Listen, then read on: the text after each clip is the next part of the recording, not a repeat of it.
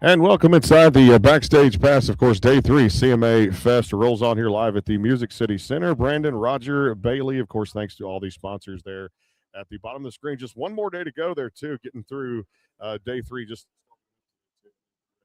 fly back sometime next week on Tuesday or Wednesday. I was saying last night at dinner with you, like these days are just kind of flying out there right now. Yeah, it's crazy how time, when you're busy, time flies. Right. It's like we got here, got everything set up, man. I'm almost sad that it's over because I'm so tired, but I do get to sleep in my own bed pretty soon. Pretty soon, yeah, no doubt. That's how I feel. No doubt. Savannah Dean Reeves joining us here at day three to kick us off. How you doing? Good. How are you? We're upholding it right now. We're just getting through the grind. You know how it goes. Yeah, I do. It's a lot. The first 2 days can wear you out, and then the thing is, it's easy to get here, set up everything, tear it down, and then you're like, I want to just eat and go back to the hotel and just kind of chill. But there's so much that goes on outside of here. Speaking of which, we're going to go ahead and get this out of the way now. Okay. Did you bring that little card in? I did not bring it in. But I do you remember the name? Yes, Frankie's Pizzeria. Frankie's. In East Nashville, which is, they got a restaurant there too, and the pizza place. Pizza place. Unbelievable. We're not going to talk about the spaghetti plate, the pasta place, and all that stuff. If you want some fruit stuff, go ahead. But we're a slice guy. Yes. Yeah.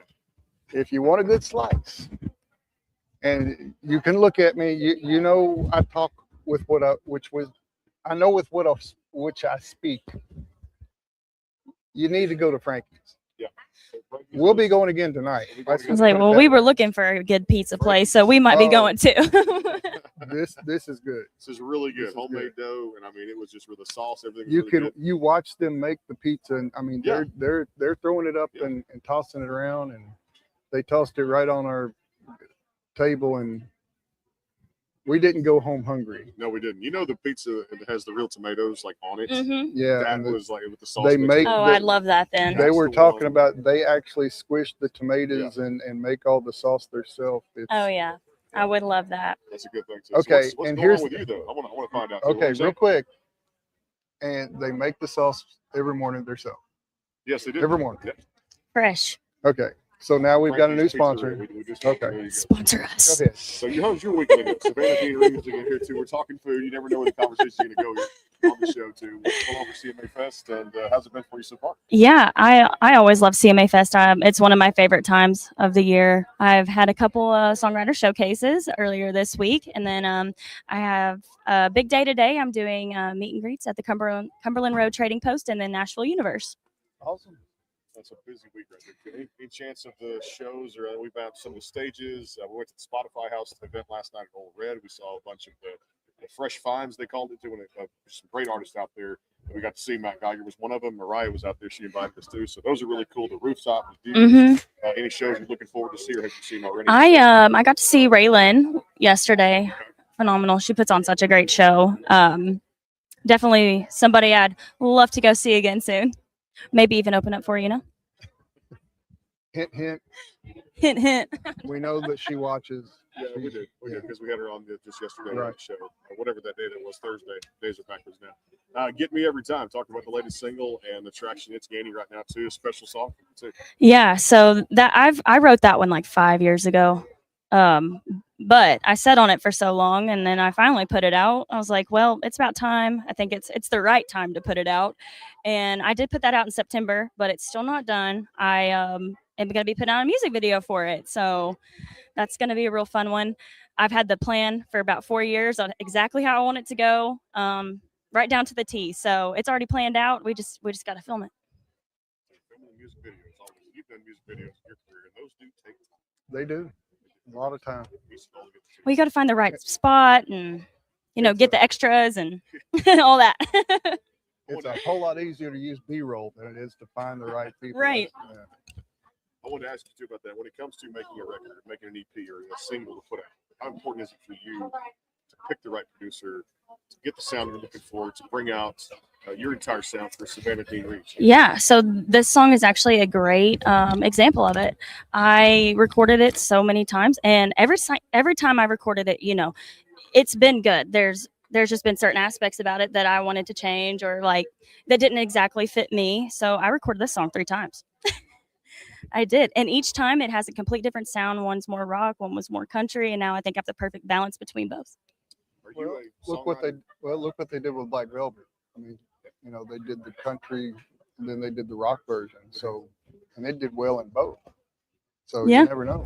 And you know, in 5 years, my voice has changed quite a bit. So you have the young version of me doing it, and then the more mature. When it comes to songwriting, I mean, do you have a process for you that you go through the kind of the hook first, and then you kind of fill in the rest, or is it like from a personal feel, having lived it, to be able to bring it out? Right. I think it completely depends. I used to just I would write the melody first on the guitar, and then now I'm going more so on doing my lyrics first because I don't want to be stuck in the same pattern. And I find myself often when I try to go the opposite way that I get stuck in the same pattern. So Tell you what, I love this. I think it was a great question yesterday with one of my best ones. So, cartoons growing up, I got to know, because this movie Masters of the Universe has now come out yesterday, and fans are just clamoring for it, kind of worldwide out there too. Cartoons for you growing up, what did you kind of get into? cartoons, I don't know. I know I watched a lot of Nickelodeon growing up. I don't know if I can name a specific one I did watch. I was more of a Disney Channel kid. Mine is too. 6 years old. Like Wizards of Waverly Place, Hannah Montana, all the way. Like usual, it's the typical, because now Nickelodeon is added the Big Bang Theory. Not you watch that Right, until they're yeah. allowed to, just to have it on there too for something. Anything funny is good. We need to laugh. Okay, we got to. Today's world. There's one thing we have to address. Okay. She's a Kentucky girl, Oh yeah. Yes. and she's wearing Tennessee orange. Don't come at me like No, that. I'm not coming at you. I'm just wondering, is your body trying to reject the orange? Honestly, it just makes me look tanner than blue. And we just found out before we came on the air, I worked with her dad, Yep. like back in the late 80s, early 90s. And we went to the same schools. So it's really cool. I know her mom. Small world here. Yeah, it's really cool. You did a song called "Bet on Me." Yes. I really like too. It's one of my favorites. Thank you. Songs too. Tell us about this one, the arrangement, and kind of the backstory a little bit. Yeah, so definitely a great backstory with that one. I got inspired through kind of like my family story and my family tradition. We all would sit around and play poker, you know, on holidays. And my mom actually was a big inspiration for this one. She gambled her way through school. That's how she paid for school. And my pappy, he actually is the one that taught her. So there's kind of a lot of history with that song. And yeah, it just was like about betting on yourself, you know, taking that chance, pushing yourself because you know you can get somewhere. We need to go from Nashville to Cashville down there. We need to, get down there. We've been talking to play a them. little So bit. We have, yeah. But I mean, like me and you used to go play a little bit. See if we can. I think I'm just lucky because when I gamble, I actually really don't know what I'm doing, but I always win. Okay, see, my daughter and my son played video games together, and my son was one of those that studied the cheat codes, the XXX, space, you know that. Yeah, and my daughter would just hit buttons and beat him every time. And Exactly. he was like, "You should not be able to do that." That's me and my twin brother. He'd get so mad at me growing up. He's like, "How are you winning right now? You don't even know how to play Xbox." I was like, "I don't, but I hit all the buttons." Are you living in Nashville now, or are you still living in? I say I'm a part-time liver because I'm here so much, but no, officially by the end of the year, yes, I will be here. So what's left, I guess, the rest of this weekend as far as you playing any stages out there? Any meet and greets going on here? Just the meet and greets today. Yeah. Which we saw the line out again this morning outside by the shuttle buses out there. That's awesome. Busy to get into, and of course we'll get inside at the same time they open the doors, and it's always the loud cheers. Right. I'll be doing some giveaways for everybody. Which will be a good thing too. It's always good to get free stuff. It's always good. Everybody likes free stuff. So we want to thank Bon Jovi's on the air too for the free meal. Oh yeah. Taro was really good out there too. And I'll tell you what, some of the bar food down there has impressed me so far. Sounds like I need to hear where you guys went because Bon Jovi get the Wagyu sliders and he got the chicken sandwich. Okay. Then the burger at Bricktop, really good. the Tavern Burger. Yep. So. And the pizza. And I still say the best meal so far has been the pizza. Okay. You're looking for a good place to eat too. As far as your timeline for new music, what are you looking to release this year in 2026? I am actually going to go to the studio at the end of this month, and I actually have about 5 songs ready to go. So it's just a matter of getting in the studio and getting them recorded and getting them out. Hopefully by July, I'll have my next one out. I'm thinking, I can change my mind so easily. You never know when you go in the studio which ones you're just going to feel comfortable with that day. But I'm thinking it's going to be my new one called "Oh My." Like that title. Hear what you the song. Pretty arranged there too. Well, go download the latest single across all the streaming platforms wherever you download or stream music. And don't forget our website. The website is SavannahDeanMusic.com. DeanMusic.com. Make sure you do that. We appreciate you being with us, and thank you so much. Yeah, thank you guys for having me. Thank you. I like it. I like it better than blue too. Of course, from Texas, I like Texas A&M, so my wife maroon color, so it's things that we like too. Back in the flash, we'll continue that story and then some too. Tennille Hart's coming up. Flocka Flame today as well. A whole lot more here too. It's day 3 of CMA Fest. Brandon Roger coming right back. Stay tuned. We appreciate all the work that the sponsors do out there too. We're back in the flash. Another guest coming up. Stay tuned.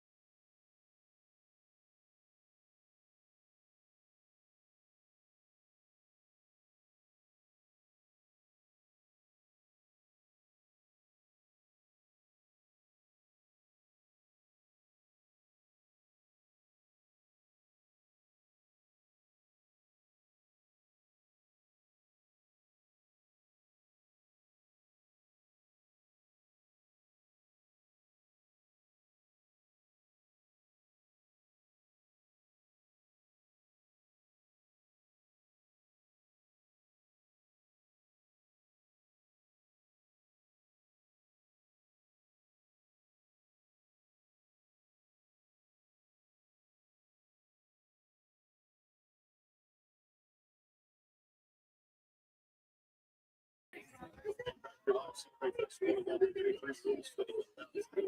Just walk by. Many friends. First, I got to commend the Old Red last night too. That Spotify house event I went to.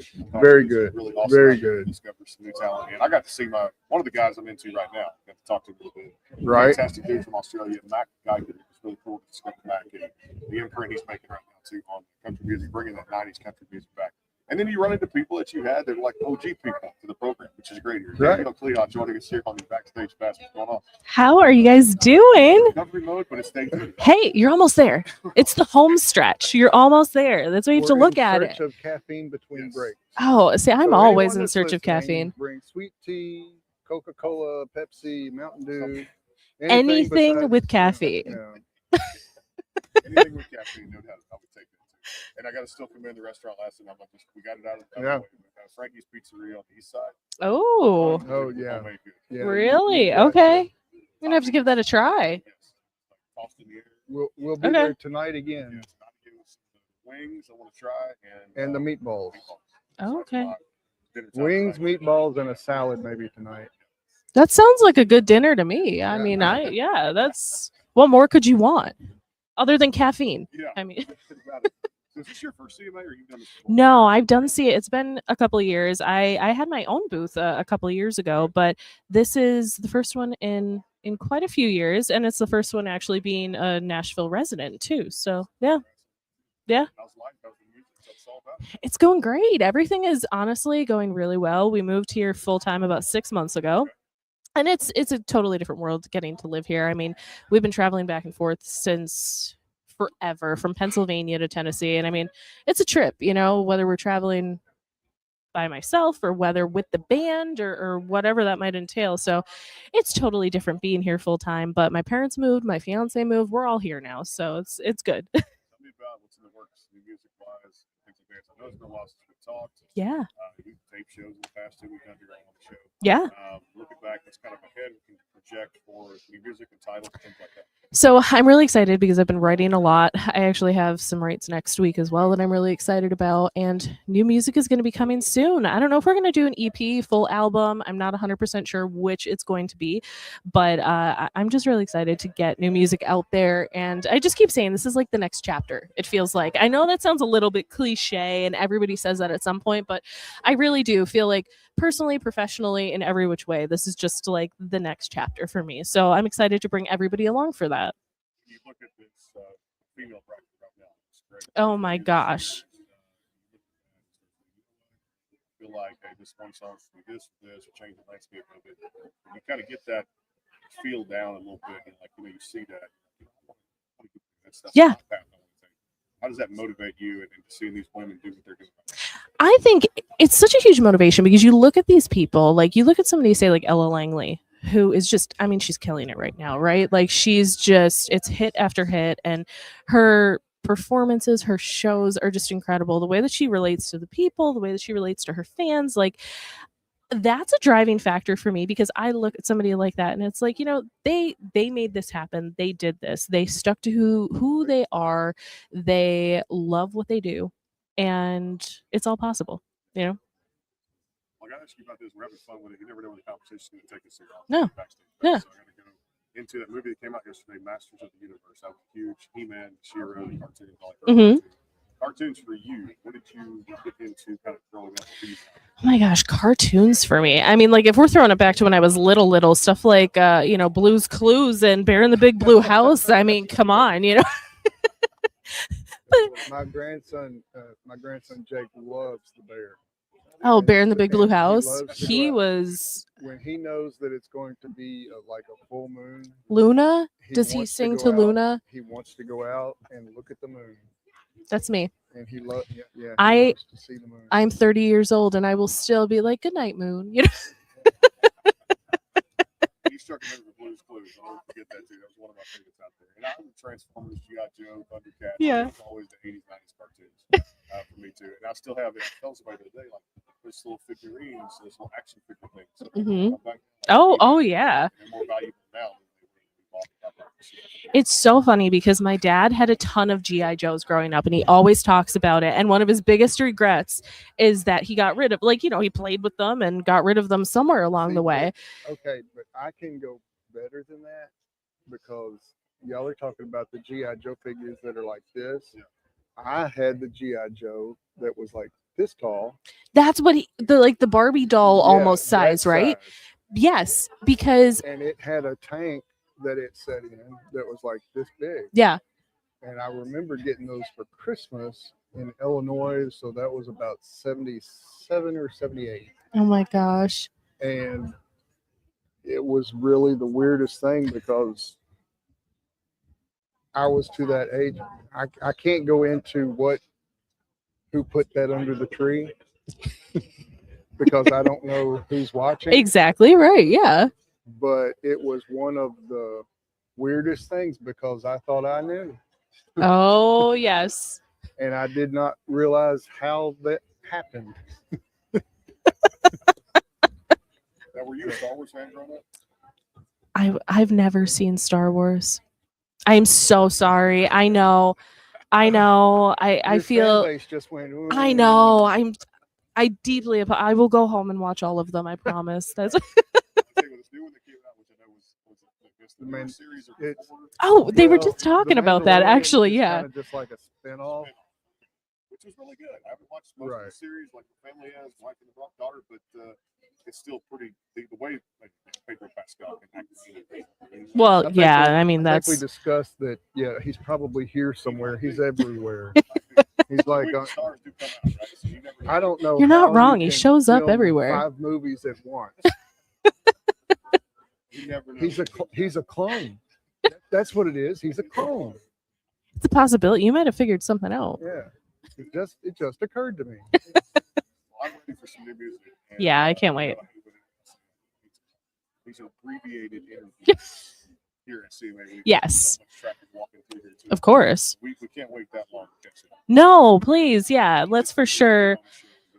I would love that. I really would. Yeah, let's do it. Yes. Food wise, I mean, now that you're here, you've been here before. What's your favorite restaurant? There is a place over in like the Donaldson area called Barbecuity. It's amazing. You have to try it. Barbecuity. Yeah. Barbecue. Get their loaded spuds with like the pulled pork and just everything on it and their sweet sauce. Incredible. It's a family favorite. It's a go-to. Yes. I hope you're writing these down because You're going to be going back watching everything like, okay, write yeah, this I can one. remember words to a song when the music starts most of the time. You're going to Right. associate everybody with like, you're going to see me walking by and be like, barbecuity. That's it. That's it. We need the loaded spud. Loaded spud. Yeah. Hey, we appreciate you being here. Thanks so much for having Why me, do I guys. think that might be a hook to a song? Barbecue, loaded spud. I don't know. On it, country Got music, country man. written all Yeah. over it. Danielle Clehoff from Nashville, Tennessee, live at the Music City Center. Continued success. Thank you so much. And thank you guys always for all of your support. I really appreciate it. My favorites out there that we're teasing on the program. Back with more here, CMA Fest 83. Rolls on, Brandon Roger and Bailey here live. Stay tuned.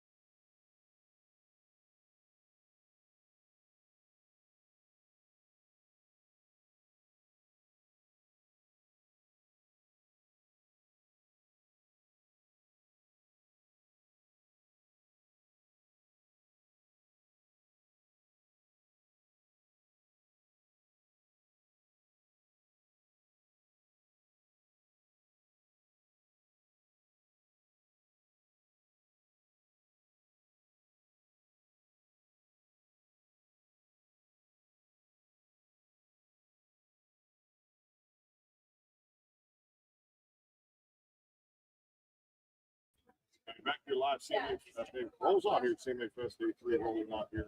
Nashville, Tennessee, of course, Music City Center, Brandon Roger.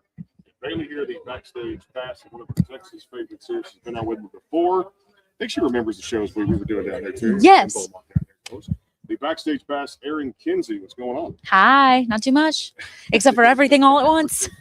I feel like sometimes if you didn't have the teams, like if I did Roger Bailey, Oh, yeah. like go here, do this, do this, do this, and it's just switches on a dime. No, we've decided it's organized chaos, but we've gotten everywhere eventually. Eventually, too. I know the parking garage has been filling up the last few days. Oh my So gosh. Some artists get in here too, and I'll tell you this, man, it's crazy. The spaces are limited out there too, and the Yeah. fans that are Very limited. participating Well, in it. everyone's Yeah, here. everyone's there. From all over the world. It's insane. To meet people in Australia, Italy, Yeah, we were. UK. That's Germany. what we were just talking about. The explosion from Australia is just like, and it still bum puzzles me that they sing without an accent. Still can't get it. Yeah.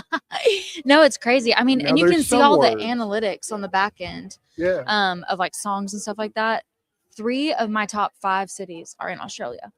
that's I've never even been. I want to go. I want to see a koala. well. We've discussed that we need to do a road show from the Sydney Opera House. Okay, I agree, and I think you should bring me Okay. to come play a song. Texas Done. Connection, we bring Erin Kinsey Yeah. to do a live show at Tamworth Country Music Yep. Festival. Any festival will do too, because that's a different breed of country music fans. Yeah. It is. Which is great. They love their country music. It's one of our hottest markets over there. Really? Aussie down under. It's crazy. Well, It is. let's make this happen. What are we doing here? We'll be doing it. Actually, we're here for CMA Fest, and it's great.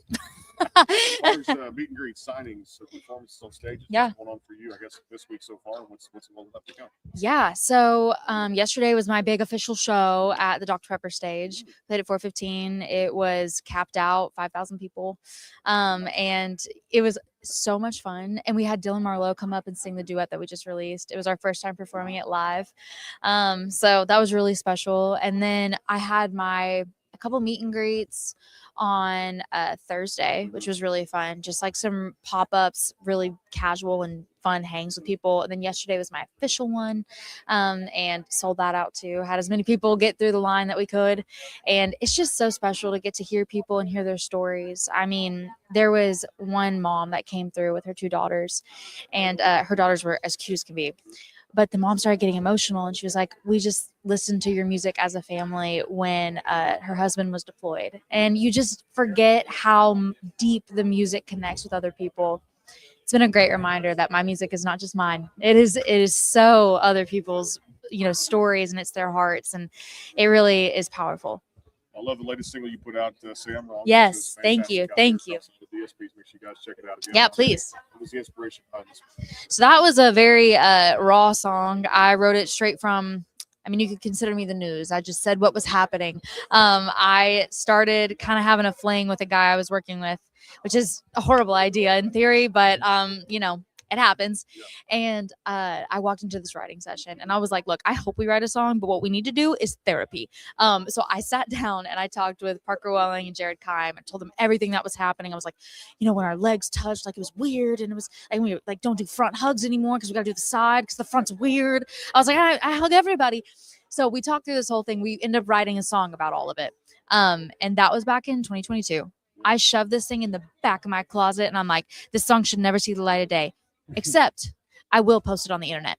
So I did that and found out that a lot of people related to the in-between feeling of like, I don't know if it scares me more the idea of not pursuing this or pursuing it, but this is weird. And that's all we know for sure.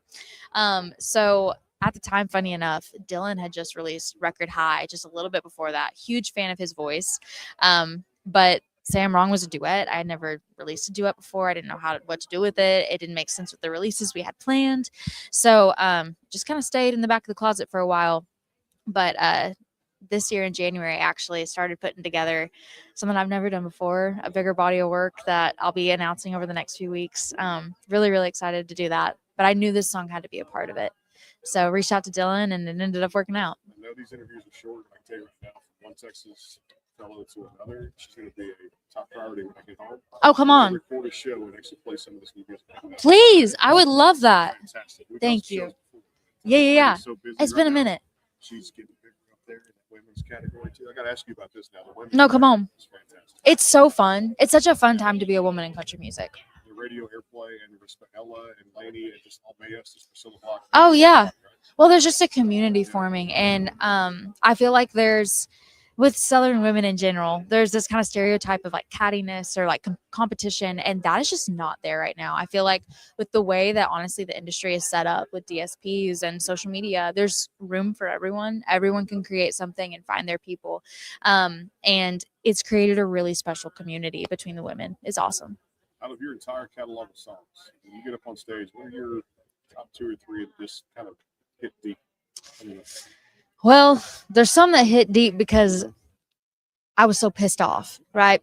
And so there's one, I Ain't Crazy is always a really fun one. It's fun to like sing that with the girls in the crowds. It's literally about saying a dude calling you crazy and saying I ain't. So that's one's really fun. Just Drive was my first song that changed my life. There's always like a nostalgia and just like a sweetness about that song that I love. And then a song called Best of My 20s is one of my favorites. It was on my latest project. And it's one of those songs that it meant a lot to me when I wrote it. I love to release it. But the way I've heard it, truly be there for people when they're going through such tough times and give them hope. It really kind of reframed the way I view my music as a whole. Just the impact it can have, the lives it can touch, the depth it can reach. So I'm hoping that if we have this conversation in a year, I'll have some new songs that I can tell you about that are maybe I relate to more than any of those. But for now, those are ones that I always get really excited about. Remember I was telling you we had Lainey on the program and Ella came on with us too, and some other top ladies. This is the program where ladies come on. And of course I say guys too, but it's been more, we interview more females in this program than we do men. Wow. Country music. But on this program, we could say next women in country that I'm looking at for superstar. This is one right here. Wow. Thank you. CMA nominated coming up. Your words to God's ears. I'm like, please. Well, I know you got to go. Respect the time too. Thank you so much for having me. And honestly, you come back anytime. No, let's talk more. I would love to. I'd love to come down to Beaumont. Any excuse to step on some Texas soil. Goodbye. All right, Spurs are down 0-2 in the finals. Can we regroup? Can we? Oh God, I'm a Cowboys fan. Okay, I know. Look, I'll be loyal to a fault. Like that's a problem for me. I stay too long, but I love them anyways. I'm like, I don't care how you play. Like I'm the mom that'll give you the participation trophy, and I love you anyways. Like just show up. I love you. Big year for the Cowboys. We can dive into a sports show. We can do that later on too. I'm gonna make. I know so little though. Like I'd be like, well, see, he's running really hard. You see the effort? He's sweating. I'm like, did he catch it? No, but he's sweating. I'm He gonna tried. make a graphic just for you, and it's gonna have the Spurs participation trophy. You're gonna piss off my wife if you do. I that. know. I bet you $5. I know. From San Antonio, and she loves the Spurs, so watch out now. So Well, look, no, He it's was it's talking not to about her that. on the phone. He was talking to her on the phone last night, Uh-huh. and she was like, "Oh, yeah, oh, Yeah.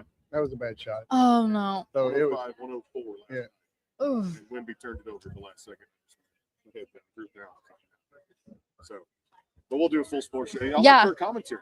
Oh my God. She's, like I said, when I do play-by-play for football, she's really good. He's sweaty. He does this. You does would this, die. Drops the ball, picks it up, I and would- scores. I mean, she could do this. I'm like, I like the thing he has tied around his arm. That's cool. I like that. No one's doing that. Like I know you got to get to your next one, Aaron. Thank you for having me. Seriously. Yes. New music coming out over the next few weeks. Can we do this again? Absolutely. We got to. Please. Okay. I would love it. Chris will Texas make it to happen. Texas on YouTube. We got to take a full length show when we get back. Yeah. And we got her on time to our next one there too. Perfect. Thank you. Basketball coverage Bye. here at CMA Fest Day 3 rolls on. Stay tuned.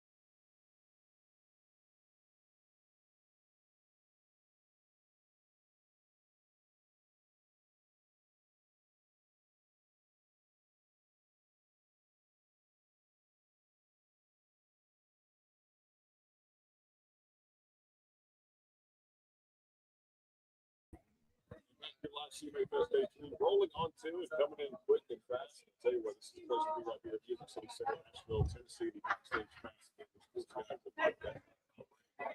And Bailey out there, appreciate everybody. Bailey, J. Creative, BarkleyMusicalMedia.com. Push out there, RightFlo, Pressure, Lunch, and Lawn Care. And I tell you what, she's got a new single out there across all the DSPs. If somebody told me that I had a chance to listen to last night, to Neil Artis on the program. How we doing? I'm good. How are you? It is good too. Light is weird. But It's so bright here. yeah, I was like, it actually feels better on my eyes. Is. It makes Neil shine a little bit more. The lighting in these places is always interesting. Well, tell us about this new single. I'm loving it. Fans are loving it too as well. Thank you. If people have not heard it, they'll download the stream out there too. But this is great. Thank you. I mean, I know the title is long, but when I started writing the song, I really like the lyrics are how it happened. Somebody texted me about an ex and I was like, oh no, I never want to see that person ever again. And it just, I didn't realize how common people feel that. And so I just was like, I have to write about it. So Right. It ended up being the song. I'm going to ask you about the female explosion now too. We were talking there intensely about it too. Well, put you guys right in that category with all the great ladies doing their thing. Obviously, Ella walking away with the hardware at the ACMs too, and the run she's been on the last few years. The motivation, you guys seeing that too, and now women getting a lot more radio airplay. Yeah, I mean, I love it. One thing about my career that's been so cool was that, my very first #1 song, we made history as like this all-female team. And I was like, I've been waiting for this moment where there's more and more and more. And not only on like the artist side, but the producer side and the songwriters, it's like everybody's thriving. And I think that's literally just because everybody's getting behind it and being very supportive. And that's kind of what we needed. So thank you guys. Let it continue. We interview more female artists in this program than we do guys, but that's just how it works out here on the show too. And it's amazing, like new talent we discover when we go out. That's what's great about this week too. How's the rest of this week kind of lining up for you too? And I know this is not your first CMA show. No, I've been quite a few times, and every year I feel like all of my things land on the same day. So today is kind of my day, and it's just starts early and it goes. I'm playing the BMI Ryman block party, and then I'm headed straight to the Bluebird right after that to play with some friends. So yeah, it's just there's stuff going on everywhere. Hey, let me know. Save you a seat. I've heard all about it too. Friends have been trying to get me more every time we come to these conventions, but I need to go out there and see the artists, just like we did last night with Spotify. Right. I need to go see the really true artists too. South America too. So that might be something we end up with Bluebird. You know what time? Bluebird? 6 o'clock. See, that might fit. It's our We did schedule. last night too. Yeah. By the time you get out of here, break down, and get back to the parking garage, it's kind of like you got to go find something to do, and then you got to eat too at the same time. Yeah. I'm sure the Bluebird has great food. All right, I want to ask you, growing up, what were some of your favorite cartoons? Cartoons. Oh my gosh. I feel like I watched old cartoons because my Right. grandma, the only place we were like really watching like cartoons was like at the farm. And so like, do you guys remember Cat Dog? Yeah, I do. Yes. Okay. So like some of those like really early, like Hey Arnold, is it She Hey just Arnold? made me feel Arnold? so old when she calls Cat Dog an old cartoon. What? When was that made? Probably the 90s. I feel like it was earlier than that. We need to look it up. It might have been earlier than that, but when she started saying old cartoons, my mind goes to like Tex Avery and Bugs Bunny and Droopy and Okay. Yeah. and then she says Cat Dog, and I'm like, There were some good ones, but The reason I say that too is because they actually had the Masters of the Universe movie came out. right. So I'm dying to go see it. I will next week too. I can see it by myself because I do sleep in the RV probably, but I'm gonna be like I said, the wife and daughter want to go see it, so I gotta go see that one because that was He-Man, She-Ra, anything 80s, 90s cartoons. I love that. Have you got Good that stuff. feeling before when they started playing a song you went to high school with on the classic rock station? Oh yeah. Yeah, that feeling just now. When people start saying like vintage clothing and it's like from the 2000s. I'm like, can we not though? Like, no, I'm not that old. When I ask you about other songs, just songs pop in my head when they do it too, especially in the catalog. I thought it was one of my favorite things. Back then, right now, let's talk about that. Oh yeah. Oh, that's a fun one. That's actually like the song that I start my whole show with because it's just a vibe, and I really think like it just gets everybody thinking about, you know, just nostalgic thoughts, and I love that song so much because I actually put my little Pontiac in there, and if you watch the music video, the Pontiac that I drove from Saskatchewan in Canada to Nashville is in the music video. So it's just like my whole life is in that song. I love it. That's the beauty of it. You got to watch the music videos because those do bring out the songs. I do Right. Just to pick that too. Well, let me ask you about this food in Nashville. We've been out, like I said, doing the things. Bon Jovi's had some really good food out there. I went to this Frankie's Pizzeria in East Nashville last night, which is homemade pizza, fantastic sauce, tomatoes, like toppings on it. Really Okay. good. Yeah, bring food if you got Yes. We'll talk longer if you bring food. Exactly. Where do you like to eat when you're kind of out on town? Oh my gosh. I mean, I kind of just like, I like to try new places, but if you guys are looking for, and I don't even really eat meat anymore, but Jack Brown's, have you had a burger from Jack Brown's? Oh my gosh.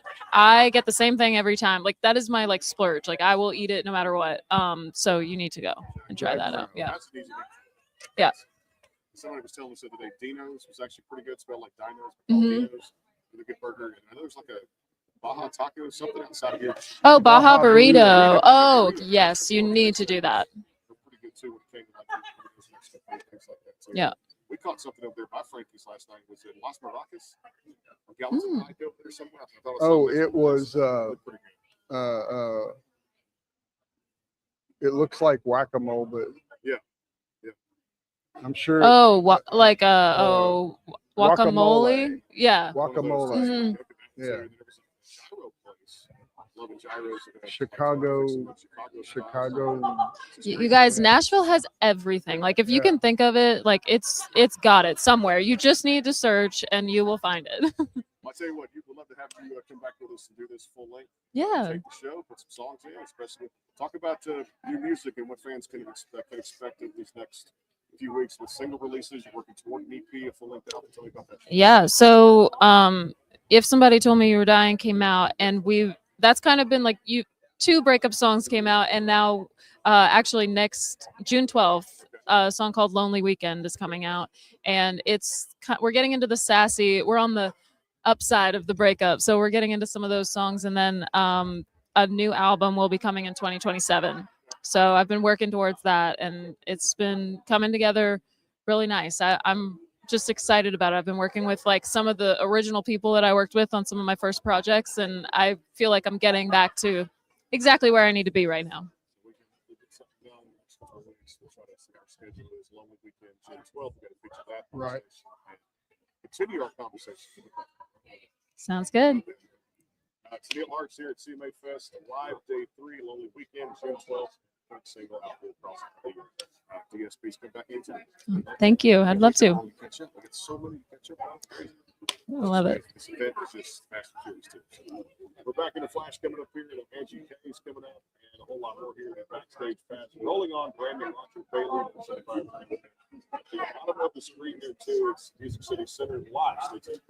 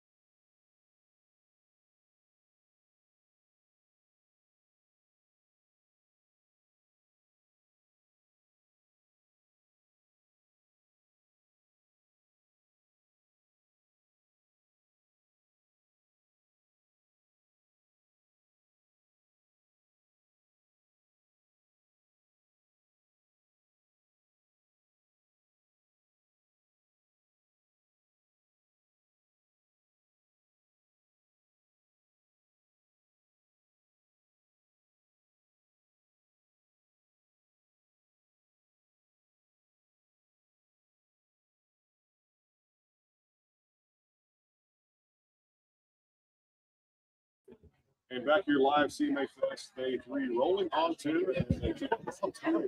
Crazy on time for the interviews. Isn't that crazy? 45 here on the Saturday morning too. It's already the first week of June, almost saying goodbye to it. We're CMA Fest wrapping up tomorrow, June 7th. Dear Brandon, Roger Bailey, backstage. Got brand new record coming out. Whiskey and Hemingway. This is the title of this. June 26th is coming out. And show favorite here, one of my best friends in the business, Angie K. What's up? What's going on? It's going good. Complimented her coming in. I told you. Yeah. With Cal hat there too. I know. It's Terry Clark. Yeah. It's another. I thought it was Terry Superstar. Clark over there. I was I like, saw her at an event not too long ago, and she comes up to me and she was like, "You copying me?" And I was like, "Hell yeah, I am, Terry." I tell you what, if anybody could pull it off, it'd be HK. Hey, tell us about this. Sweating is a cool song on there. Whiskey and Hemingway, June 26th. I'm really excited. This song actually that I last released on the record is called Contigo. And it's my fastest streaming single I've ever had. It just hit over 100,000 just in a couple weeks. So I'm really stoked that that's happening leading up to the album. I recorded it. The guy who produced it his name's Hop. He's from Zach Brown Band, and he actually lives about 15 minutes from my parents' house in Marietta. So it's kind of like a little bit of a homecoming full circle record. How'd you guys come up with the title? Whiskey and Hemingway. Tell me about that. There's a track on the album called Whiskey and Hemingway, and I remember I was down in Key West and I was going to, a couple of different bars, and every bar they were like, Hemingway drank here. And I was like, he drank in every single bar. And I had this kind of epiphany thought, and I wrote down the title on my phone, and I was like, I feel like for Hemingway, the way he kept writing was the whiskey. It was like his mirror that forced him to look at himself and characters. And the way he would write annoyed me so much at first. Like Old Man in the Sea was one of the first books I picked up that wasn't like Harry Potter. And I remember hating it because I was like, I don't understand the ending, but I thought about it over and over. And to this day, I love rereading that book. And that's what I felt like was my first experience to understanding what good art is supposed to do, which is supposed to reflect. It's not supposed to be perfectly comfortable. And so I feel like that song is kind of my ode to what my mirror is, which is, I would say, my wife, or any kind of great love is a mirror that forces you to look at things not as you want them to be, but as they are. Huge explosion going on. We talked about this on the shows that I've done with you. The women country bracket is solid right now, exploding off the charts. Any name you can think about outside of the Ella run she's put on, and of course, Lainey and everybody out there too. When you look at that, it kind of takes form, takes shape too, and you put yourself in that category too. The fuel, the fire, things like that, and it's more country airplay on radio. Tell me about that. Yeah, I mean, I think there's a long way. I don't submit to radio, but I think that there is a lot of room to grow in terms, like, even if you turn on your radio, it's still mostly men. I mean, you maybe get 2 or 3 songs from a female in a span of listening in a couple hours. And I think that's changing. I mean, Ella really, every song on that record deserves to be played on the radio. It's so good. And Lainey, of course, and now Miranda's coming back with something great. And it's like, it's happening. The tides are turning.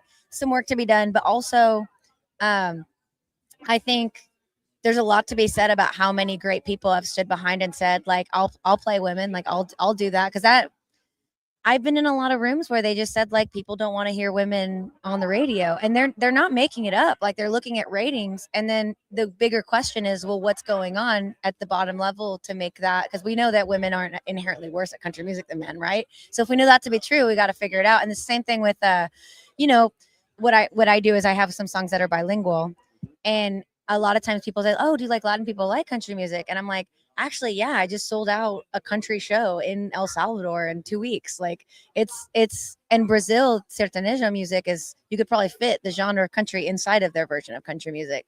So I always say, like, country music isn't for everyone, but we're everywhere. And now that we have the internet, man, like, we're getting to show off all these different sides of country. And I think it's really good everywhere, well, would you think that it's kind of like the chicken and the egg thing?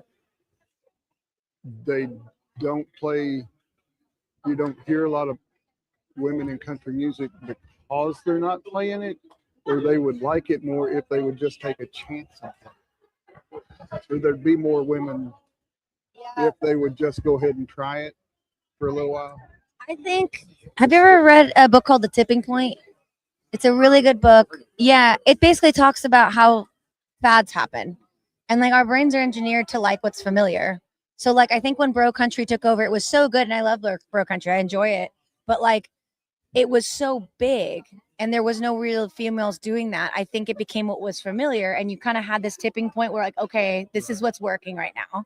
And then bro country kind of faded. So it's really hard to tell what started it all. I don't think there's anybody evil wanting to put down women, but there's something systemic happening, and it's hard to figure out. And that's why conversations are important, and guys that are in radio talking about it are important. I've seen that happen, and we're seeing a lot of investment on like what Leslie Fram did, bringing women together. I think that's so important because it's so easy when you realize only one girl is on a label. I mean, the number of times, we already have a girl on the label.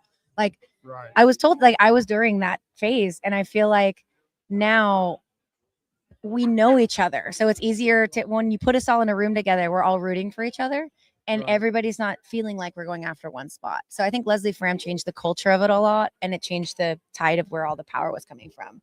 So there's just a lot of people, I think, in the industry that are just doing kind things, the same way that people want people from their hometown to succeed. People are out there reaching each other up, and I see Carly Pierce pulling people up, Kelsey Ballerini, and it's beautiful to see. We interview more ladies on this program than we do guys, and this is kind of the way it works out. It's just, we look at the numbers and thing too. It's just to see the shift coming. At least I want to see more ladies played on the country radio. And again, nothing against the guys and what they're doing too. They're making some great songs, but the songs at least on my playlist have to be more of Angie K and the ladies we've been. Think about that. The first 3 days we've been here, how many ladies have been on with us compared to guys? The numbers just kind of work out. Ladies are bad. Maybe it's just the guys are lazy. They're tired and they want to go fishing. Hey, we need to go fishing when we get back. No doubt, taking a break here too. We'll wrap up with this too, because you're welcome back anytime, and you come on my program, because we've done a number of shows out there too, especially when the album release comes out at the end of June. We got to play a couple of cuts off of there and give it to all the fans out there, especially iHeart and their audience out there too. Looking back, movies have come out over these past few weeks with Star Wars, The Mandalorian, all that kind of stuff, and then this Masters of the Universe yesterday. What Angie K cartoons, if you watched any kind of TV growing up, what did you get into? Nickelodeon? I was a big Tom and Jerry fan when I was a kid. Yes. Yeah, we love that. It was one of the only cartoons we would get in El Salvador, so I watched that all the time. And you got to listen to her music too. When she brings that, I'm telling you, she brings that mix. Salvadorian, I'm telling you, Spanish, and puts it with kind of so good. I want to get the backstory on, because we were listening to it today. It's become one of my workout teams too. Sweat. Oh, yeah. Cool. Yeah. I like working out. That makes too. sense. Especially when I'm doing the deadlifts, like I said, with the bar, going down past machines and pull up, like sweating too, and you get that burn. Tell me about this. I love it. Yeah, that song was really. I had a song a while back called Laredo, and my friend Rod would play it at the Palace whenever he would DJ there, and he would just always send me these videos of people line dancing, and it kind of blew up in the line dancing world. I've gotten to play some big line dancing competitions. It's been really cool, and I fell in love with that. Have you ever gone line dancing? I've done it a few times Have you? recently, but The first time that somebody line danced to one of my songs, I was like, that has got to be It's the so coolest cool. thing. It's so cool. It's so cool. But it's like line dancing. What's really beautiful about it, it's like anyone can go. Doesn't matter what your shape, size, age, everybody's on the floor, and you can learn a new line dance. And it's just fun. Like, if you're not confident, just be in the back. Nobody cares, And as an adult, to do something like, I love going I usually drink when I dance, but I have a couple sober friends, and it was really nice being able to invite them to something that the whole point wasn't to drink.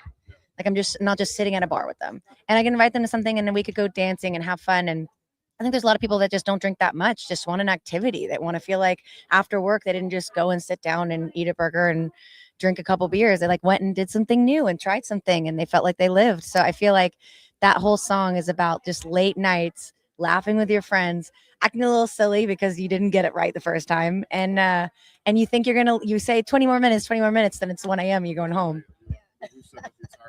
Time we've been sweating, walking them down Broadway, and of course all the events there too. But hey, at least we got something to jam to. Yeah. Which is good out there. And again, Whiskey and Hemingway, June 26th, Cross Hall, the DSBs. And I'm sure you can actually say this pre-order now.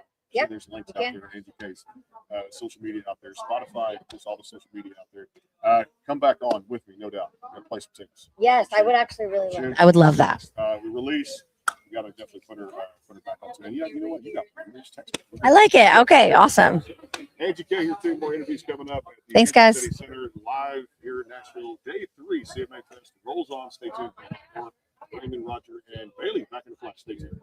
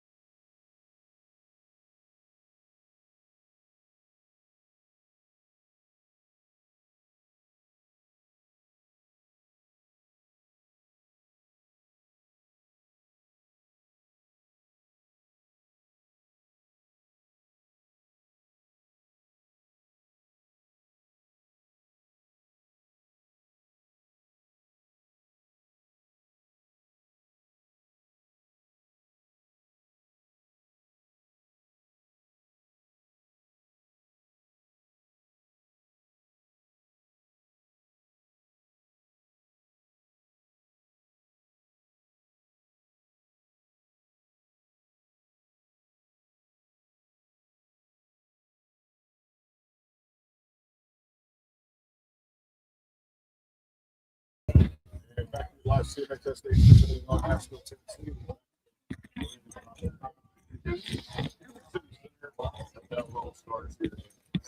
Tennessee's got a brand new EP across the country. Coming actually for you guys playing with fire coming up July 17th. Sure favorite of mine and a baseball fan. Got to make that. We had that PA system where they just baseball when he just rocking it off. That Yes, sir. Home run off that CMA banner. Oh yeah. Across from us too. And of course, one of his singles, who were at CRS 2023. Yep. We're promoting Brian Ruby here on the backstage pass. What's up, man? Yep. We were talking about baseball country in 2023. It's good to be back. It's good to be back. Thanks for having me on. Yeah, July 17th, Playing with Fire. Yes, sir. The title and Bonfire is the current radio single, right? Yep. Bonfire is the single right now. It all leads into Playing with Fire. The whole EP, 6 songs. It's the story of one night at the bonfire. You roll up, you're going to party a little bit. You're making eyes across the fire with somebody. You know, you start to catch a little bit of feelings, and that's all I'm going to say for now. But you wake up and you see both sides of the sun.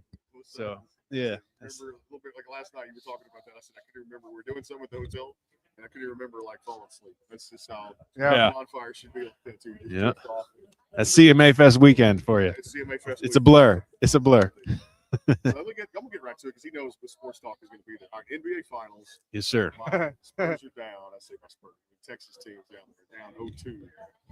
Just a gut-wrenching loss last night, 105-104. Knicks won 13 straight playoff games, starting NBA records. Yep. The run they've been. I don't see, and my wife's going to hate this, I just don't see the Spurs winning 4 out of 5. With the next 3, I think they've gone 2-3-2 for the 5 and 4 minutes. I keep telling you why it happened. You never know. You. You never know. I know the odds are stacked, but It's been so close. The thing is, you have home court advantage. yeah. And you got to win one, just like when they played OKC.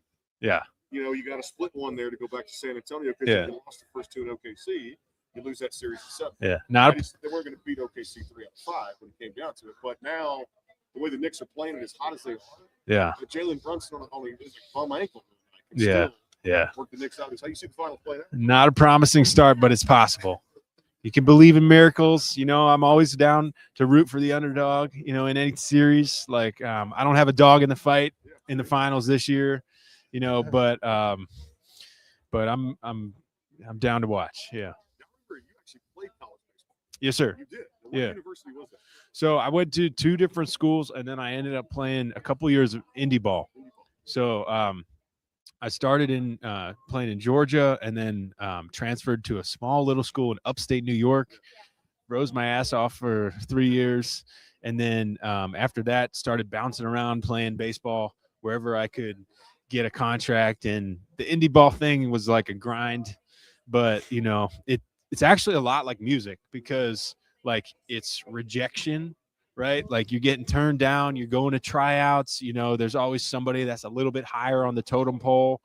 And, you know, you question, am I good enough? But you just got to keep showing up. And songwriting is the same exact way. Like in baseball, if you get a hit 3 out of 10 times, you're in the Hall of Fame, right? Or an all-star or whatever league you're in. But in songwriting, it's like 1 out of 100. If you get 1 out of 100, you're great, you know.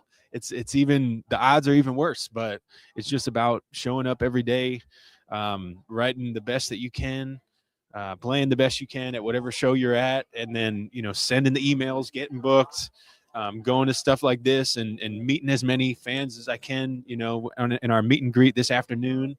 And it's just about showing up, and you keep showing up, whether you're producing a show or you're singing, you keep showing up. Eventually something's going to happen.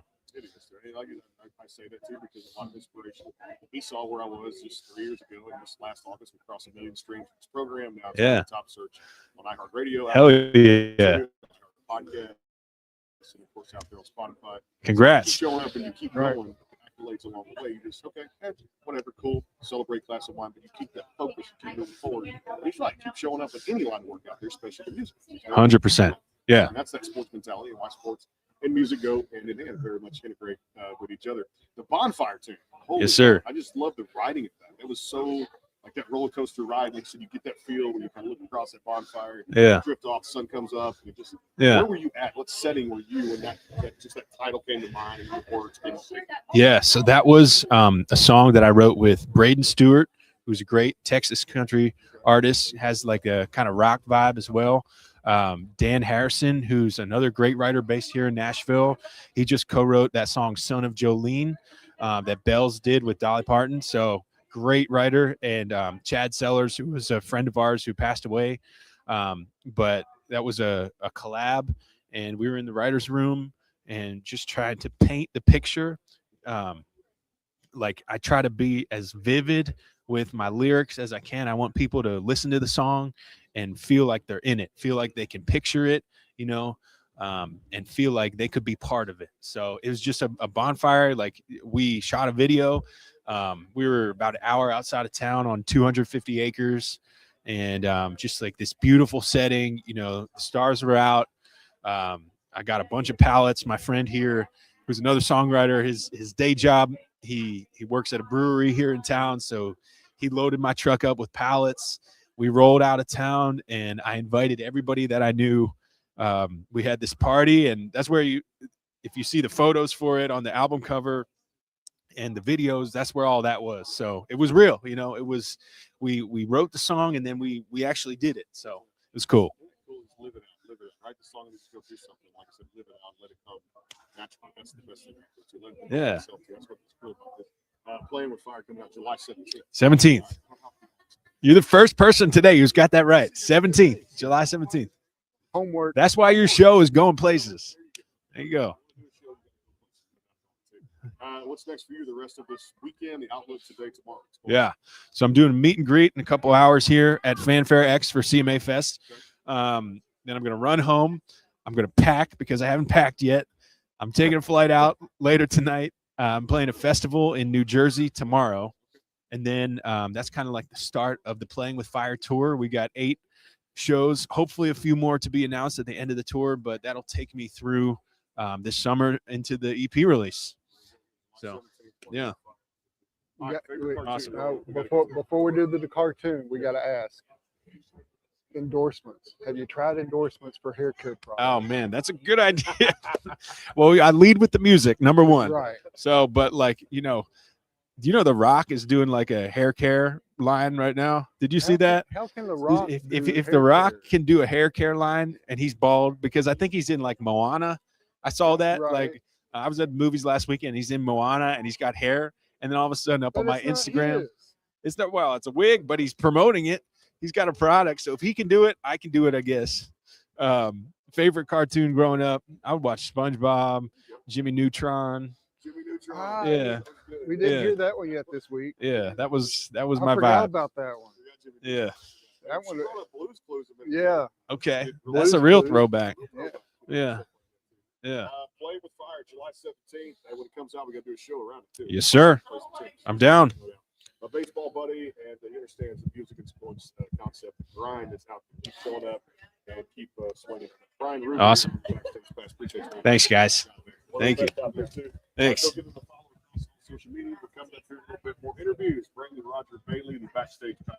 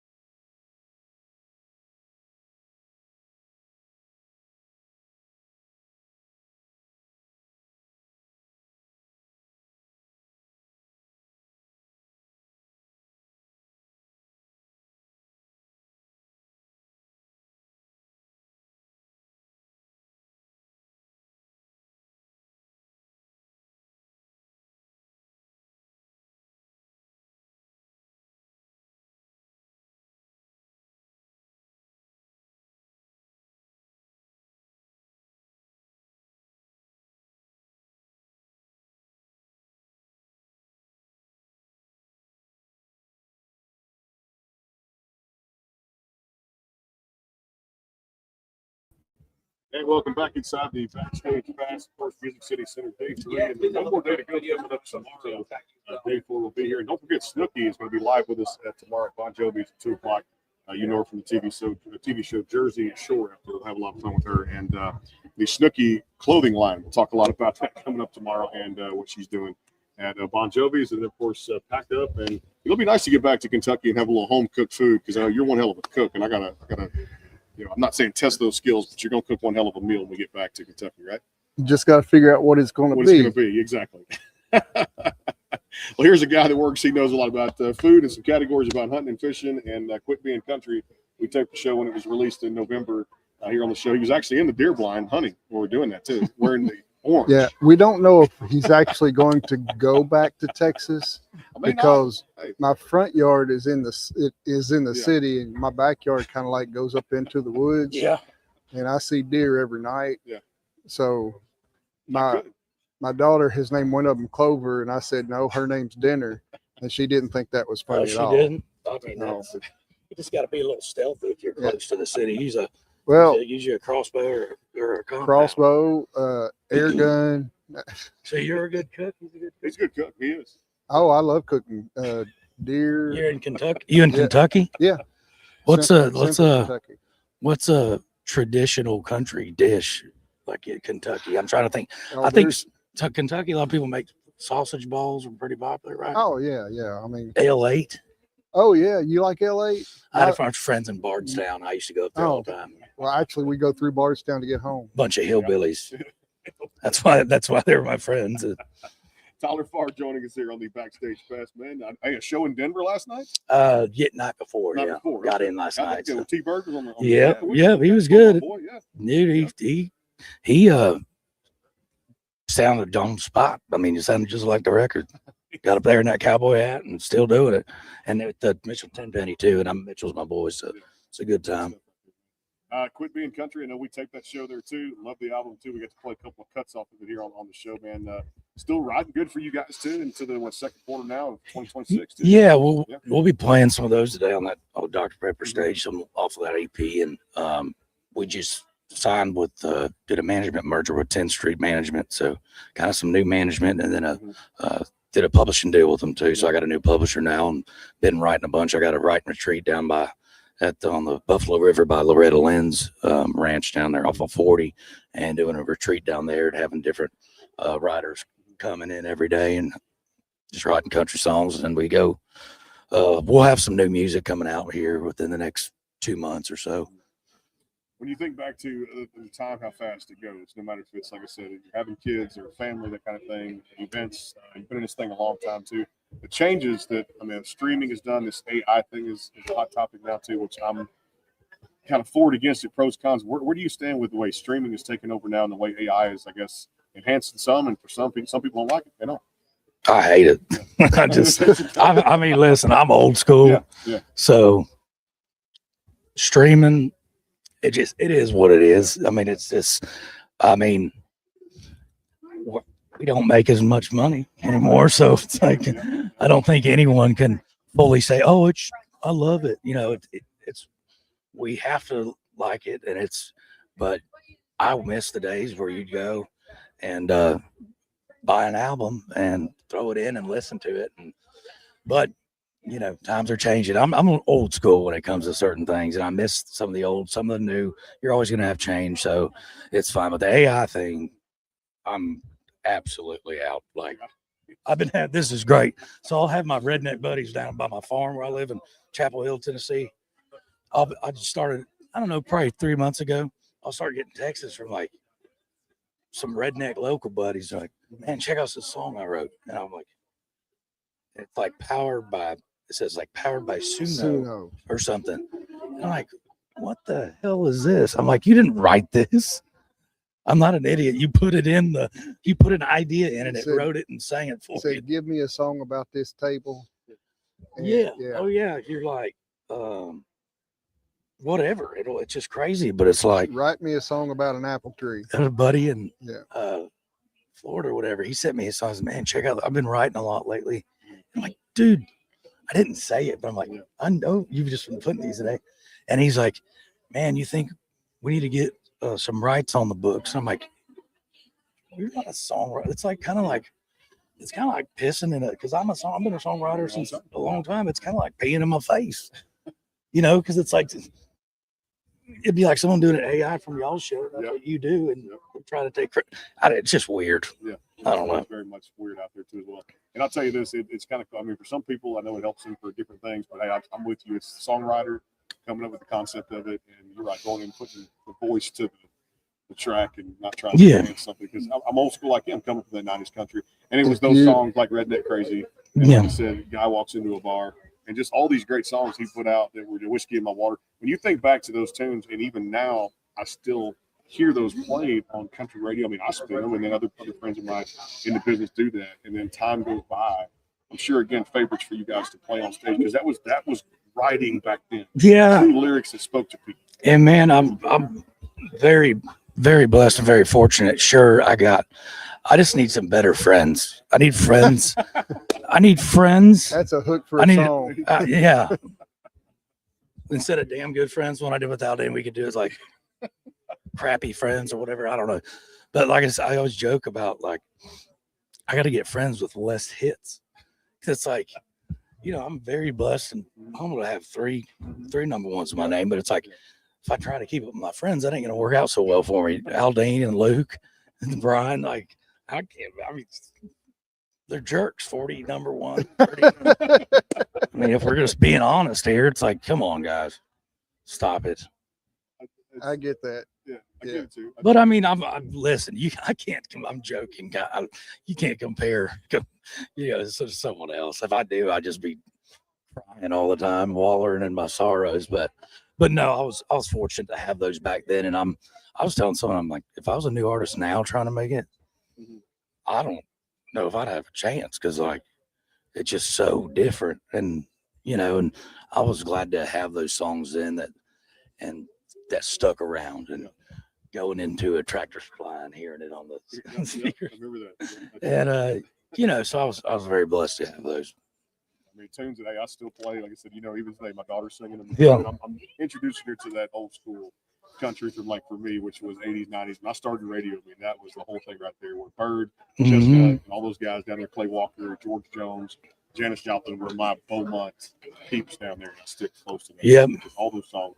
As you mentioned, Tracy can still sound like the record. Tyler can still sound like the record. I mean, that's the old school stuff. All right, we'll wrap up with this one, and I'd love to have you back anytime, too, especially when new music comes out. The Masters of the Universe movie came out last night, which was kind of cool for, like, finally making the cartoon. I know. I got on Hulu to look it up, to try to watch it. I couldn't find it, but I think I was looking it up on the airplane back from Denver yesterday during the day. I don't think it came out till last night, right? So, because if we stream it, actually, there's an opportunity now to stream it before you go see it in the movie theater, which is something that they've done, like they did with Wicked and some other other films out there.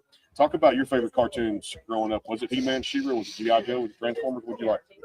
I went through these phases, man. I remember the original, and I actually because I'll go back and watch some stuff that I thought was like just badass when I was a kid, and then you go and laughing at it. You go watch like He-Man, Masters of the Universe now, and you're like, oh my god, wow, look how far we've come.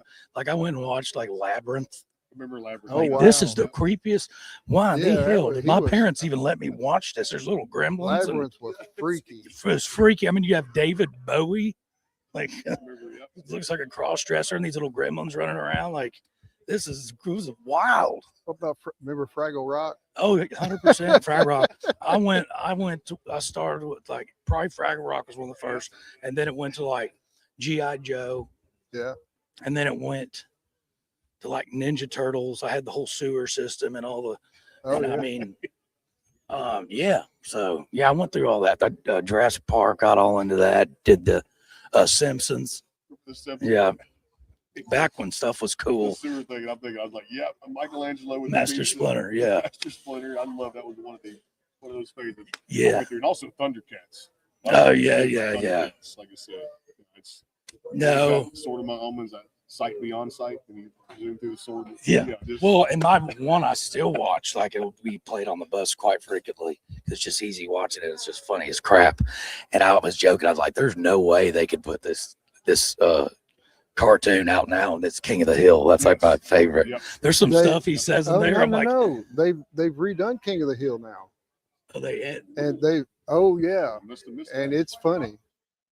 what do you mean they redid it? Like, They brought King of the Hill where Bobby's older now. Bobby's went to college. He owns Okay. his own. Yeah, he owns well, there's his some own. stuff they say in there because back in the day, I mean, people didn't used to be as big as sissies as they are these days, and everyone gets offended by everything now. Don't get me started on all that. But the whole Friend of the show. the whole storyline is Hank went over to like the Middle East for that company, the gas company, and has come back and things have changed. when I've had a few adult beverages, I get compared to talking like Boomenauer sometime. When he's going, hey, Well, no, hey, my no, man, son no, can they don't, sound man, no, like- you know, man. My son can sound exactly like Hank, and he'll say, "Bobby, Yeah. if you weren't my Damn it, son, Bobby. I'd hug you." I sell propane and propane accessories. Oh man, we always have fun on the show. I tell you, we talk cartoons and everything else right here too. It's funny. I think Quit Being Country is out there across all the DSPs, and man, you're welcome back anytime. Thank you, buddy. I Shoot the appreciate you know it. what Yes, treat. yeah, yes, We're sir. on the only Tyler Farr here on the Backstage Pass, so go stream the music now and catch you on that Dr. Pepper stage coming up. And watch Buck Commander too. That's another guy. There's so many of them out there, man. So many. And then Masters of the Universe across everything out there, too. If I catch it on the stream before then and get back to Texas, we're going to have to watch it at the house and just enjoy that, too. Or I can watch it on my RV. Either way. Because it's streamed there, too, with the old Roku.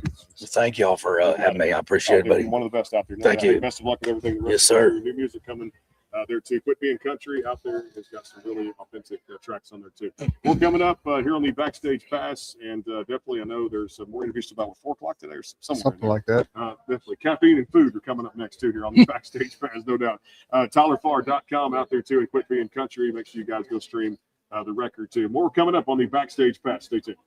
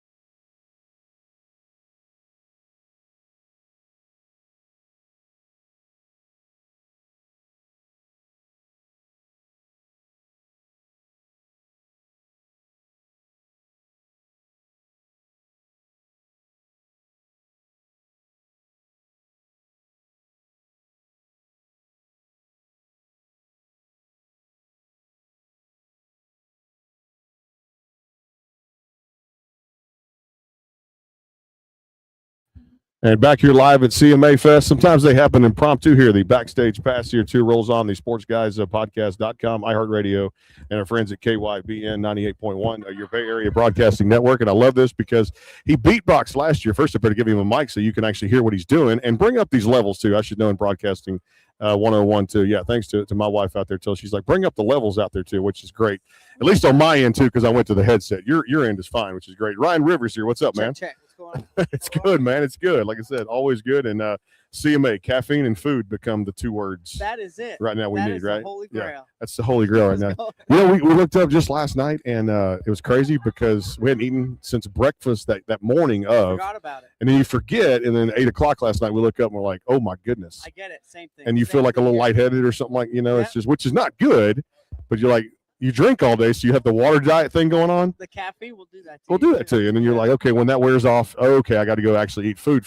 Right. That So part. it's there too. But no, I'm like you, but hitting the gym, having a little fun with it too, working yeah. out when you can. These last 2 weeks have been erratic, but that's how busy, we've been. Crazy. Come on back in here. I know you had to go to the restroom out there too, and definitely Roger joining me here too. The Backstage Pass again, Ryan Rivers. And how's CMA so far, man? Oh, dude, it's been amazing. It's always the coolest time because being here, Mhm. just the best country fans in the world. Yeah. These are the most diehard country fans. So to be able to come here and really meet them in person, some of these people you see all year on Instagram and your comments and stuff, and to be able to finally meet them, it's really like the most fulfilling thing as an artist. Yeah, isn't that crazy? Because every morning we walk into, and we got, like I said, coverage going through tomorrow too till about 4 o'clock. But you see 100 fans, 150 fans lined up outside, and just the biggest thing for them is they've got that ticket for meet and greet, or they're taking a shuttle to go down to Broadway to the stages. Yeah. Cheer. There you go. They're going to the meet Yeah. and greets and stuff like that too. Absolutely. That's what this week's all about, I right? think Yeah. this is the coolest thing at CMA Fest. Yeah, For fans, you know what I mean? Respectfully, you can go to concerts and stuff, but to be able to come here and meet artists for the first time. Yeah. I think for me, on the other end of it, Yeah. that'd be the coolest thing. So this week, are you any stages, anything planned with meet and greets and Yeah, stuff all like my that? shows are done. They're did done, that, so I have okay. my last event today, Yeah. which is my meet and greet at the Okay. Cumberland Road Okay. Shenandoah booth at 3:30. See, I missed. Oh, it's coming. That's right, because Shenandoah. That's right. They got their own little thing kind of going on out there too. So we just break down early and go to the event. That'd be nice. There you go. I'm sure there'll be sliders, wagyu, or some roses. He's singing on the air now too. If he has a guitar, we just let him take over and I quit talking. That'd be great. What if they could play music? You ask me anytime, and I'll do it. Hey, one of the cool events we checked out last night was Spotify House over at Old Red. Yeah. To oh, the good for you guys rooftop, in which there. was cool. Yeah, Mariah invited us, Very which was cool. really cool to go out there and see her. If you hadn't heard her music too, she is fantastic. People don't know Mariah. She's actually the wife of Joel Smallbone of the group For King and Country. Oh, wow. So Mariah Smallbone was out there last night too. She's got her own music. She's fantastic out there. I have Oh God. Woo.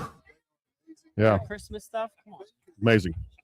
They could take their spoons and play it. Yeah. Yeah, while they're singing the phone book. Yeah. And anybody that can play more than one instrument, so play different instruments. Yeah. Anybody that can play different instruments, and then they play different instruments that people don't usually play. Absolutely. Brings a whole new element So, to it. yeah, it's like I never thought about putting that kind of instrument. So, Right? yeah. Or beatboxing. They're beatbox, exactly right. No doubt. I love that. Hey, the rest of this week is going to be a lot of fun too. Talk about music-wise, where you're at and kind of where you're looking forward to with 2026 now. What's Yeah, going I'm on? so excited. I'm having Yeah. my debut EP come out this year, later Yeah. this year. It'll Okay. be in October. I just had a song actually come out on Friday. So it's Okay. brand new. Brand new, baby. Brand new. What's the name of It's it? called Song of the Summer. Song of the Summer. Well, there you Yeah. go. Summer anthem, right? Yep. Okay. Might be on purpose. Okay. Tell us a little inspiration, which is might be on purpose. A little inspiration, backstory on it. Yeah. Yeah, it was just kind of, we wanted a real nostalgic summer song. The idea actually came, I have to give my manager credit. Last Okay. year, I don't know if y'all know, in the music industry, there was just no song of the summer. It was just a Uh-huh. flop. Yeah, It was a whole yeah. thing in Billboard and everything. It was like a 2018 song. Yeah. It was like the song of the summer. So we were like, man, what if we wrote a song and just called it Song of the Summer for next Yeah. year? I was like, yeah, we have to put a little more twist on it and make it more of a love song. And we did that and filmed everything in Florida, where I'm from. So all the Mhm. visuals are, places that I grew up in. It's super cool. I'm very, very happy with the song, very proud of the song. And it's just a feel good, nostalgic vibe about, sometimes it's summer, you fall in love and it just happens for that summer, but it's that summer that you remember forever. The one that got away. And Now, I'll say this: being from Florida, one of my favorite things I did down there too. I'm a baseball fan, so I love baseball and just going down there to ballparks. Yeah. I went out to the Everglades and took an airboat ride into that Very down there in the Florida. swamp, which Yeah. is amazing. Hot as blank. Well, They're giving like money for each python or. That's true. they are. Well, yeah. Son said, "Hey, Dad, let's go make some money." And I said, "How?" He goes, "For every Python, python, Dad, yeah. they're giving like, is it $100 or $1,000?" I don't know how much, but it is a thing. That and the It's a thing. iguanas, Yeah. they're Yeah. very invasive species, and they're in the Yeah. Everglades. It's crazy. And I'm Well, It really is. I'd like to make some money, but I don't think I want to do that. Yeah, I don't think I'd put my hands on an actual one of those. I just couldn't. Yeah, that might be Rye River's biggest fear: getting Yeah. suffocated to death by a big ass snake. We don't. I'd rather take the gator route. I think. Well, I can tell you this. First of all, I got a phobia of snakes, and Yeah. I mean, I'll hold like the small ones or something, but that size. Well, there's a difference in having pure snakes and respect. We'll spread that. Okay, that's a Absolutely. better word. Yes, respect for your territory and respect for snakes. Especially when they're Yeah. bigger than you. Skirt. Now, for you, speaking of that, gators or Seminoles? Gators. Okay, all right, I can respect that too. Being an Yeah. SEC guy that I am at Texas A&M, can respect that program, and I go back to, and you know this, I go back to watching one of my favorite quarterbacks of all time, Tim Tebow, Yep. turned into a great podcaster in his own right and a great ESPN College Game Day kind of co-host and that kind of thing too, and all the work he's done out there, college football analyst too. I love Tim Tebow out there too for you. So Gators, I can respect a lot of the program, and just had a run in that NCAA college baseball tournament. Watching that too, and I think they got knocked out too. Watching some of it with the 8 teams that'll be determined for Omaha in the College World Series. I mean, do you get into sports a lot? No, not really. Not really? I'm so wrapped up in music. Mhm. Honestly, it's sports. I grew up playing sports. Yeah. Never really watched sports. Okay. Grew up playing them all, but music just takes up all of my brain. And Not even wrestling. not even wrestling. Not even no. wrestling. Yeah. Well, hey, we'll let you go on this one too. With all the kind of redone of these movies with Mandalorian and the Grogu and Star Wars, and of course this Masters of the Universe and Toy Story coming out. What cartoons were you into growing up? Cartoons. Tom and Jerry was a big one. There you go. I Yep. love the Love- music in Tom yeah. and Jerry. Yeah. The jazz in it is just crazy. I mean, and right? And back in the day, just the amount of effort that went into making the music for those shows. You know, Yeah. it's a lost art today, and it's just so cool. Like growing up as a kid, that encouraged the Cowardly Dog. That was a good, that was a good one too. Yes, I remember that one. Yes, when he did that, I love that one too. Hey, you come back anytime on my show. You thank know you for that. having me. No, Always it's one of always the a best. I pleasure. love it too. Yeah, Sometimes thank they you, guys. pop up to Ryan Get Rivers some more here. water and The get some more backstage pass. caffeine. Yeah, caffeine and food. If you got a pizza, sneak it in here too for us, because we're on definitely. What is it? The adrenaline's going to wear off at some point, and when it does, Right? Gonna you'll crash hard. Then it's crash time for a hard. whiskey, baby. it's time for a whiskey. Which I'm actually going to have a whiskey tonight. I've got to just. I'll stick with the sweet tea. You stick had with your a sweet tea. I'm gonna have a whiskey tonight too, because that's my biggest thing too. And for the vocals, like musicians do, you protect the vocals when you have to do that too. I had Hey, to when the new stuff comes out, you come back. You know that, right? They got me on speed dial, so you call me anytime. I look forward to Let's do it. Thank We'll tape and play some new music here. Thank you. Ryan Rivers, go check it out. Song of the Summer. Song of the summer. Song of the Summer across the DSPs and out there too. Get the streaming numbers up there too. We all want streams these days. Let's just stream the show and then stream the artist the songs most. out there too. The Backstage Pass rolls on. Day 3 continues. Stay tuned.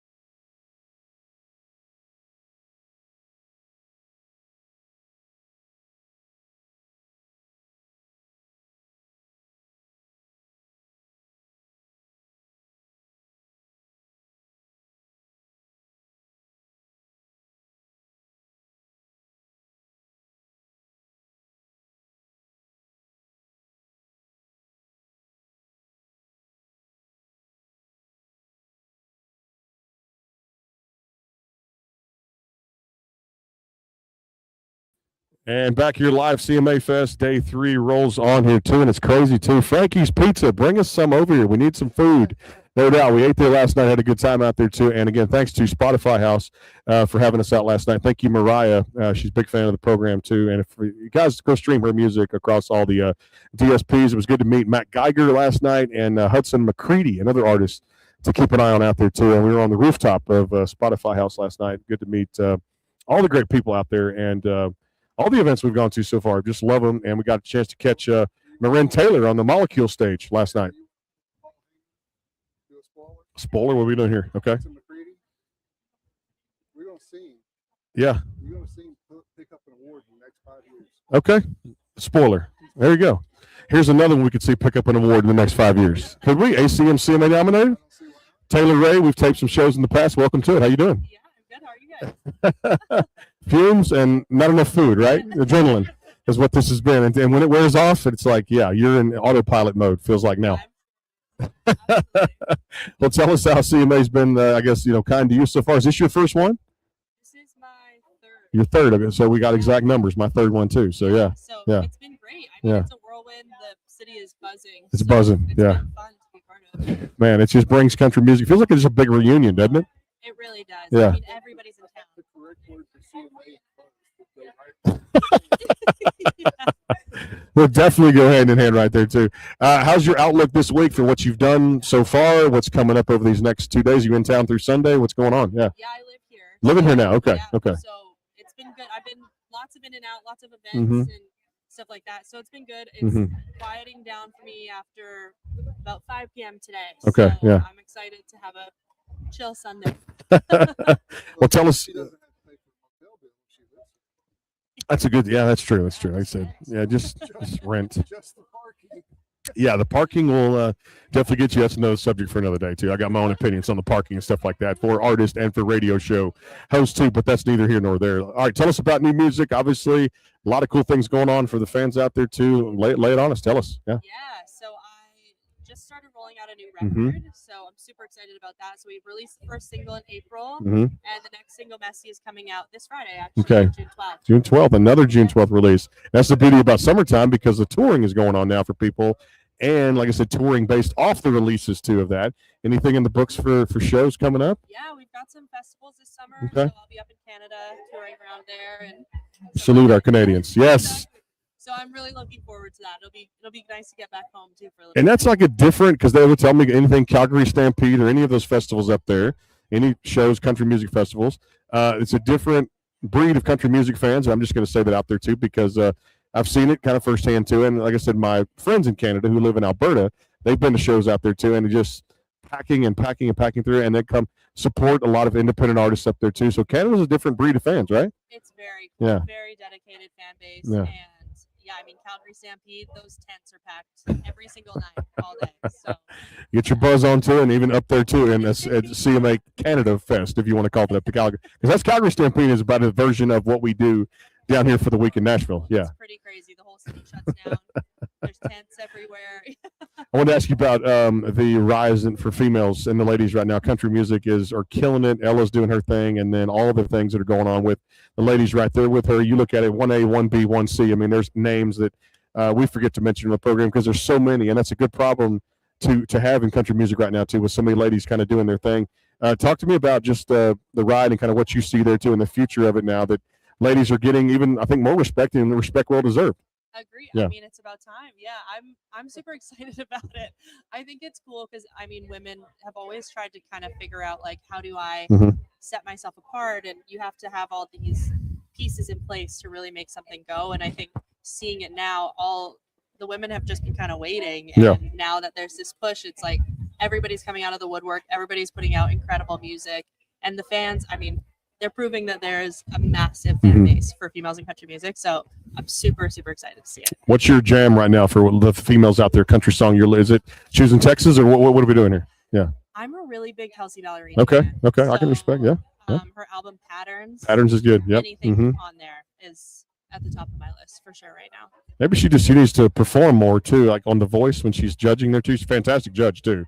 Yeah. Love her work too. I just love her see her perform more on the actual show. Taylor Ray could be a guest judge on The Voice. Could Why we not? Why just not? the chair turn and Just makes me dizzy every time I see it. I always think about that too. I I'm always like, think about Snoop Dogg on there. Who knows if he's dizzy or not? But sorry, Snoop. you're good. that's But hilarious. yeah, when you're with that thing around you, Mm-hmm. what if it malfunctions? Just, oh my gosh, worst nightmare. Yeah, that'd be We'd be awful. too dizzy on that too. Well, we'd love to have you back anytime. You know that too, especially when new music comes out there. Tell me about this, because right now everybody's in the phase of the cartoon phase, and it's one of the hot questions that we've had over the past couple of days. We've been doing this. The movies have come out with the Star Wars, the Mandalorian stuff, and then of course the Masters of the Universe, which was I guess Thursday night at midnight, which would make that Friday morning. And then you look at all the cool stuff coming out. Toy Story's got a new movie. What Toy Story 5, July 7th, I think is coming out. What'd you get into growing up as far as cartoons, things like that for shows? Oh man, I mean, Toy Story was Okay, definitely one of okay. them. Any of like the Disney Mhm. princess movies, I was obsessed with that, and The Lion King. All right, see, there you go. That was, that was one Circle of of my first Life. songs. My grandson, which we let them watch the TV while we're eating. They're in their high chair. He takes his little stuffed animal, and when he holds the cub up on the rock, he actually takes his stuffed animal. That is so cute. It's so cute. I love that. That's a cool. And then I was just saying, Circle of Life. You could just sing that to the cows So come home good. there From a too. music standpoint, you know, it's made by Mm-hmm. the best musician ever. Yeah, I mean, he's tremendously Yeah. incredible. he's a musical genius. Yeah, So, Hey, music royalties. Use it in a movie. You'd love. Yeah, exactly. oh, I'd love to. Mailbox money. We'd all take that, wouldn't we? Like a song used in a movie or something. Exactly. I would. That's just me. I'd love seeing my Spotify check come in. every once in a while. Yeah. So Messy coming out Yes. June 12th. Yes. Look out for that. Taylor Ray here live at CMA Fest. We appreciate you being with us. Thanks so much. Yeah, thank you for having me. You got it. One of my favorites out there. Make sure you guys go download and stream the music. Day 3 is going to continue. The room just keeps filling up. Isn't it crazy? I know, it's crazy. Just when you think you're going to get a little downtime, you're not going to get any downtime down here too as well. So again, that's CMA Fest. Once you sign up for it, you know what you sign up for too at the same time. And definitely a lot of cool stuff going on here too. And of course, stages and meet and greets and all the cool stuff here at the Music City Center. Guys, if you've never done this, get to CMA Fest as quick as possible to see your favorite artist out there. Make sure you download Messy across all those DSPs. June the 12th coming out there too. Day 3 continues live here. CMA Fest rolls on. Brandon, Roger, and Bailey live from Nashville, Tennessee at CMA Fest 2026. Stay tuned.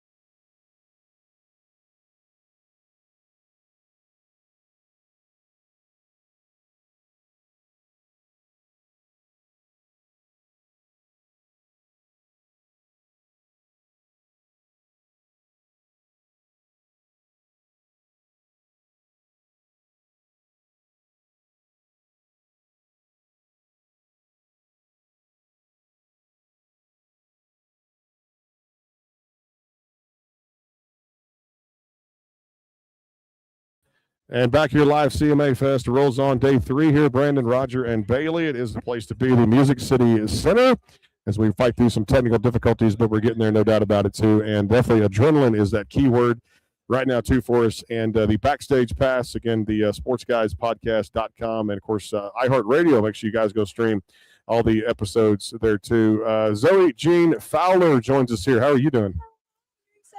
It was good, man. It's been a good CMA first 2 days. Or did you get you live here now? Are you living in Tennessee? Okay, she's there. So we only had to drive like 20 minutes. 20 minutes. There you go. See, instead of the 3-hour I was drive. gonna say, probably different than y'all. Yeah, 2 planes for me, and then picking my buddy up over here, and then we had a 3-hour drive. But not too bad when you're flying in. But look at you now. Well, you know, it's About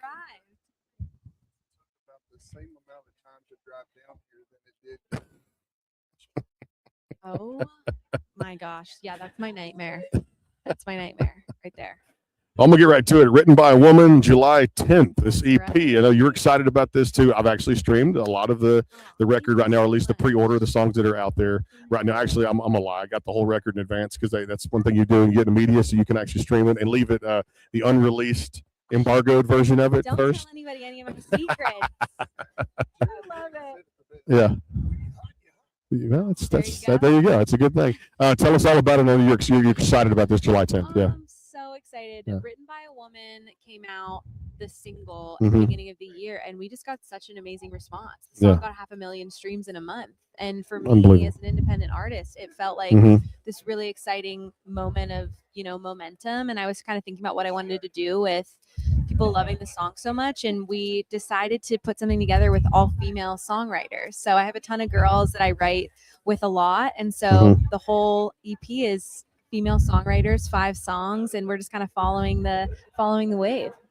And then today, I'm going to just mention this too. I'm going to use my paper because I can't keep it all in my head too. But hey, today, June 6, 2:45 to just after 3 o'clock, 3:10.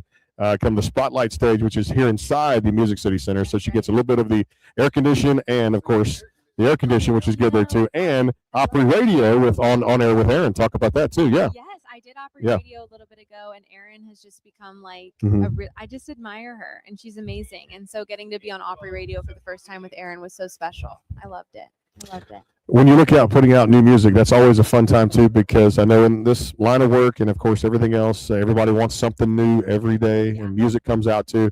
What goes into your process, or is there a process for what songs make the record? Oh, that's such a good question. I think for me, I feel like as an artist, you kind of can identify a gap. Like you notice when there's something missing. And so I try to fill that gap for my listeners. Like I want them to have a song of mine that can fit most of the moments of their life. So if there's a moment that I think might be missing, I try to fill the gap first. And then also, like, I'm an old proponent of best song wins. If it's a great song and I believe in it, that song's going to win. Because in the end, I believe in it. And I want people to know that I have conviction over what I put out into the world too. So. Now, I know I read somewhere you had performed with Flatland Cavalry, and you did Randy Houser, I think, was on there. Right. So what is it like to kind of go out there and, again, do those shows, the stage, and then kind of watch those? I say, man, because they're pros, no doubt about it. Been doing it a long time. Randy's been around over 20 years now, ever since I was my first country radio job. But looking back at it, too, just to be around those guys and those groups like Flatland, like Cleto, and to see what they do out there. I think that, honestly, being in those spaces where I get to open for artists that I admire so much, I just take as much time as I possibly can to sit around and learn. That's all I want to do. I just want to observe like how they interact with their crew, how they load in, like all of that stuff, because my dream is to be able to do what they're doing one day. And I admire the way, especially Flatland and Randy, they do it right. They're just kind and they're just good people. And so being able to watch them do their thing was like, that was my favorite part. Performing was amazing, but being able to like see how they interact and treat people was the best part for me. All right, let's talk about the women's explosion now in country, which I had to go there because I've asked this question every time somebody's come on, especially with a female artist, but we've asked the guys too the same time. Looking at it too, her trophy case is getting bigger every day for Ella, which she's been on fire. And then you look at all the respect now, and finally respect is the word we're going to use for ladies that should get more airplay on country radio. I've fought for it here on my brand. And then, of course, having been in the business for 30 years, I'm going to continue to fight for it because we do interview more female country artists in this program than we do guys. It just happens to work out that way, which is good. It's good to be in demand out there, too. For you, talk about that. Yeah, girl power in country music right now. That's right. Yeah, what it means. I just think it's been a long time Mhm. coming, and I feel like we've had moments of this before, like the Chicks, Faith Hill, that Mhm. moment in like the early 2000s. But I just think right now, like it's good to be a girl in country music. Mhm. We've got a lot to say, and even with the project written by a woman, Mhm. having all female songwriters, I feel like Wow. I'm just recognizing. Thank you so much. Yeah, Mhm. 5 tracks, all female songwriters, because I'm seeing the same thing you're Mhm. seeing. The girls Yeah. have a lot to say, and I wanted to, with my plot of real estate in the industry, to Yeah. lift them up too. So I love that, and that's a good thing. Like I said, high demand and written by Thank you so all much. ladies and stuff like that too. Thank And again, most emails come in, and that's what we do. More female right. country I artists than appreciate it. guys on the radio out there too as well. A lot of these playlists have come your way too. Spotify, I mean, Amazon, all these different things, Apple Music, things like that too. And when the songs are good, and outlets like that are going to pick them up too as well. And that shows a sign of respect too for your music and the body of work you're putting into it. When you got word that a lot of these outlets were coming for the Zoe Jean Fowler music, talk about that. Yeah. Yeah, I mean, I just think honestly, the greatest part of being put on an editorial playlist is that a lot of the spots on those playlists are artists that are on major labels. So for me as an independent artist to have a spot on that playlist that could have gone to anyone, it just Mhm. makes me feel like I'm doing something right, because I'm working. My husband's my producer, Mhm. and our studio's in our house. Yep. And so to know that the music that we made in our house is on the same playlist as a major label artist Mhm. just makes me be like, okay, we can do this. Yeah. We can do this. Yeah. I tell you what, we get home, we're gonna definitely. My studio's in my house too, just like yours too. So it's the There you same go. way. I know Yeah. what that's like. We're all the same. We'll tape a show. We'll play some of this new music coming out in July. Okay. We'd love to have you back on too, and to spread the word, especially on iHeart and some of the other stations that we're on out there too. All right, the cartoon has been the question for me. I love this because all the new movies have coming out. It's summertime. It's box office. It's Toy Story 5. I think that's July 7th, and then all the Masters of the Universe was last night or Thursday night at midnight, and then also Mandalorian Grogu, which is the spinoff of Star Wars with Pedro Pascal, which I've seen that already, and that is fantastic. For you growing up, what was the Zoe cartoons in the household? Okay, really random. Okay. Fairly Odd Parents. I don't remember that one. Obsessed with Fairly Odd Parents. It was, Okay. Okay. yeah, it was like a boy whose parents were like kind of neglectful. They like Okay, didn't pay okay. attention to him, and he had these.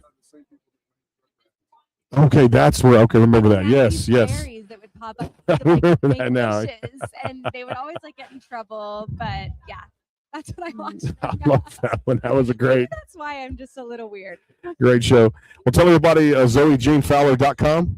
ZoeJeanFowler.com, and everywhere you listen to music, it's just Zoe It's out Jean there. Fowler. And it's coming out, written by a woman, July 10th. It's coming out there too. We do our homework here on the show, so make sure you guys get ready to stream a little bit of it, which I've done, or just start a podcast and a radio show and get to listen to everything in advance while it's under Right.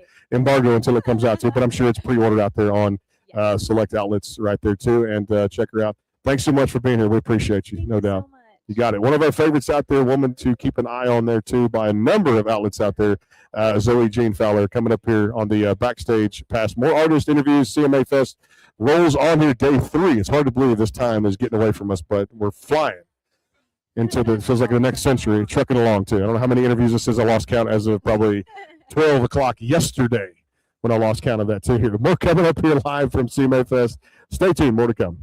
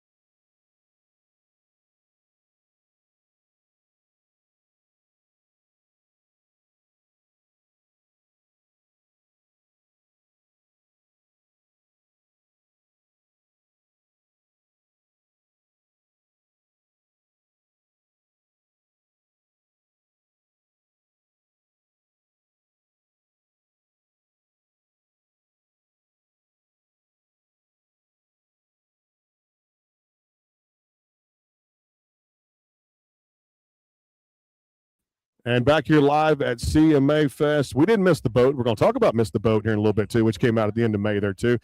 Gracie Shriver joining us here, the Backstage Pass CMA Fest rolling on day 3. How are you? I'm great. How are you doing? It's good. Good to be here. And we're almost at turning that point of the clock of tomorrow, and you kind of see it in the rear. Not that you want it to be over fast, but you want to eat at appropriate times again. You want to eat. You want to Yes. Something to drink. I have something here, and I'm not taking a sip of the water as of yet. But I'll tell you this: I got off soda when I lost all my weight. Now too, and back in the gym, and just taking better care for whatever that is of just watching what you eat. But it's easy to cheat when you're on something like this with carbs and soda and things I don't normally do. But snacks, yeah. Yes, I'm gonna give him a shout out too as well. Frankie's on the east side. Frankie's Pizzeria. Ooh, I was Good. him. All I want Yes. is pizza. Yes. Okay. I want the carbs and pizza. That's what I've wanted. Yes, Frankie's Pizzeria. We're going there again for the second night in a row. It's on the east side on Gallatin Pike.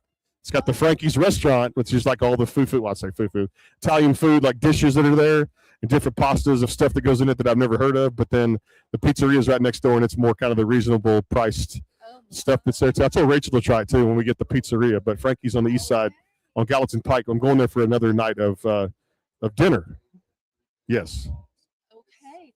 See, I'm horrible, and he'll probably be like, "Ugh," and cringe because I'm a girl who puts ranch on my pizza. I did that. Yes, we did that last night too. We did. Okay. The ranch was good. Yes. True Italians, I feel like they kind of shamed that. Yeah. I'm like, But ranch is good. You have to have it. if they got homemade ranch, Yeah, it was. okay, you'd be best friends. Well, you got to love that too. Let's talk about this new single too, because I've been meaning to get you on too. But of course, all the slew of interviews that have come in and out these last few weeks, and of course, everything Missed the Boat. Let's lay it on people. Let's talk about it. Yeah. Yeah, I know. It was like a fun writers retreat. We were lake people. I Mhm. don't know about y'all, but we grew up on the lake. I learned water skiing sports. Mhm. But my sister has a hat that says only date guys with boats. So we were on the dock at a writers retreat, and a boat full of boys went by, and my Mhm. girlfriend was like, the only thing I miss about them is their boat. Like, just their attitudes are cracking up. So we wrote it a summer jam, and Yeah. it's like you got to crank it on the boat. I love Everyone that. needs a summer song, you know? That's what that is too. Yeah.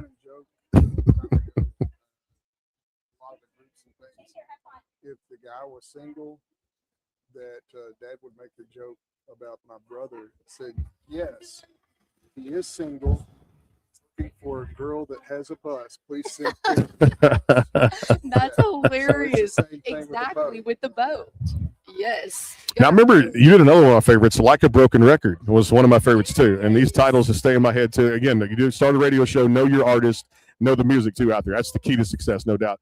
Tell us about this one, and for the fans that may not have heard it too, because I know people have lives out there, things such as called lives.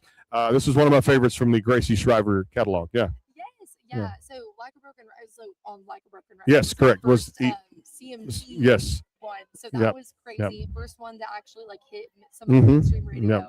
Yep. So yeah, that was crazy. It was like the second song I wrote when I came to town. Mhm. I ended up putting it out, and it kind of took off. So I loved it. Thanks for remembering. Well, there you go. I'm going here again. I'm going to go to another one, Meant to Be. This was 2020, if I remember.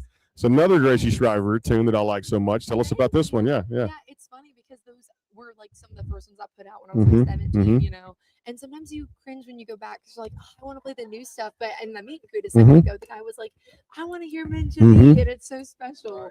That one is actually funny because I got a call one time and 95.5 back in Toolside put it on their Mhm. station, and it kicked Jason off for one of them, you know. They go through your phone, and his manager was like, why is this song, you know, their tune came in. So I always laugh about that. But that was a good one. Yeah, what's that been like? I mean, you mentioned that people showing up, I mean, at the early times and coming here and standing in line, their tickets, the meet and greets, all that kind of stuff, to come in there and to see you guys. And this is the biggest week, what I call the Radio Row of Super Bowl, because this is like country music's biggest week. If you're going to come do something, you do this and encourage fans to be here and to come see you guys. That's amazing. Yes. Yeah. No, I probably get more excited about the meet and greet stuff than even Yeah. like they do. Yeah. Because it's such an honor to have someone want to stand in line and meet you and Mhm. shake your hand. So I'm really Mhm. appreciative. I was about to tear up when they were singing there. I was like, this is special. Somebody's actually listening. Is listening and taking the time. What an honor. Like that's what you pray about since you're little.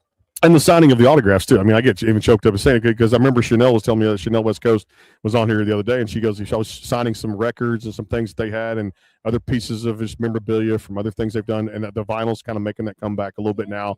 That's the cool thing. Again, just you said, putting your stamp on what you already knew, but you guys are getting more excited than the fans. But that's out there too because the fans are the ones buying the tickets to come see you guys play the shows. Yeah. Yeah. I'm like, I will say, I grew up in Owasso, which is Mhm. North lived there. Yeah. You know, I don't know if y'all know Allie very well or anything. Yes. Yep. But one note I always took from him is like, you stand in line, you sign Mhm. everything, and it's such an honor. So Yeah. I love that. It's my favorite part. All right, my favorite question here I love to ask. Females in country music right now, RESPECT. She did it well in a song too at the same time. And I think now, because we interview more ladies here on the show than guys, it happens to work out that way. That's the way it is, which is great. That what that means to you and how focused you are now to see what Ella's done, what Lainey's done, Mae Estes, Priscilla Block, and Ashley McBride, all these names right now. It's crazy. They're insane. It's such an honor to, I mean, all generations of country music, but it's so cool getting to see the women kind of like take the top role for a second. Like that's kind of unheard of. And I'm so proud of them, and they're working their tails off. And so is everyone. It's such an honor for all these women to be. I mean, you turn on the radio and they're on there, and that didn't always used to be the case. So I'm happy and proud of them and look up to them for sure. When it comes to songwriting, what do you look for your process, or is there a process of the Gracie Shriver kind of songwriting camp? Tell me about that. Yeah. I think honestly, like finding good people that get you, and a good hang brings a good song in general. So that's my favorite part. And then I feel like they all just happen like off life stories. Living life is what brings songs. So that's my personal experience, no doubt, in the storytelling aspect of country music. All right, so all the cool things are out with summertime coming up. You mentioned "Miss the Boat," kind of that summer anthem right now too. The movies are doing really hot right now too. Again, we're actually going to a movie, which a lot of people don't do anymore. But Mandalorian, Grogu, which is a really cool film, and I advise people to go check it out. Masters of the Universe, Toy Story 5, coming out in July. What were you into as a kid, cartoon-wise, growing up? You know what? I did love Toy Story. Okay. My dad was a huge, like, we loved Ice Age. Yes. Yes, always. Yes. Yeah. He was like, I think my dad was like, he never grew up. Yeah, exactly. And so it was like the Croods, Ice Age, like all of those were good ones. Those were our faves. Those are just perfect cartoons. I remember that too. A lot of people have said Tom and Jerry on the answer to that too. Were there. Blue's Clues came up. Okay, yeah. And what was Blue's Clues was kind of at like towards the end of my childhood, so I kind of missed that one. Yeah. I guess the beginning of my childhood. Yeah. Okay. And there's another popular one.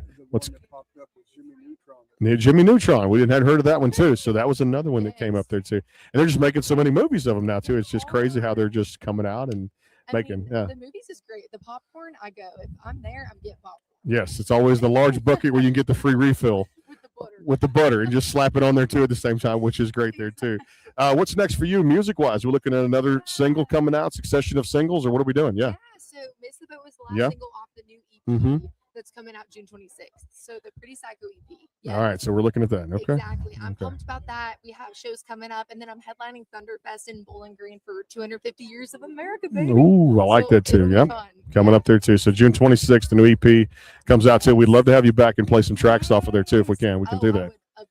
I'd love to. And God knows what conversation we'll get into. Beside the music, we could end up asking about a wrestling question or pop culture or something out there too, something in a magazine out, because I'm always just all over the place when it comes to questions out there too as well. Thank you so much for being here. We appreciate it. You got it. I appreciate y'all. Gracie Shriver, go download and stream Miss the Boat out there and look forward to the new EP June the 26th out there too. Yeah, I know my mic is probably hotter than ever right now too when it comes down to it, but I went to the headset to make life a little bit easier here too. It is the Backstage Pass rolling on. Brandon, Roger, and Bailey live from Nashville, the Music City Center. CMA Fest Day 3 continues. Stay tuned.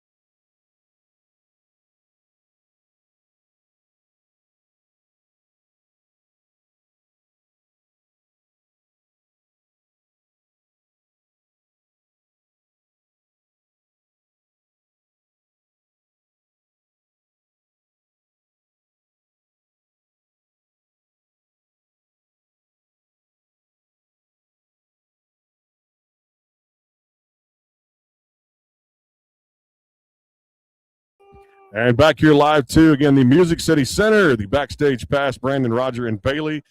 With a combination of sports and music. We'll get around to everything today. A little bit of entertainment, too. You never know you're going to run into here at the Music City Center. Place to be, CMA Fest 2026. And I'll tell you what, time to get hard in the paint. Let's go. It's Waka Flocka Flame. What's up, my man? The paintbrush. The paintbrush. Man, what's going on? How's CMA treating you so far? Man, I feel like a kid in Candyland. That's what it feels like, playing Candyland. It's just a good vibe, great food. It's just interesting. Where'd you go? I went to what's this spot called?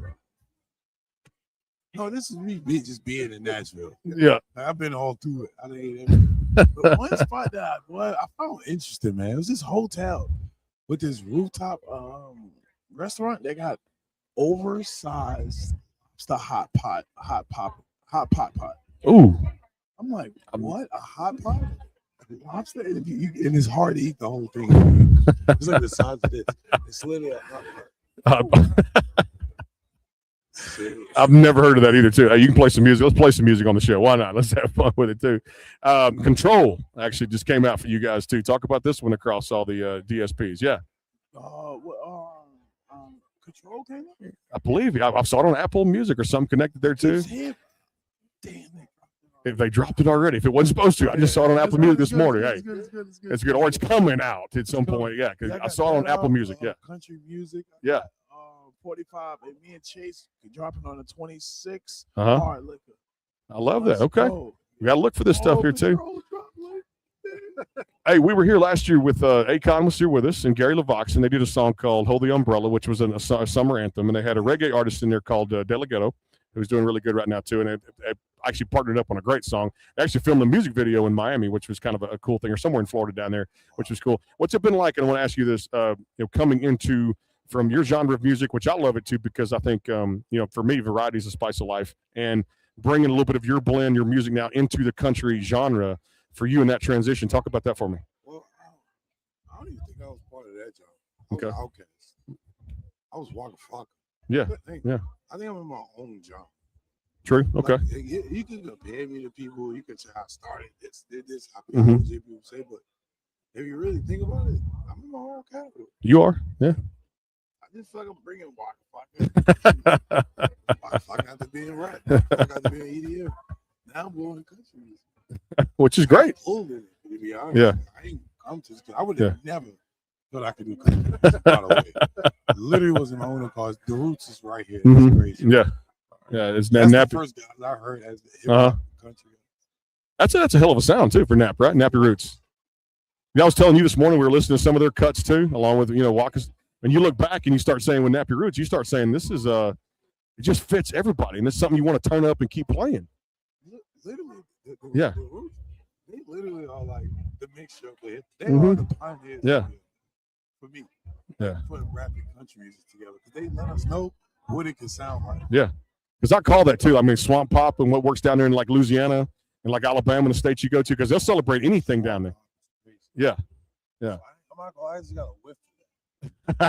Literally, like, I'm so serious. I'm like, whoa, what is this? And like Zydeco down there is big, and we celebrate all the Mardi Gras stuff that we do down there, because I'm right there in Texas, so next door to Louisiana. So we go over there for a lot of festivals. We do, yeah. Mardi Gras Mobile?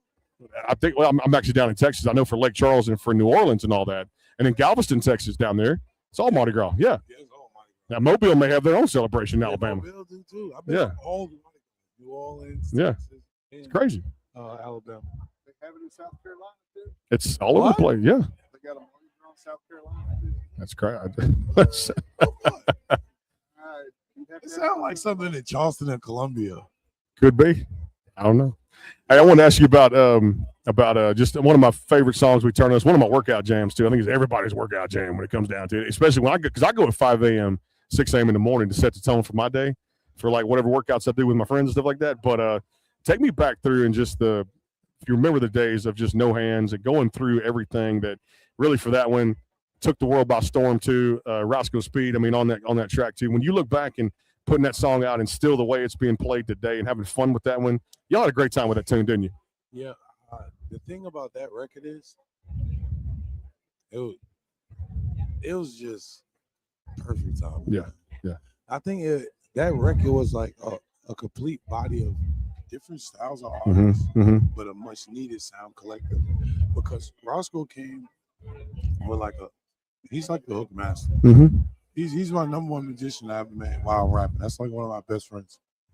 And he unbelievable with choruses, and he got great wordplay too. Roscoe came with lyricism, and I just came with like energy and party. I think that collective, just team and duo, was a perfect match. And a lot of kids today don't perfect match records. They always bring the same style to the same record when you should be meshing and mixing. Hence why you starting to see all these genres mixing and meshing, because they want something new, and the people want something new. But that record, I don't know, man. It was God's grace. That's all I can say. No doubt about it. And the imprint, like I said, you got your own, like I said, lane that you've been in for a long time. Another one I love lyrically that he put his twist on too. And I remember, I think it was Grove Street Party. If I remember, oh God, I love this, because that one right there, especially my neck of the woods, and I came from like I said, side of town there, down in Texas, right there too. It was rough, it was tough, but the music inspired people. And Grove Street Party, talk about that one for me. Yeah, Grove Street Party for me, that's when I had my first time having my whole neighborhood in the studio at one time.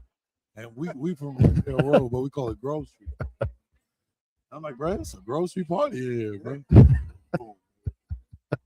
Like, it's a party. It's a party. It's a party. It's a party. It's a party. We need a speaker in here like for it. It's a party. It's a party. My partner on the pill, my other partner drunk.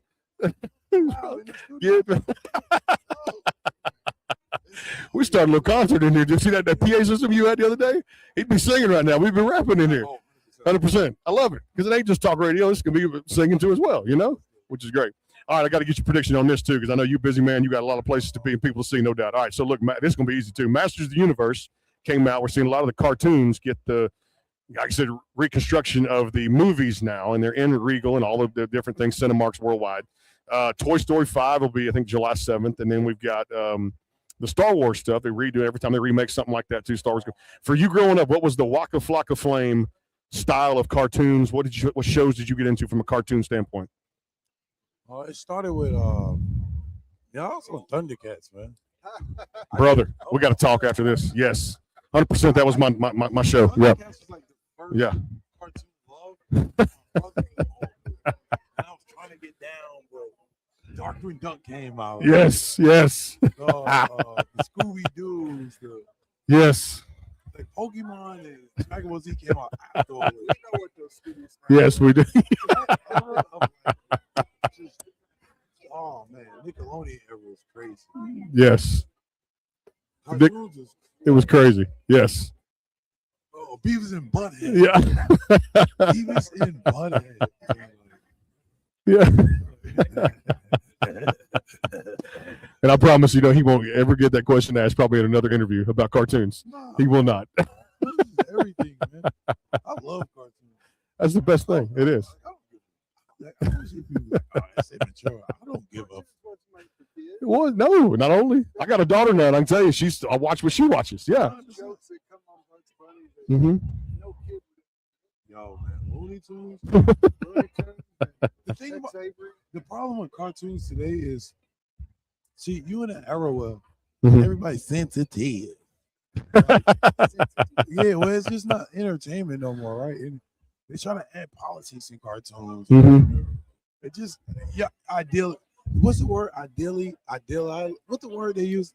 When they put I can't get the word. I'm gonna figure it out. Idealism? Yeah, they put idealism inside the cartoons now, and it's terrible.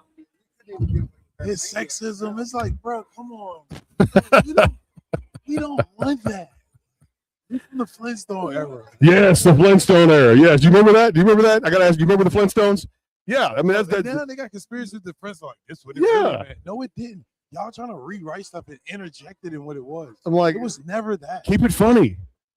And I'll tell you this, I still subscribe to the newspaper at home. The Houston Chronicle comes to my front door, and I will still read what comics are left, the comics in the newspaper right now. That's funny. Oh, no, Garfield was crazy, bro. At Garfield, yes. Garfield was like, Tom and Jerry. That was something people have said. Jimmy Neutron. Yeah, all of them. And like I said, Thundercats. He said He-Man. I'm gonna go see that Masters of the Universe next week too. You know.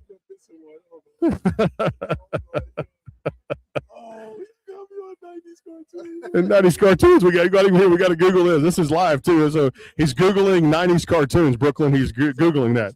Googling 90s cartoons here live on the air. So we're talking about that. So what were some of your favorites? Arthur. That's Rugrats. Okay. Hey, She was Rugrats. Oh, no. That's Hey Arnold. Hey Arnold. That was good. Hey Arnold. That's what I was looking for. Hey Arnold. Oh my God, gargoyles. Yes, I remember that. Gargoyles was my shit. That was another one. Yes. Yo, it's mad. Which is great. Hey, the Smurfs. You can't beat the Smurfs. Nah. Back in the day, the Smurfs. Did you watch that? Yeah, the They Smurfs. was occupied. You- They kept us occupied. Oh my God. We got it's about. I told you. I knew. Brad told me too. He said Walker was going to love that question. I told you. We went to dinner the other night, and he was telling me. So there you go. That's the best I part. wasn't mad at Powerpuff Girls. Oh yeah, that's what it was. Ren and Stimpy. Yes, That's what I Ren and was looking for. Stimpy. Yo, it's mad cartoons, yo. I mean, that's the cool part, right? I love that. I just think it's fun. Recess. That's all. That's newer though. But Recess was, Recess. Yeah, no doubt about it. I think it's one of the best things out there Oh too. my God, how did we forget this? How did we forget this, y'all? He-Man. Yes, well, that's exactly He-Man. Masters of the Universe. Which one? That was another good one. Yes, of course. Captain Planet. Yeah. He's gonna get you down to zero. Yes, that's zero. Yes, I love that one too. And hey, here's one nobody's mentioned. You ready for this? The Jetsons. I was. Yo, you know what I need? You know what I'm about to do? What is that? You're gonna go sit back and start watching cartoons. Thank y'all. No, seriously. Thank Okay. you. Okay. Because I can't believe that I did not just get a terabyte full of all my favorite cartoons. Mhm. Yeah. Every episode. I gotta do it. Hey, are you a wrestling fan too? WWE? Do you ever watch it? What? WWF? Or okay, there you go. He fixed me. Yes, it was Federation, World Wrestling Federation. What'd you find out? Inspector Gadget, yes. He found that one. He found Inspector Gadget. He did, yes. I knew he would, yes. The cartoons. Hey, we missed Gracie. We missed that one. Inspector Gadget. Inspector Gadget. He's pulling up some of the old cartoons that we missed. Yes. Yes, he was Ren and Stimpy, Inspector Gadget, the Jetsons. We've come up with a bunch, and Walker's been Googling live on the air too, which is great. Yes. So I had to put you because you were talking about some of the titles, yes, that you had. Yes. DuckTales. DuckTales was another one that came to mind too. Yes. But all right. Okay. Okay. All right. Let's go. Let's go right now. All right, right now. Here we go. I'm Mount Rushmore, Jimmy Fox Snickle, Ultimate Warrior, The Rock, and Stone Cold Steve Austin. Okay. I respect everything right there. No doubt about it. No doubt about it, too. Whoa!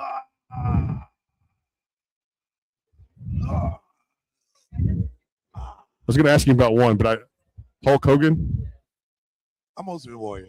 Okay, I'm a Warrior fan. I can go there. Yes. It's like people love Hulk Hogan and people love Ultimate Oh, Warrior. yeah. Always a thin line between these two guys. And they always let the Hulkamania win. Yes, I remember that. Always piss me off. I'm like, bro, come on. I gotta let the Warrior win one. Well, I got a movie for you. WrestleMania 6. Title for title. Toronto, the Ontario Sky Dome. The Ultimate Warrior. Hulk Hogan. A warfare. And they had the big graphic up with the galaxy of stars. And the lines were crossed and everything. Like they changed the universe. And Warrior actually won with the slam. And yeah, Hulk Hogan, he lost the title. Yeah. Oh, I can't say it, man. WrestleMania 6. I used to like Diamond Dallas Page. Diamond Cutter. Jake. Hawking Adam. The Snake Roberts. Huh? Okay. First of all, he was living with Diamond Dallas Page, and Diamond actually helped him with his Wrestling. lost a 12-foot opening in the house. Yeah, you need to look this up. We'll look this up off the air. We will have to. Yeah, we'll have to. That's another thing I'm gonna do. I'm gonna download wrestling too. Why Maybe. not wrestling? Son of a plumber. Yeah. Anybody that can pull off polka dots. Yep. Uh-huh. He definitely. Black tights with the yellow polka dots. Son of a plumber.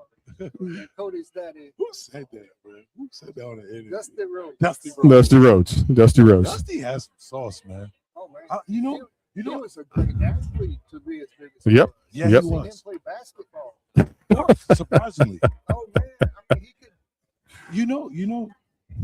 Ric Flair get a lot of like love for like wordplay, Oh, but yeah. Dusty, Dusty was he might not look like the sharpest knife in the drawer.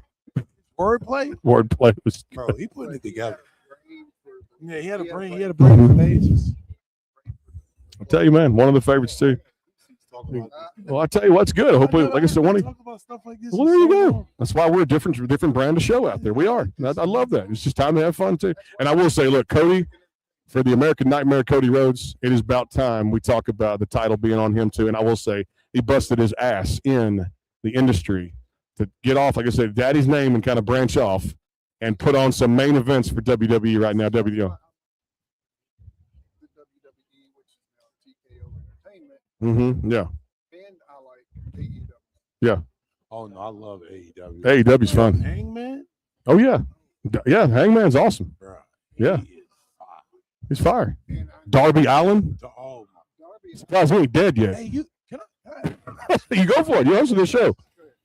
your show. It's your show. Brooklyn, it's not my show anymore. It's Walker's show. So there you go. Safe to say, Yeah. AEW, I'm done. and I don't hear nobody give AEW this credit.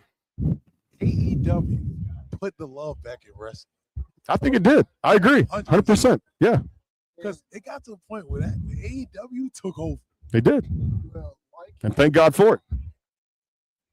MJF is probably one of the best ones on the line. Yep. Yeah, it did. MJF. Never seen anybody MJF. that can turn something. Yeah. Damn, I gotta catch an Yeah. I have not been to one live yet, but I got to. And of course, I still like Swerve, MJF, MJF, Swerve, Hangman, and Hangman. I love Hangman. It's funny. Yep, Samoa Joe got over there after a good run there too. Yep. I know the female division I was watching, Timeless Tony Storm. She was in there for a while too. They're taking a break now, but I think coming back or something like that. She is having, okay, that's why. I don't know if they announced that yet. But Timeless Tony Storm, and then who else was there? Of course, they all crossed over a lot of times, but I love AEW's. I'll watch when I get a chance Wednesday or Saturdays. Yeah.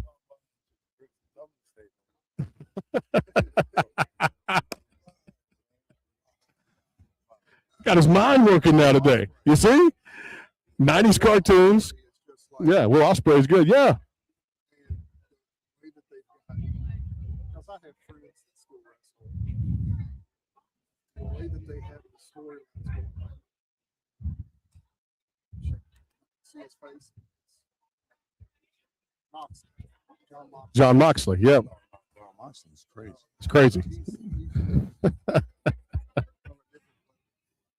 Wrestling came back, man. Yes. Yeah.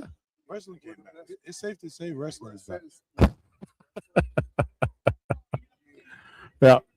And yeah, we all know. Hey, the contract's running out in WWE. Well, they're either going to TNA or they're going to New Japan or they're going to AEW. WWE got ran this course, man. I agree. Yeah.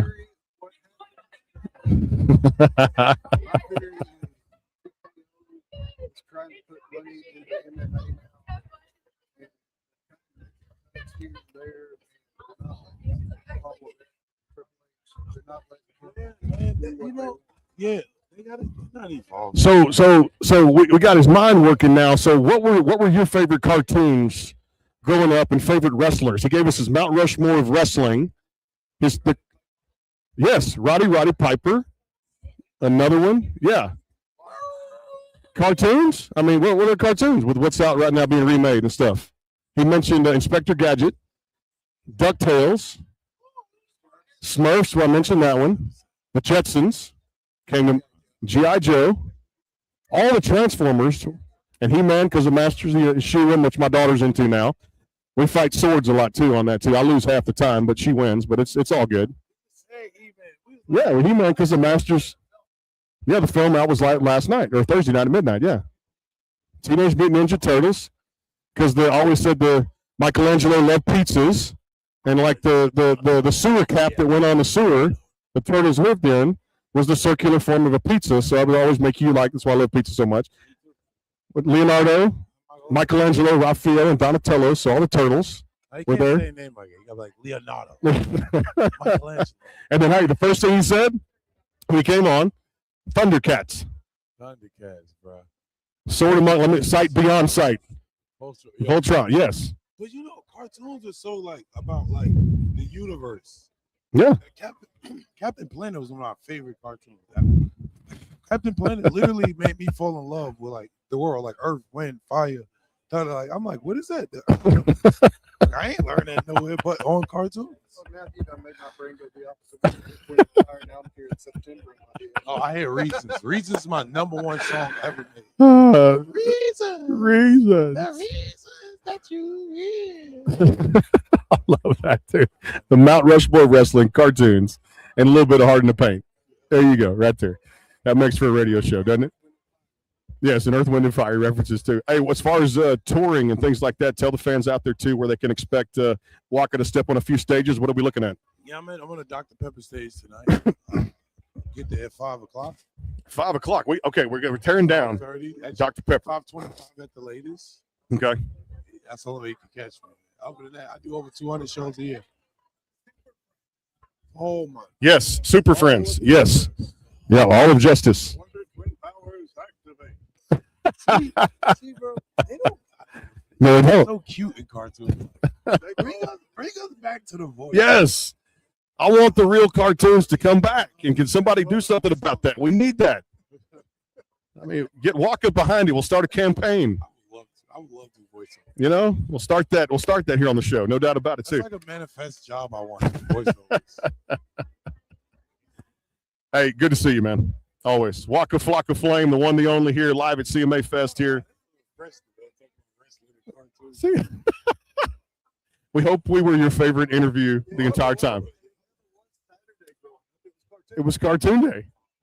And who doesn't like Nickelodeon? No doubt about it. That was always fun. Yes. Cartoon Day was Saturday mornings. Couldn't get you up to school, but you get up on the test pad. What? Yep. You go get that cereal. Get that big old cereal. No, not this new breakfast shit. The breakfast stuff they got now. But bro, we only got pancakes, eggs, and that was a big breakfast. It was a big breakfast. Regular breakfast, oatmeal, cream of wheat, a bowl of cereal, and it's just cartoons almost 2-3 o'clock. It's church tomorrow. Yeah. The weekend is cartoons. That. Friday we chilling, whatever, playing ball, man tag, freeze, cartoons, church, back to school. But they wrestling for Monday night. Yes, they're running. Amen. Amen. That was life.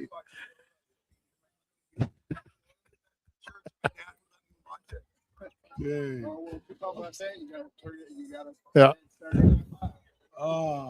Yep. Oh, no. And look, I'm gonna say this. Because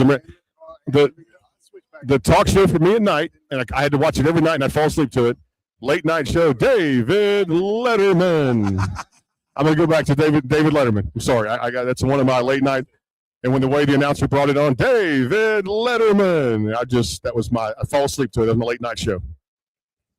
I know. We can stay here. He could host the rest of the day. I know he could. We talk cartoons. Waka Flocka Flame here live. CMA Fest rolls on. Brandon, Roger, Bailey, I'm sure we'll get a picture here in a little bit. Appreciate you, man. Best of luck with everything. No doubt about it, too. We'll get a picture off the air coming up here, too. Continue coverage rolls on. Stay tuned.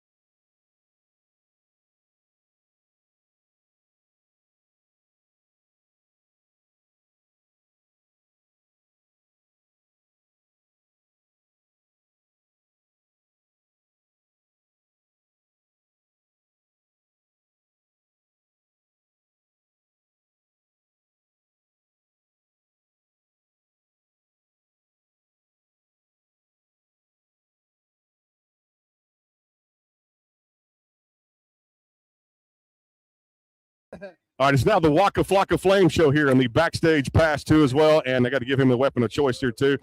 Guy, I know it's been crazy these past few weeks. We're still going to do a show. I had you on my list, no doubt about it. But I guess Waka sits in the center circle. You just kind of we shut up and we kind of Very grateful to have Waka, so he can take as long as he wants. I finally got off schedule too. It's Waka Flocka Flame, and I was like, it became his show. I know I got behind. You know what's funny? I never got behind until right now. But Mike Parker is joining us here, CMA Fest. Sasha coming up, and Nappy Roots is in the house too as well.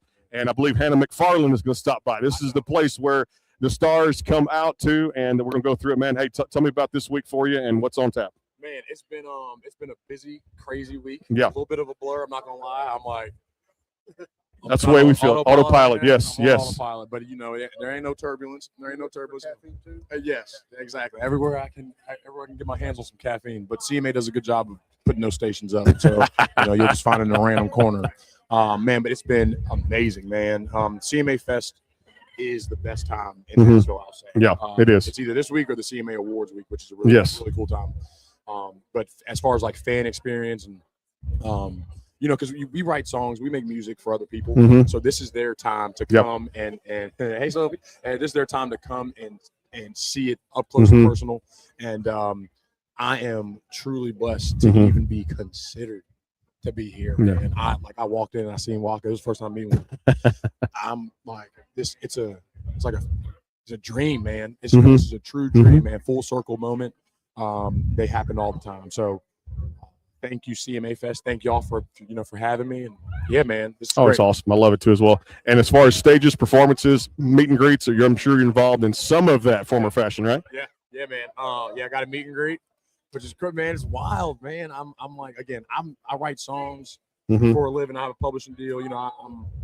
I do this for a living, and when it's reciprocated, when people are like, I see you, and I want to talk to you, and I want to hear your story. Yeah, man, that's God. That's God right there, man. It really is, man. I go to sleep and I wake up every single day with just so much gratefulness in my heart to be able to do this, man. Because I pray God for a life like this. Yeah. I was living in LA for a little bit, and I was trying to make it work out there. And LA has a bunch of really cool things that can make you happy. They got the beach, the weather, the weed. Oh yeah, we got a little of that. It's all good. That can make you happy, man. Yeah. And but I found out that just because I was in LA wasn't going to make me happy. The thing that makes me happy and that drives me is making music. Yeah. And I wasn't doing that out there. Here, I make music here. I can be broke. It can be overcast outside, and I'm still happy. Because I know that I get to get up and work with people here in Nashville that have my best interest, that are talented at what they do, and that want to see you. They want to see you win. We really want to see you win, man. So I'm blessed to be here, man. No doubt about it too. So Blanc. There he is, Blanco Brown. What's up, Blanc? What's up, baby? You good? Blanco Brown here in the house too as well. Good to see him always.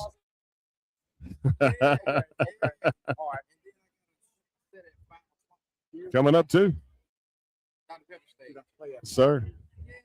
Man, I just talked to Dax. He going on at 5 at Shipping State. Okay. We're sorry, we here though, man. They finally got a stagger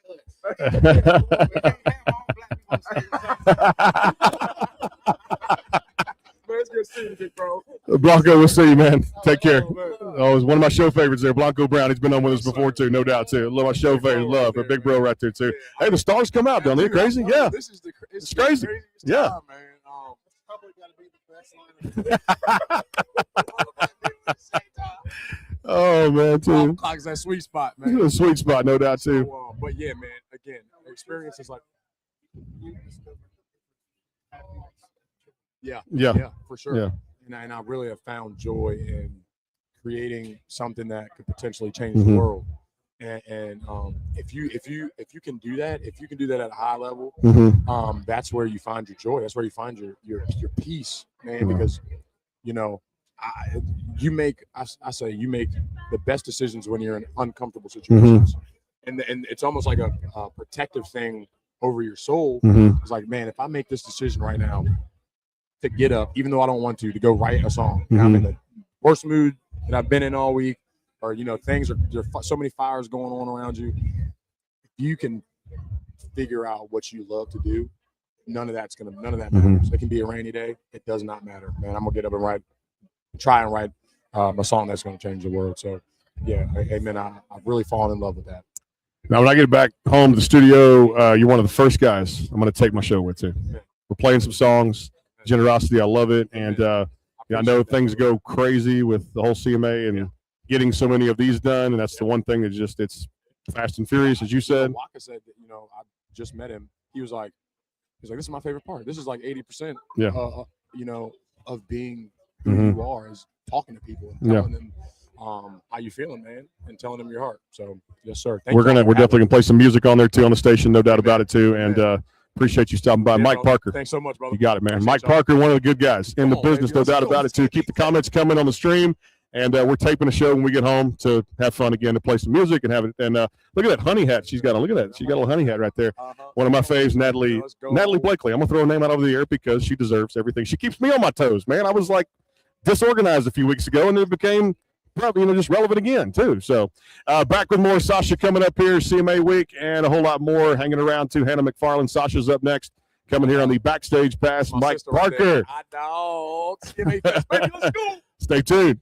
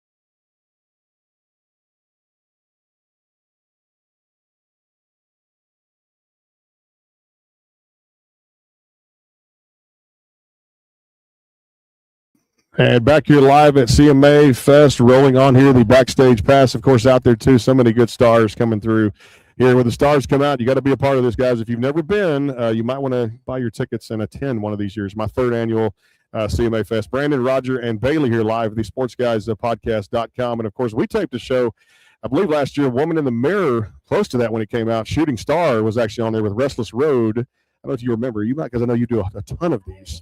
But we had a little Zoom thing kind of going on. Yeah, we pretty much a lot of fun. Yes. But Restless Road was on with the same time as Shooting Star. It came out, and we got the tape abbreviated, but we had a little time because I know the schedules were busy too. Sasha joining us here on the Backstage Pass. How are you? It's crazy. Waka Flocka takes over my show, and you just kind of sit back and just let it go, right? You You just know, it kind of took me a second to realize who it was when he left, and then I just chased him down for a photo. Just So chase him down. Oh, good. I mean, it's just one of those things too. Like I said, you never know who you're going to meet here.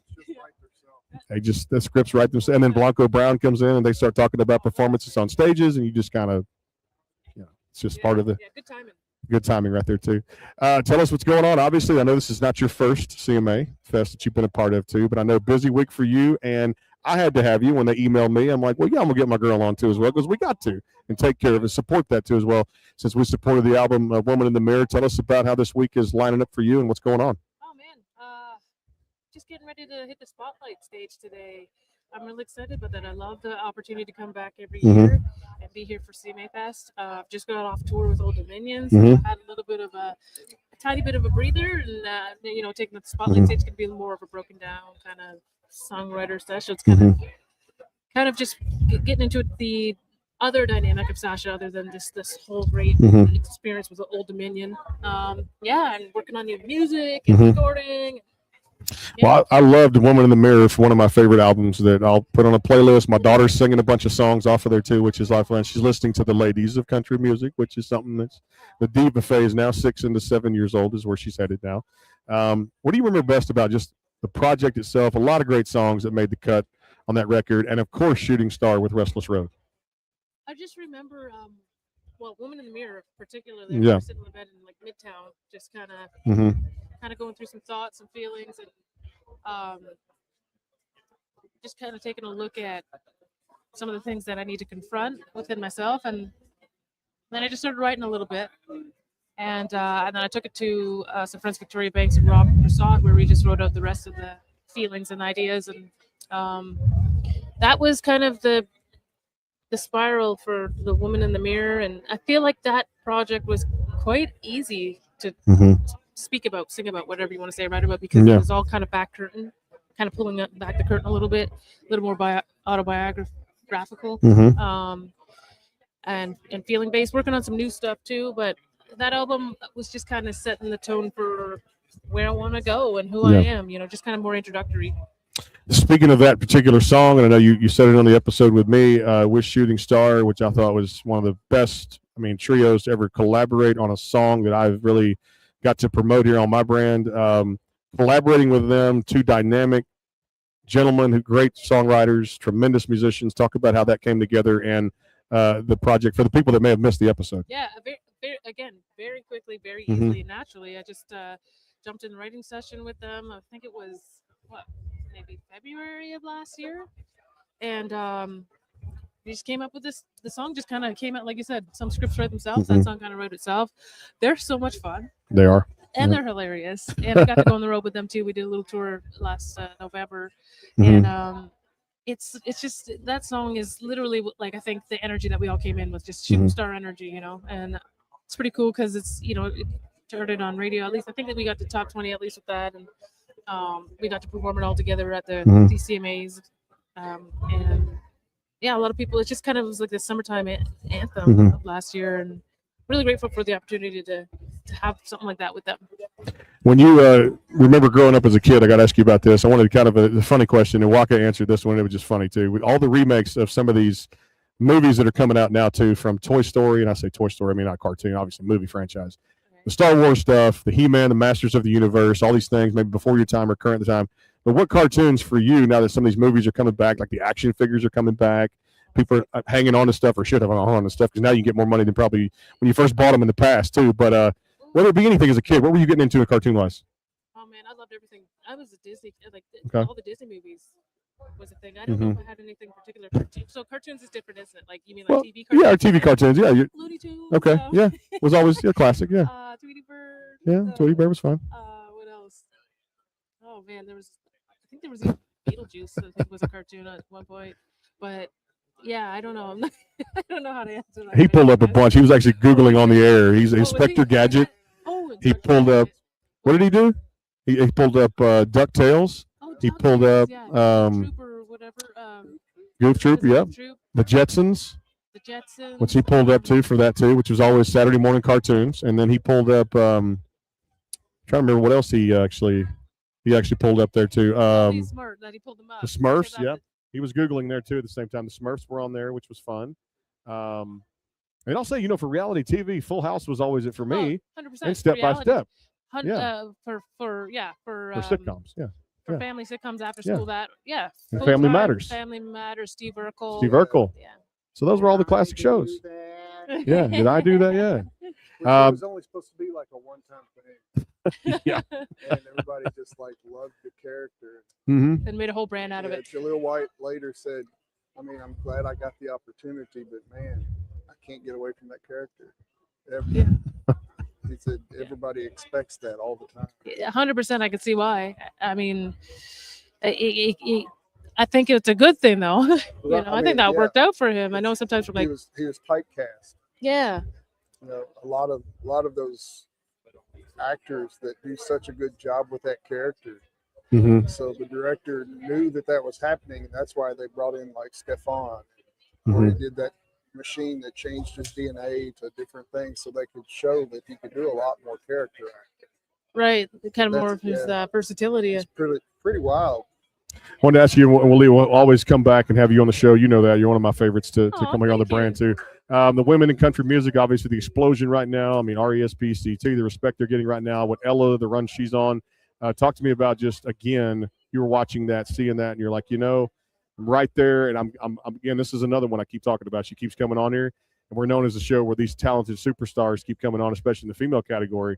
Ella and Lainey before the time, and then boom, they blow up. This is another one here, Sasha, that we're looking at to come out. ACM CMA nominated. I know it's coming very soon. Oh, wow. For you, when you look at that as a direct, like I said, line right there too, and the music that you make, how does that inspire you to see the women finally getting a little more respect in country music?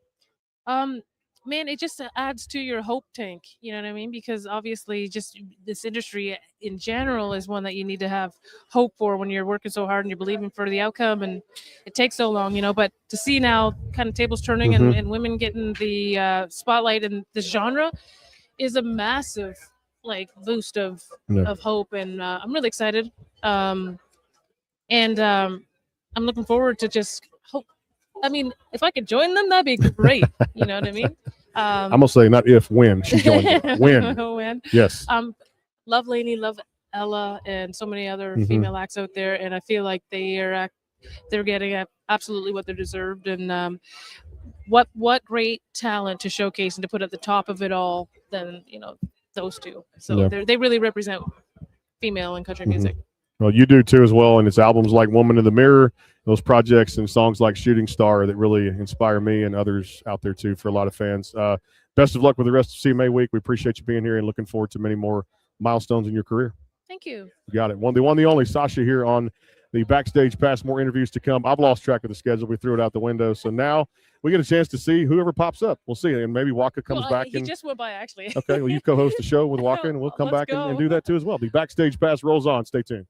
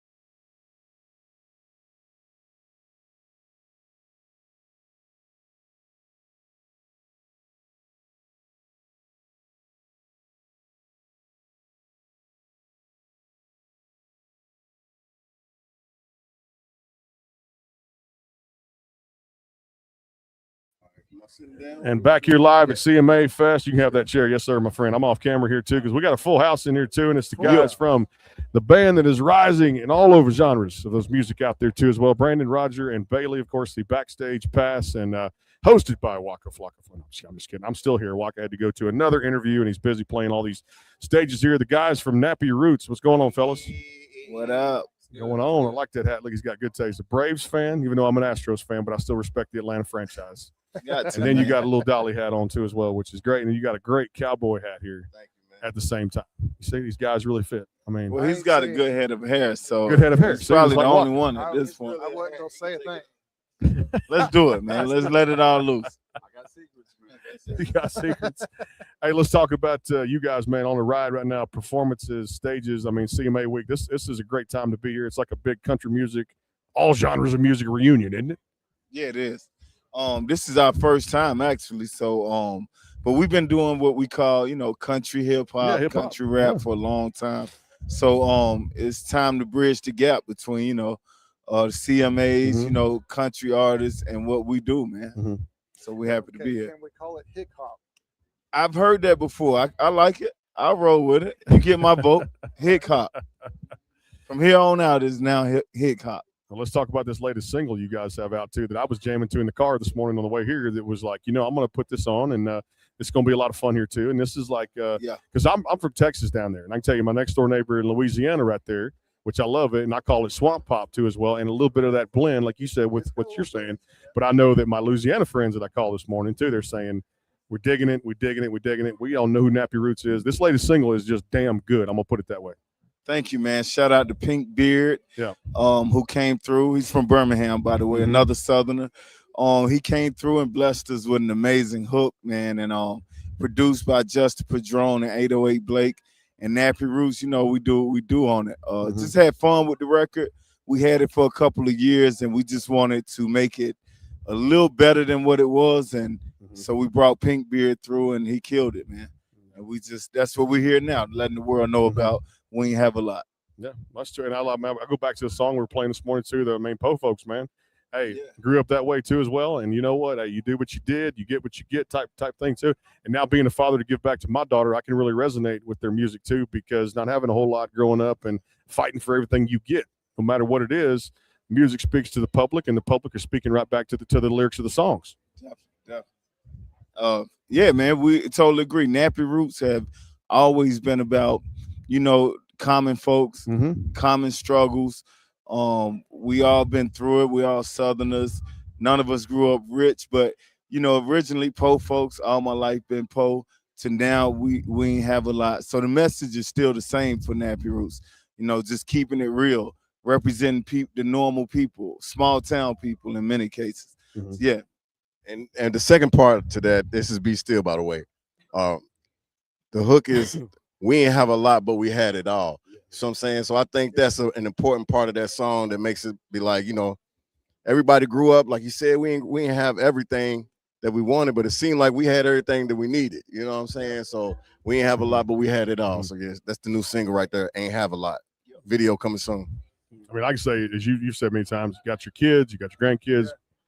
For me, biggest thing, I limit like the daughter's tablet time now, and we get the chance to go outdoors and do things that I did as a kid, play baseball, pick those grasshoppers and all that kind of stuff, catch them. We put them in a jar. We grew up in the country. We knew what it was like to come from that style. We're more grateful for it now because we're able to provide for our families and kind of be like the man of the house and do things like that too. And that's why this music is just really resonating with a lot of people too. As far as Daddy was a preacher, we always had that thing. Chicken week, feathers the next. Yeah. Nothing get wasted. No, you'd eat the leftovers or go hungry. Pretty much, that was it right there too. When it came down to it. Be grateful for what you have. Yeah. Always being grateful for what you have, and that's always been Nappy Roots' message.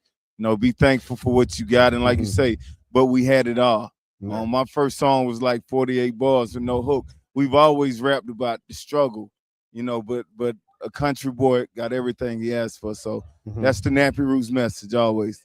I got to ask you too, because we had fun with Waka on this one, so I'm gonna have fun with y'all too. With all these shows kind of making a comeback, or at least the movies getting released now, with the Toy Story 5 in July, the Masters of the Universe, which was my cartoon, Filmation on Amazon Prime now. the He-Man, all that stuff right there, the She-Ras. We got to talk to Walker about so many different cartoons out there too. Resurface just kind of coming back, and then the Star Wars stuff that feels like it'll never end. Right. Some spin off And of it something shouldn't. else, and it shouldn't. What were some of y'all individually? You can pass the mic around about favorite cartoons growing up. Somebody got one loaded. Okay. So yeah, this is Clutch, by the way. With me being like an '80s baby, you know, of course we had the Transformers, we had G.I. Joe, we had He-Man, like you mentioned. So it's good to see it coming back, and for this generation to get to experience what we experienced, because we grew up in the best era, you know. Yeah, we did. So in the '80s, baby. So everything's cyclical, and it comes back around, goes around, it's coming around, and it's things are looking up. Even though I can argue that the economy is, you know, it's a whole bunch of politics in that, but I won't go into that. But we ain't have a lot, but we had it all. We had it all. And, you know, that's pretty much where we are. Clutch is right. Transformers. Yep. You can't say Transformers. Remember the generic ones, the GoBots? Yeah. I mean, I don't want to go bots. This is Yes, that was another good one. This Yeah. is skinny. I was about to say Mass before he just said it, but I would say the X-Men, the original X-Men cartoon. Absolutely. That was crazy. Like, I'm a big Wolverine fan. Oh yeah. You know, so and Teenage Mutant Ninja Turtles. Yes. I loved that when I was growing up as a you know, I grew up in the 80s as well. So anything around that was kind of original to adolescence. Yeah. The remakes are cool, but the originals, the first ones, like even the first Teenage Mutant Ninja Turtle graphic comics is what I was like really into. And I was a big fan of Mask and Rhino and Gator. I had those toys when they came out. So I was blessed as a kid to have that in my life to help me who I am today. I love that too. And then I'll tell you one that came to mind. The Walker was he goes, first one he said, Thundercats. I was like, yes. Thundercats. Yeah, no, that was the Thundercats was a great one. Man, what else did we used to watch? I mean, you know, everything from damn Smurfs to damn you know what I mean? Like they said them all though. I remember having the action figures was my thing. Like the G.I. Joes, we used to cut them apart and then like take the rubber band and then swap out legs and arms and hands and heads. Yeah. You know what I'm saying? And then put time back together, which I don't know how we did that. You know what I'm saying? Nah, it was like a rubber band that you had to. Anyway, so we was flipping toys, man. We and then wrestlers, man. Wrestling was my thing. Your thing, okay. You know what I mean? All the wrestlers. So the WWE, WWF. Shout out to all the wrestlers. It was F, the E. The F was my generation. That's right. Ultimate Warrior, Randy Savage, man, Macho Man. George I had a George the Animal Steel action figure. Coco Beware. Yes. Bird man. Yeah, man. So yeah, Tony, that's what he was saying. Yeah. Well, with wrestling, I get the leagues mixed up, but with them having a new deal with ESPN, do you like this whole new layout of wrestling? Like it's bigger than ever right now. It is. Well, we had that discussion a minute ago, and we think. Oh, I got Mike.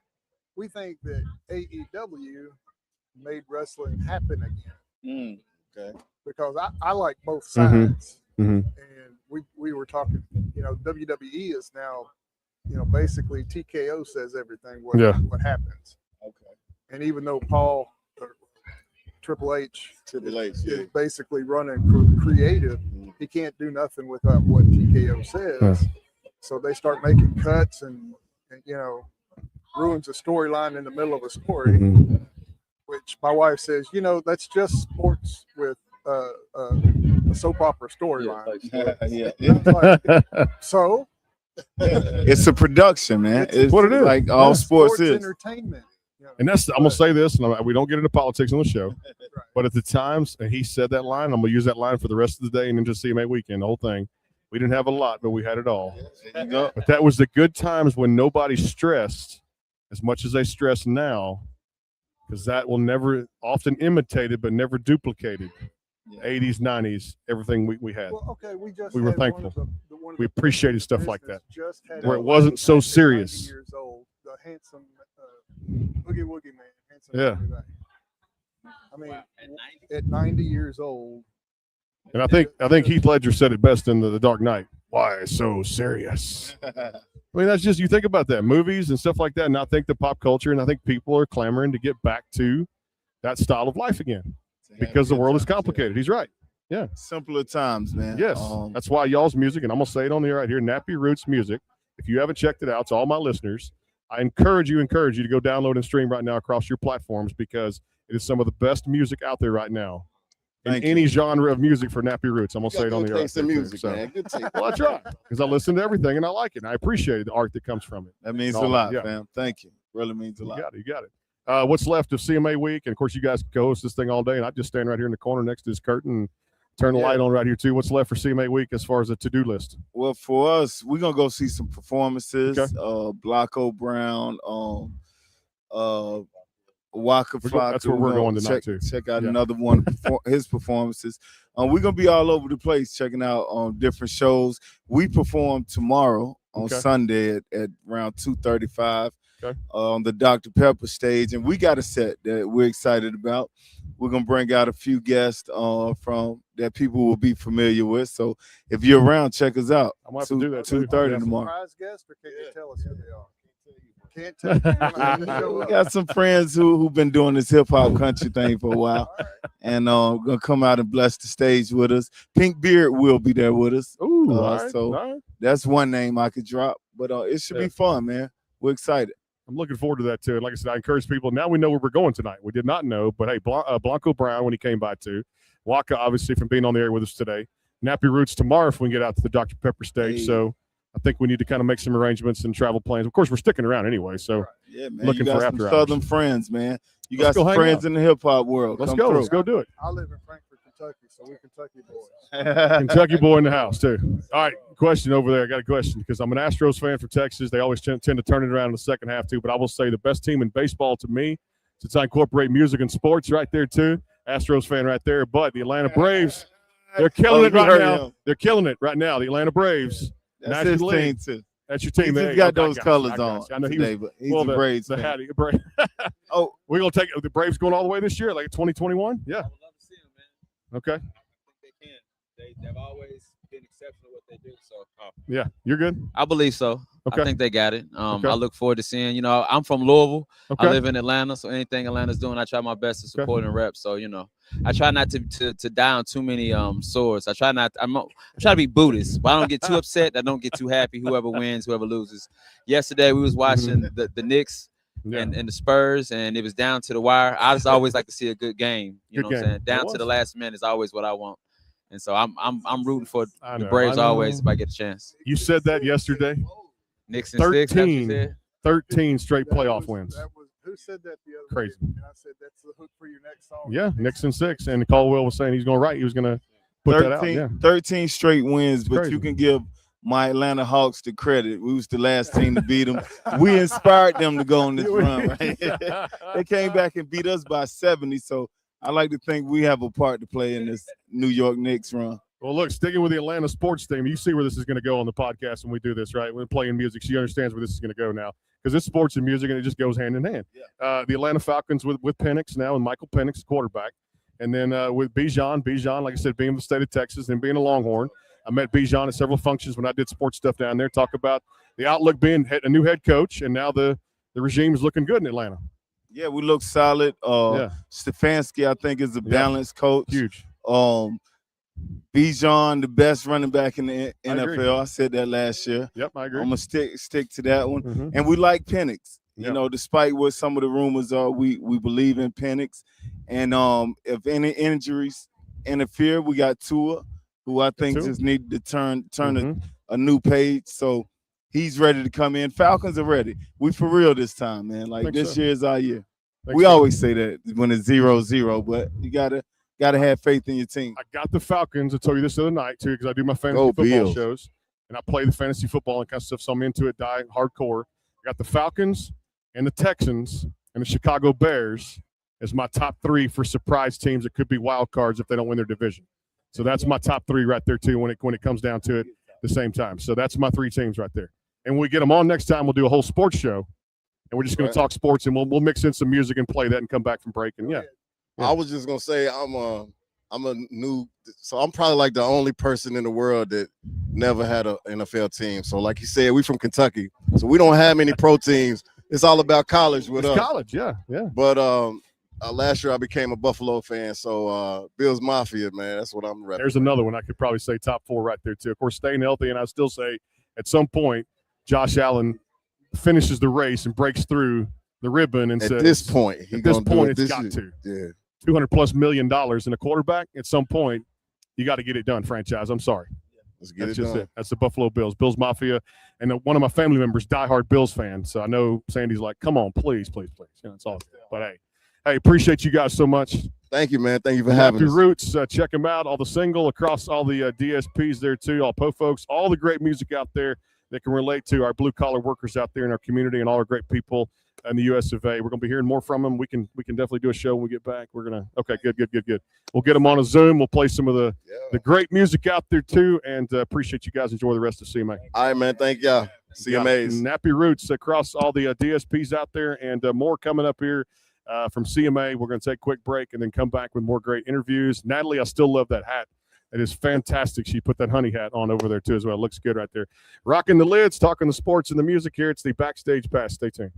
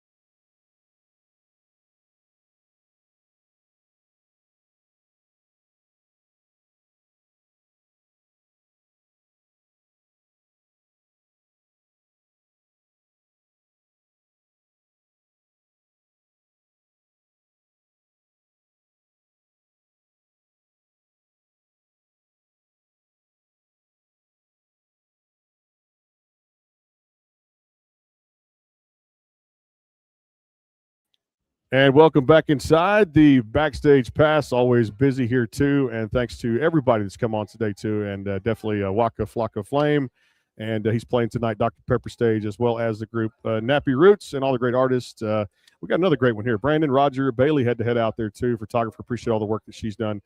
Today live from the Music City Center here in Nashville, Tennessee, day 3, and it's been a blur, but a good autopilot mode. Carolyn Miller, an OG to the show. What's going on? What's up, everybody? Happy to be here. Thanks for having Always me. good. She's always dressed to the occasion. Oh, Great you boots. know. Look at her. Compliment the outfit. We're here. We're ready. Rocking and rolling, too. Rock and roll, baby. Now, That's you go. right. And for you, a lot's going on too. Meet and greet, playing the stage. Yep, and you're yep. actually out of here. CMA Fest is short for you. Yeah. Yeah, actually, I woke up yesterday morning at 3:30 in the morning, and I took a 7 a.m. flight from New York, which is really like 6 a.m. Nashville time. Landed, went straight into glam mode, and I ended up doing a whole bunch of interviews here in the media room. Ran a rehearsal, had a show last night or yesterday afternoon. I'm like, I don't even know what time. What is? Yep. Yeah, yesterday afternoon, and then this morning we had the fanfare meet and greet with Creative Vets, which was awesome, and some more interviews here, and flying back to New York tonight. So yeah, I call it the Nash Dash. The Nash I get in, I Dash. get out. You know, it's like The Nash Dash. That's a new term we Nash could use. Dash. No doubt about that. the Nash Dash. Another I know. song. I want to start a podcast called the Nash Dash and like So have if it you be. started, I can come on there and. Oh, will you be my guest? So, yes. I would love that. I would Great. be her Sold. guest too. 'Cause There you go. Shaylin asked me. She said she started one yesterday when she came by, and Shaylin goes, "Well, I'm starting a podcast now.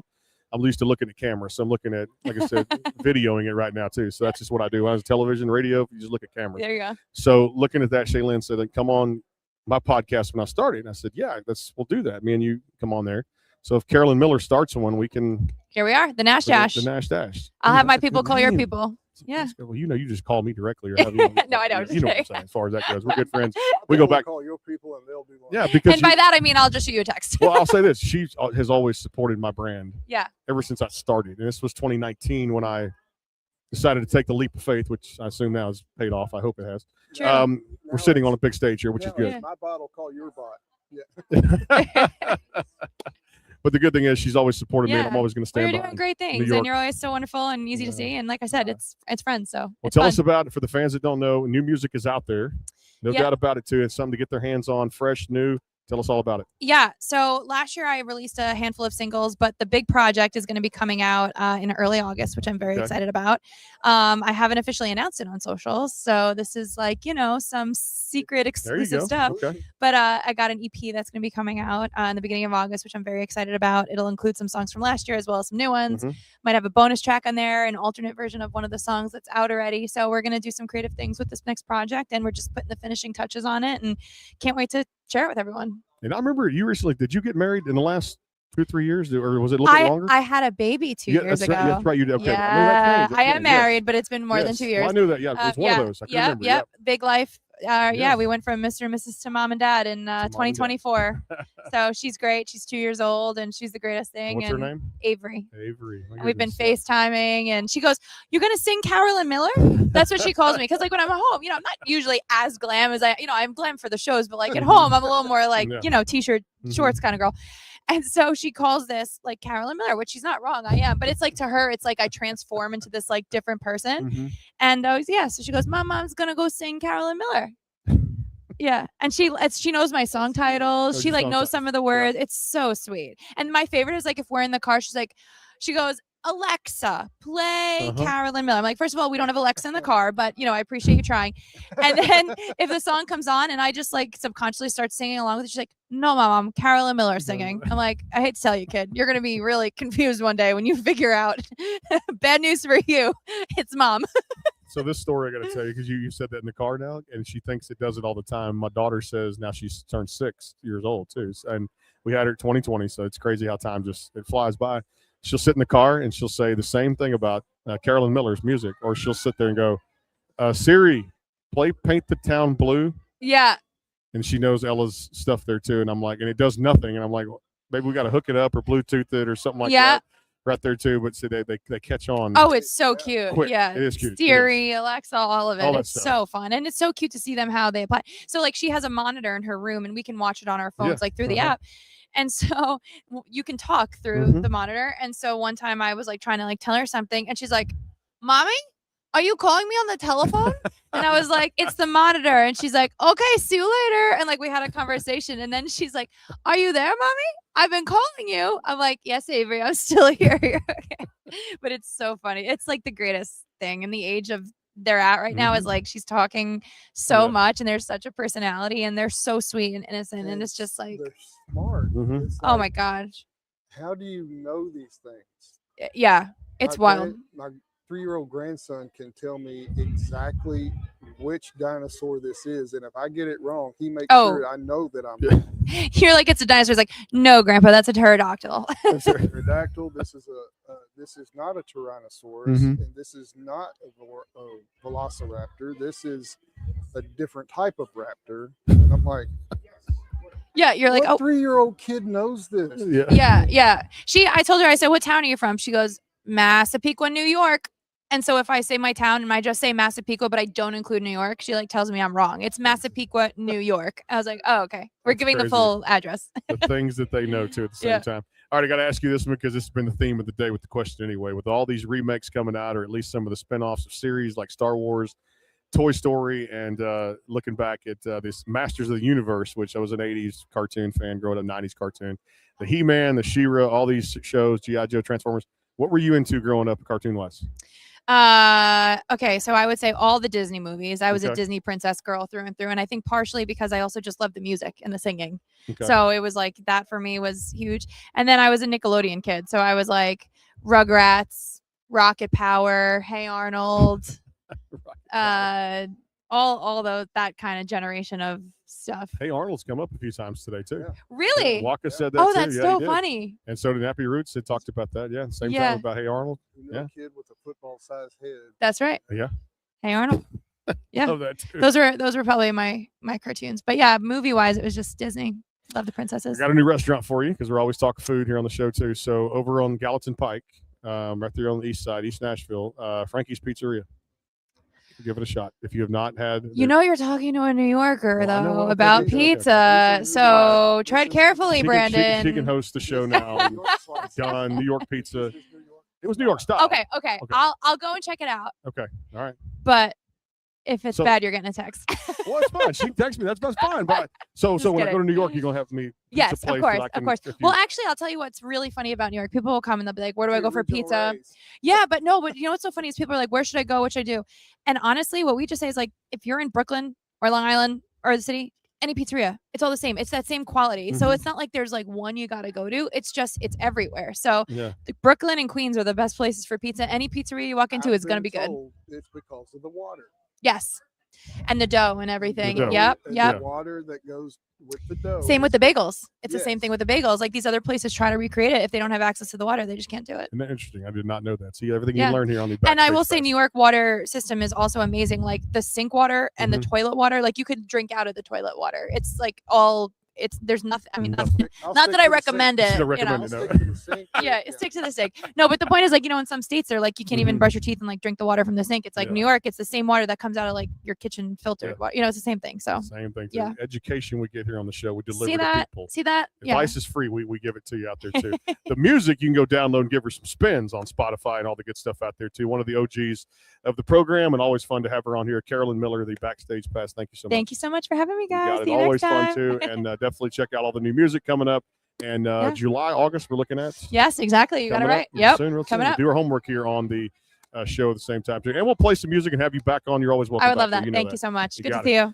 Good to see everybody here. It's a reunion. I know a couple more coming up here too. About another hour of coverage here on the stream. CMA Fest continues. Stay tuned.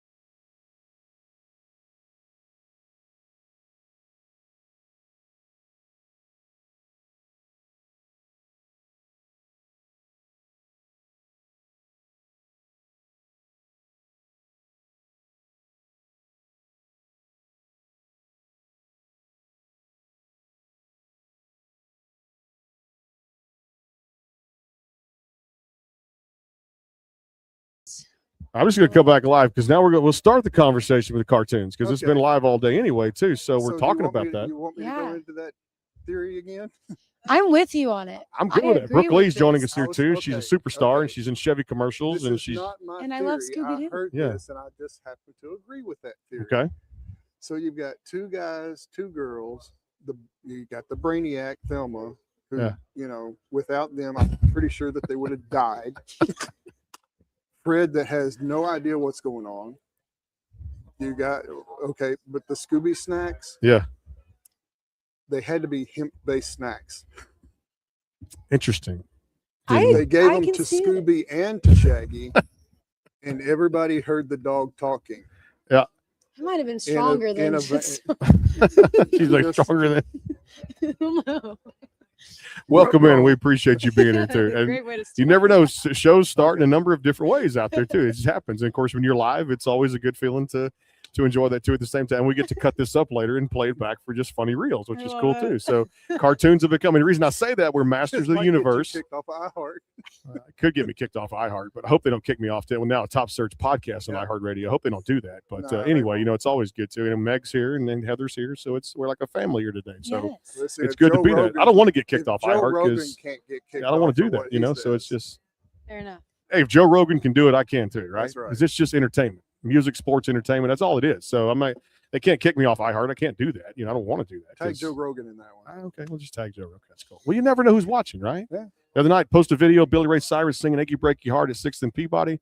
Wake up the next morning, 20,000 views. You never know. I mean, you just never know what viral is going to go. Seriously. Well, she did viral in the commercial. I want to talk about this off the top right here because the EP is Desert Darling. We do our homework here on the show, April 17th. Yes. Wow, you're on Okay, it. boom. There we go. Damn. Meg's like, we're going to tape when we get back home. I know we are. April 17th. How to remember all this. Anyway, especially with Waka was rapping on the air. Nappy Roots is talking Braves baseball. We just go from one thing to the next year.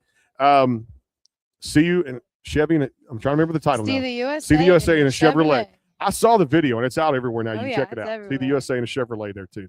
First time I was off my game. But anyway, knew it was a great commercial. Knew Chevy was involved.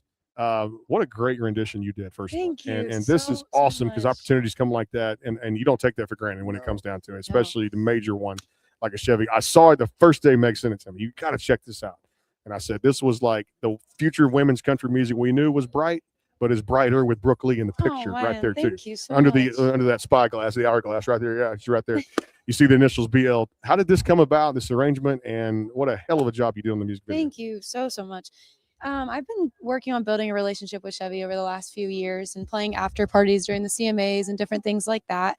The CEO of my company where I'm at, Spirit for Publishing, has a great relationship. And so he put my name in the mix, and I was recording the last song on the EP, and we got a phone call, and they're like, it's like a 10% chance, but it might happen. And then a few weeks later, we landed it. Absolutely insane. Feel very, very blessed to be a part of it. And as far as the song, it was so special. My grandparents knew every word to it from Dinah Shore. And so I knew how to do it justice. And it was really special to be able to bring that back to life. Now, on top of that, April 17th, the Desert Darling comes out, and there's a lot of great songs on there. So I encourage fans go check it out and listen to this. So iHeart and all the stuff are out there. How did this come about? Selection of songs, and I know it's always hard to pick songs that go on a record that are maybe 6, 7, or an EP, something like that. But when this came out, this is one of the ones I started jamming to, got my daughter into, and a lot of just females that are kicking ass in country music are listening to it right now too. A lot of great things on this project. Yeah. Thank you so much.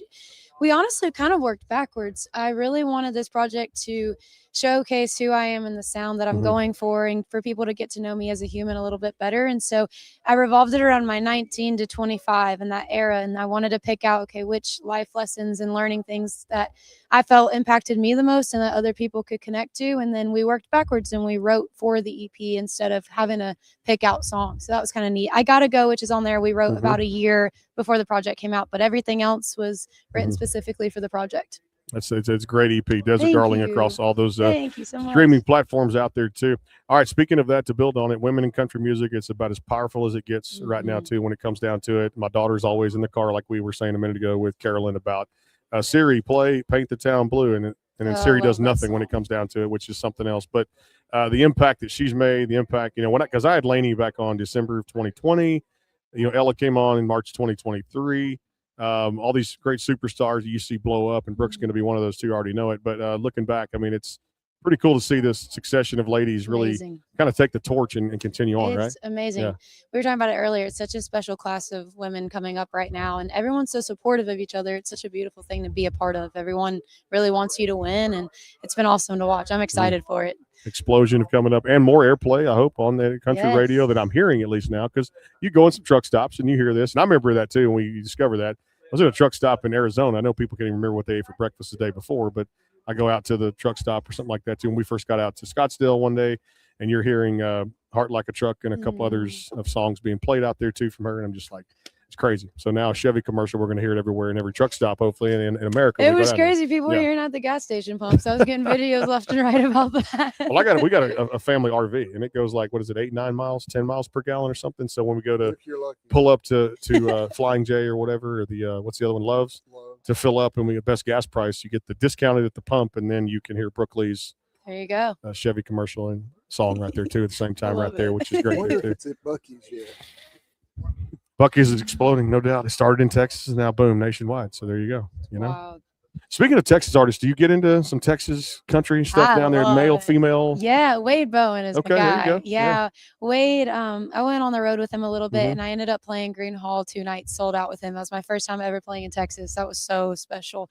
But I love Texas artists. It's There you go. great. Randy Rogers, good Randy's friend of the program. awesome. Yes. Randy's a good friend of my program. Wade Bowen's been on a few times. Yeah. Pat Green's been on with me. I love it. I mean, how many have we had? I don't remember. Texas was the first market we Told impacted. you, I keep that's looking at the list. Yeah. It makes me tired every It time makes I me look tired at thinking about it. It does. I tell Heather sometimes I just put it in a thing and whatever. Anyway, just go listen to it. So we put them up on iHeart. Y'all can go just hear the reruns whenever you get a chance to. And we play some music, which is good. We're going to do that for Brooke when we get back to is actually tape one and play some of these great songs too.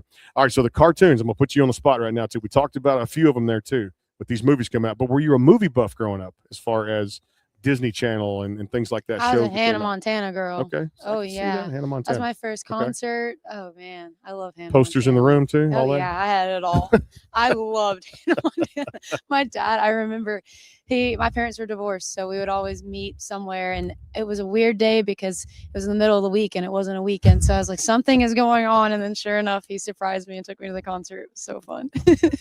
All right, toppings on a Brooklyn pizza. What are we looking at? People there? judge me, but I'm a Hawaiian pizza girl. Actually, I like my pineapple. Do they have that over there? I don't think so. We saw a selection of them. Frankie's Pizzeria in Gallatin Pike, which was there last night, which I thought was like really good. Yeah. There's that restaurant that has pasta, but that pizza place was next door. And you know, we both ate for $25. Now, there ain't many places in Nashville where you can get a meal for $25 and feed 2 people. No kidding. Like share a pizza and then some appetizers and salad, but it's a solid pizza. I give Frankie's props. I really do. Yeah. So made fresh every day, sauce. yeah, I wish they had Hawaiian like over there too, because I can do the pineapple and the ham on the Canadian good. bacon, whatever, I on like- the pizza. I like the pineapple with the pepperoni too. Mm-hmm. It's another good one right there. What other places here in town do you kind of get into? Because Nashville's got a little taste bud for everything out there. Cilantro is my spot, but I love me some Mexican food. South 8th Avenue, you got to get over there. It's so good. Cilantro. Cilantro. Okay. And what Mexican is that? Mexican food? Yeah, For it cilantro? is. Okay. Okay. Yeah, I go for those enchiladas Ooh. or the oh my gosh, what do we get? Oh, the chimichanga is good too. Chimichanga? Yeah, I love a fajitas. But I get the Yes. Hawaiian fajitas. Imagine that. That's what I was trying to think Hawaiian- of with What? the pineapple. They even had Hawaiian fajitas. My wife Yes. likes the mocajete. Okay. It's in that. It's in a like a little. Almost looks like yeah. Yeah, It's in the yeah. mortar and pestle, and it's got the. Ooh, that sounds good. It's got pineapple and it's got cactus in it. It's Wow. got- I'm gonna have to check that out. So they- but it's like a big fajita though, but it's got this. It's sweet with the pineapple. Yeah. She gets it anytime that we can find it because Oh, not I need to everybody check has it out. So if they've got those kind of enchiladas, what she's talking about, like Hawaiian enchiladas. Well, I know that my latest kick that I've been on has been the chicken, the mole enchiladas. I love the mole sauce. Okay. Which Yeah, is something I that's enjoy good. doing too. I got That's a good, good, really. That's I got to try some cilantro on 8th Cilantro. Avenue, maybe tonight before we go to the shows. I'm just saying, I'm not losing How my many parking times spot, but how many times are we eating tonight? Huh? Because you said we're going back to Frankie's and then we're going. well, I mean, I don't know. It just there's always something to try here in Nashville. I mean, that what was it, 6th Floor Diner, the one over here that Yeah. went up there. That you'd be surprised how good a Caesar salad was. It tastes good after not eating for well, 7-8 that's hours. Yeah, it No starts to kidding.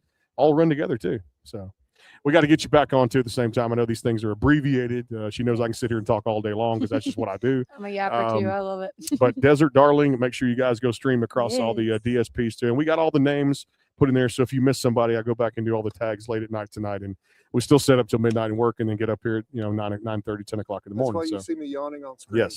yes, no doubt. Because we work till you ask Heather Conley. I'm one of the hardest working people in the business because I'll set up and do everything and wake up at 20,000 views the next day, which is great. Some people don't think my brain works, but it doesn't shut off. It doesn't shut off. It does. I can And then some relate to nights, that. like you said the other day, where the songwriter wakes up at 2 a.m. with a hook and they have a hook on there too. And then they put the rest of the lyrics with it and finish it at 6 a.m. or sometimes they can go back to sleep. Sometimes the wheels just, you go to sleep when you go to sleep. That's it. Appreciate you being with us. Hey man, thank you so got much. it. I Brooke loved it. Lee, one of the ones we're keeping an eye on too in country music, the female division out there. More live coverage coming up here. I've lost track of the schedule. I have no idea. So whatever happens. Waka took over at 1:30 and we just never looked back because it's all good. So there you go. He was talking about all these fun topics, cartoons, and then he rapped a little bit. And then he talked about the wrestling. He got into his Mount Rushmore of wrestling. He did. All right. So you never know. Brooke Lee, we may have some conversations of wrestling. Were you a wrestling fan? She was I don't not. know a Okay. I thing didn't know about she had any wrestling. action figures. No. Growing up, I had no idea about that. No So wrestling for me. she had a Mount Rushmore of Ric Flair and Hulk Hogan and I Ultimate like Warrior. the fighting stuff. Rocky was my favorite movie, so I'm like there in you it, go. but not wrestling. I couldn't get on all that. Just get there. We appreciate you stopping by. Thank you, guys. Brooke Lee on the program. More coming up here. CMA Fest rolls on. Stay tuned for more interviews.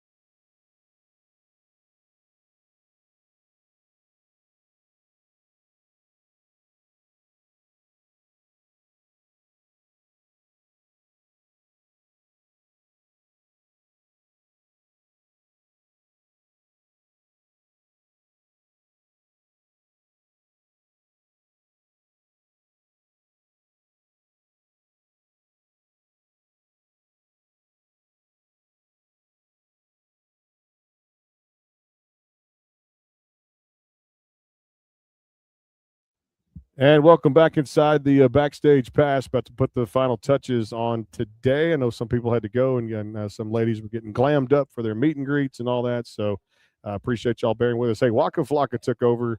You kind of had to listen right there, too. And we talk cartoons and everything else out there, plus Mount Rushmore of wrestling. And now it's time to take it out on our guitar here on the backstage pass. We don't have a guitar, but Mariah was going to give one away the other night with her DM stuff, whatever. Like you did it? Yeah. I did it, but she hasn't said that. She hadn't said anything. Okay. We could actually bring it in here and just boom, or just destroy, because Bella Lamb is here joining us here. I'm not going to destroy my Well, guitar. that's the latest single is Take It Out on My Guitar. So it's all I good. mean, we lit one on flame for the music video. Well, there you go. So. See.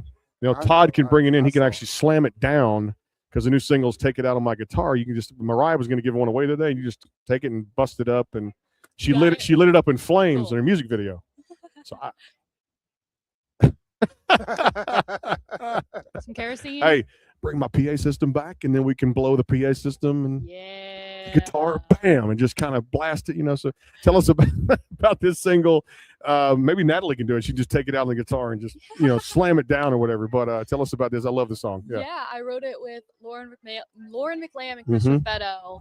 And I remember I came in with just the title. And when I was trying to think of the title, I was listening to some Taylor Swift, because I love me some Taylor Swift. She's a Swiftie. And I was listening to Lover, and I loved the line, her bridge, with every guitar string scar on my hand. Because I was like, when you're a guitarist, your hands get real ugly and real banged up. So I was like, well, how can I kind of make this my own? So I was like, well, I write songs instead of talking to people, which is very healthy, right? Who needs therapy when you can write a song? Who needs therapy when you write a song? Yes. So I was like, well, I could turn that into a song. So because I take it out on my guitar, and I took that title in there. We just kind of ran with it. And Lauren, she's also a massive Swiftie. We shout out Taylor Swift in the song, because it's just taking out your guitar. And she's known for it. Carrie Underwood's known for it. The Chicks, Miranda Lambert, we shout all of them out. Should have all of them out there. And it's the sass, it's the attitude. It's the kind of song that I kind of feel like is a summer anthem, when you're just like, I'm just going to work out. For me at the gym, it's been actually just a workout song to kind of just enjoy it and have fun and put it on. Get your gains, but take it out on my guitar. That too. Of course, it'll be a bar in the weights, but the weights aren't going to do anything, just make me stronger. But take it out on your weight bar. The weight bar. There's a hook. Another one. Hey. Take it out on your weight bar. That'd be another something right there too that we could do. All right, the big conversation for us today. I know when Waka took over, and then the Nappy Roots came by and all this. And we're sorry if we couldn't get to an artist today, because it's been so busy here in the booth. It's like a lockdown station. We're stuck here, and we can't even go out to the spotlight stages or any of the meet and greets and walk around, because I want to buy a T-shirt, but I can't even go support some of these artists and go buy T-shirts, because we're just confined into this little booth here. So how's CMA been so far with these meet and greets and these stages and all these things going on for you right now? I am having the most fun, and this is my first CMA Fest, so it's been kind of overwhelming, but at the same time really fulfilling. I'm even a little overwhelmed sitting backstage, everybody walking past me. I keep going, oh my gosh, that's who that is. Who that is. I always like to say I'm a great artist, because I'm a great fangirl. And I just love meeting people, making new friends in the industry, meeting fans. That meet and greet was the most fun, and then playing shows, because that's what it's all about, making music. And that's the beautiful country music's biggest reunion, if it's going to happen. It's actually the CMA Awards show. And, of course, this week in Nashville, when all the fans do come out. Broadway's been crazy, and I know a few times you and I had to just get away from it after the things we went down there for brief events, because it was so packed, and it was just people up and down the streets having fun. They're out, and that's the best part. I love seeing the fans, because I've already done it as a fan as far as coming here before when I was in my teens, and just enjoying it there too, just as I'm a fanboy thing, as Bella talks about and all that stuff. But now as a media member, I just can sit back and put a smile on my face, and fans come to me and they're like, wow, you got to meet her. You got to meet him. Oh my goodness. I did that when I was your age. But the musician and me walking down the street, there's a band right here and then the band right here doing two different songs, and the drum is going one beat in this year, one beat in this year. I'm like, it's fun when you find the spot where one dies and the next one starts, and you're like, I hear both of them at the same time. It's great. It's been good. All right, you put a little thought into this question. Okay, so cartoons, all these movies being remade, Masters of the Universe, now Toy Story is on its fifth film. Just saw The Mandalorian and Grogu and things like that. What did you, whether it be movies, sitcoms, cartoons, what was the classic stuff in your time? Goodness, there's a lot. I loved the Winx Club, which was fairies. My daughter's into that too. Yeah. Oh yeah. I'm trying to think. I was really big into anime. Still in Anime, it a little okay, bit. yep. That's the Asian American in me. I loved Yep. it. My Hero Academia was a fun one. That was a and fun one. Fruits Basket. I Mhm. loved anime so much. Haikyuu was a fun one for me That was too. another one. Yep. Yeah. My daughter's on the K-pop train Oh, now. yeah, yep. And her Unicorn Academy on Netflix. Oh, cool. So that's her deal with that for shows. Yeah. And then the fairies. What is it called again? Winx Club. Winx Club. That's Yeah. the one that's been. My Little for her- Pony. Friendship is Magic. Nobody's mentioned that. Look at that. She gets the golden guitar. Oh, that's Yes. the Australian award for. Yeah. I loved the ponies. My Little Pony. Nobody. Waka didn't even mention that. Oh my goodness. Yeah. So I for ladies mean- out there, yes, that was the show. If you have anything, put it in the comment box out there. But man, that's a classic. Even because we were watching that. Yeah, they're growing up too. Like I said, 'cause my brother and my sister and all, just Well, had here's the fun. thing. Yeah. I grew up on Gen 1, which was the really old one Mhm. with the big ponies. Yeah, I remember that. My sister still collects the Mhm. old toys. And then when Gen, I think 3 or 4 came out, Mhm. it was with Twilight Sparkle and Princess Celestia. I loved that one too. I was a little old for it at the time, but I still loved it. I ate it all up. Yeah, I can't tell you how many of those little bitty blue brushes that my daughters had. Yeah. Little hair. Yeah, I remember those. And They're you kind of see it giving being Lego. brushed. Yeah, yeah. You step on one, it feels like a Lego. It felt like it. It hurt. Yeah. Yes. I just thought of another one, and nobody's mentioned this one. You ready? Strawberry shortcake. There's that That's one a good too. one. Care Bears. Oh, that's a good one. Ooh, has anyone said Monster High yet? With that, because of this, honestly, come on, you wish you could do that with your belly, right? Make rainbows and make all these special effects and like You can't. I've never tried, but a Care Bear stare, but What could you do with your belly? Nah, never. he's like, it's about as good as singing a song on stage too, which I know I can't sing. You can too, but yeah, any tricks, hidden talents? I'm sure we got to talk about this off the air too. That's gonna be funny. Okay, all right. So that's I mean, I can juggle, and that's one of my hidden talents. I mean, not like maybe a couple. I know, yeah, because that was because he was talking about late night TV, and then he brought that up because that was David Letterman. That was the show. Everybody, Conan was on right after that too, late night. So that was my shows. Jay Leno. I mean, that was the late night TV stuff. But anyway. And then you mentioned one Saturday Night Live because it was always a fun thing to watch on NBC. Which Back when it was funny. I The only get that. thing good on Saturday Night Live now is the Weekend Update. We need to be a part of that too. Get in touch with NBC and do a contract or something with the show. You never know too.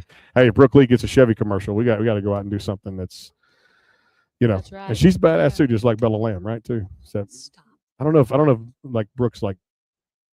Well, I know she lit the guitar on flame in the music video, but I don't know if Brooke's done that. I know Bella has, but take it We out of did my something guitar. else to another guitar for Boot First. And I won't say what it is yet, but Wow. Okay. No exclusive here. No.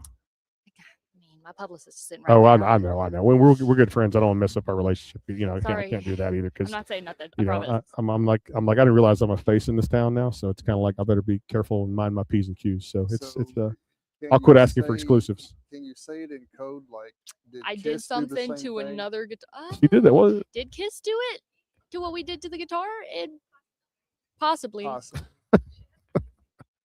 Yeah, We're gonna that's talk what about that. Let's lay it on us. Let's go. Yeah. It's called Boot First. Boot First, I wrote okay. it with Kaylee Ann Lowe and Jessica Kane. Mhm. Love them. And it's coming out June 26th. It's another June summer anthem. 26 Yeah. too. Like she could do it. I mean, she's just gonna take it out on my guitar. Yeah. Everybody's figured out. Yeah. Who was it that said? Who's got the one that is actually called Summer Anthem? Summer is the song. We talked to him today, this afternoon. They've got a song that's actually called the Summer Anthem. Was it Ryan Rivers? Might have been Ryan Rivers when he came through. Yeah. They're doing a summer anthem. Everybody's Yeah. actually said, hey, they didn't have one the last 2 years. Now I'm cursing myself that I didn't think to name a song Oh, summer anthem. See, but June 26th, brand new one coming out there too. So there you go. Follow her too. Boot Hey, we First. apprach you being with us. Yeah, absolutely. Thank you. Thank for you having so me. much. You got to have her back, and you can email me. We'll do a whole full show when I get back there, and we'll play some of the new music. I think I like doing it around the release dates to put the shows out. So if we can do that, that would be kind of a cool thing. Take it out on my guitar, and the new single coming out June 26th. If we can do that, go for it. Yeah, you're hosting now. Go. Yeah. When is the last time you did something boot first without thinking? Just diving in. Just diving in, boot first. Yeah. Without thinking. Well, that's a question. Okay, that's something we're going to incorporate here on the show now. Yeah. I got it. I got it. Okay. When I took my daughter, I've been showing my daughter now how to do swim lessons. So she's 6 years old now, and we're going to the community, the pool that's out there too, or the health and wellness center back home, and she's taking the swimming lessons. Well, I just told her, I said, no, boot first, and I put safety first. I always get it. You put the life jacket on, or you put the floaties on the arms. I just told her, I said, Daddy's going to dunk you, or I'm going to throw you in the deep end, but I'm going to jump in first so you can see how it is in the pool, and then I'm just going to yank you by the arms and boot first. Just boom, just do it. Yeah. So, but I did safety so she would not, drown or anything. And then I got in trouble because Daddy, stop, and I'm like, well, I'm just trying to have fun in the pool. And of course, RV campouts, we have fun in the pools all the time at KOA campgrounds. Another shameless plug, but yeah. That's what I thought of that came to mind. So just deep in, man. I didn't care. I didn't even ask how deep it was in the pool. I had no idea. I'm trying to think of something that I did with thinking. With Valid. we probably think too much on the show. I know we do, but Probably. we're educating people, right? That's what we do. I'm sorry. No, I have not. Oh. You've not danced in a bar. Not Coyote. Not Where at? This was back in my younger days. The younger days. So a few days ago? It's been a long time. It's a little place called O'Reilly's in Richmond, Kentucky. Oh, okay. That was a long time ago. Shout out to O'Reilly's in Kentucky. Kentucky, there you go. It doesn't exist anymore. Oh. Now this just came to mind too, and just thinking about stuff. So she put out a song that was called "Tears in My Tequila." Yep. That was a favorite of mine to jam to in the car, which is another cool summer anthem, or at least for me was, I guess. Tell us about that one too, because I wanted to hear. That was a pretty cool title for a song. Yeah. It was Jason Blaine and Benji Coert I wrote that with. But here's the thing. I also went into that one with the title in mind. My mama thought of it. Props to Mama, right? Yeah, she's country's cornbread. Country's cornbread, She is cornbread basically. Mhm. And she thought of it and she was like, I don't know what it means, but you write it down. And I wrote it down and brought it into the writer's room and we're like, we got it. We're writing a bar song. Shout out to Miranda with Tequila Does. So Can I play "Tears in My Tequila"? Is that one you want to do, or I'll just whatever. I'll just play whatever, because at some point I have to just be quiet on the interviews and then let the songs take over too. Bella Lamb here. Make sure you guys, June 26th, Boot First, and of course "Tears in My Tequila." All these songs, taking it out on your guitar, all the good stuff there. Appreciate you being with us. thank you so much for having me. You got it. Bella Lamb here, the backstage pass. Hope you had a good time. Come back anytime. We'd love to have you here too. It's kind of quieted down, Roger, since the a lot of traffic was going foot traffic through here, and it was kind of noisy, and then it quiets down. So we're rolling. I think we're on time, which is pretty cool here too, because Waka just took us to another direction today, which was looking up cartoons on his phone, like in the middle of the interviews, just sitting there, and I'm like, fun. So he did too. Yeah. Got to stand next to him for an hour today. You It was took great. pictures. Yes, you did. I know you did. Here's the thing. I look like a thumb in them because he's just so tall He's so next tall. to me. Yeah. He's a tall guy. Yeah. I'm 5'2" and the half counts. Yeah. Well, we know where we're going tonight too. And then Blanco Brown came through here and was sitting walk through. You know, a couple of years ago, he actually brought Blanco Brown had a pup in here too with his family. He brought a dog, and the dog was barking. Yeah. So it was kind of funny. I was just saying that the Blanco Brown was in here earlier too, and you never hear you're gonna see in here, like starstruck, whatever. And Blanco, my booth was back, I think, behind there, and Blanco brought his dog in here, his pup, and they were just barking, and yeah. I mean, we were holding puppies earlier out in Fanfare. So. Fanfare. So I mean, where'd the puppies come from? The dog. They're up for adoption. You can just go in there and take one home, I guess. I had so much restraint. I didn't take one home. Please end this before my wife sees this thing. Many apologies. All right, well, we're going to end this right here, too, because we can go on all day. Y'all know that. Live stream stays there, and I have no idea who's coming up next, but stay tuned. It's CMA Fest, and you never know. Could be Randy Travis. He was in here yesterday, too, as well. So it's good to see him and good to see Mary, too, as well. Hang tight. More CMA Fest coming up. The Backstage Pass. Stay tuned.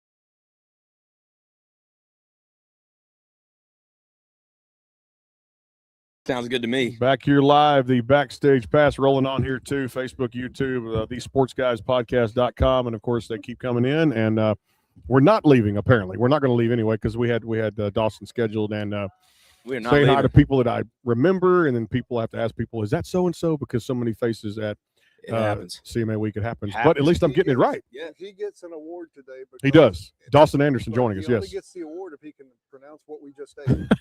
It was called the Stroof. It was like a Stroof waffle. Stroof waffle. It was like I think they said it means street waffle. Yep. Street it was waffle. like a caramel waffle cookie. It was delicious. Some girls from the Netherlands just Isn't that crazy? ran into him in the hallway. They're like, "Do you want to try this?" I was like, "I have no idea what that is." Again, I So don't yes, know I if do. It was really, really good, or we're just really, really hungry. One of the two, or a combination of both. Yeah. Combination of both. Maybe well, the I can tell you latter. this. But Because there's no food in here. really Yeah. Yeah. In the media room or anything that's I told Todd next year they order a bunch of pizzas and stack them on here too, and just Domino's. And Oh, yeah. we can figure out who pays what. But whatever, I'm sure everybody would pitch in. Like $10 a piece, and you get about. It's tough out here, man. It's rough. They don't make the food accessible. I was waiting at a street vendor outside, and it was. Well, I know it's CRS when I've come there, and you'll do that next year. Hopefully, we do that. But at the Omni Hotel, you can actually go down, get a sandwich, and come back up and actually eat something during a break, and then you have more interviews. Here, I've seen not even pizzas, and we could, like I said, we didn't get one last year. So Todd, 60, 100 pizzas next year, and y'all can media room, and if you're back with us, we're back. I'll eat pizza, always. Sponsored by Frankie's. Yeah, Frankie's Italian, Frankie's Pizza in Gallatin Pike on East Nashville. I would love to have that too, which would be great. Next time. Next time. We'll do that too.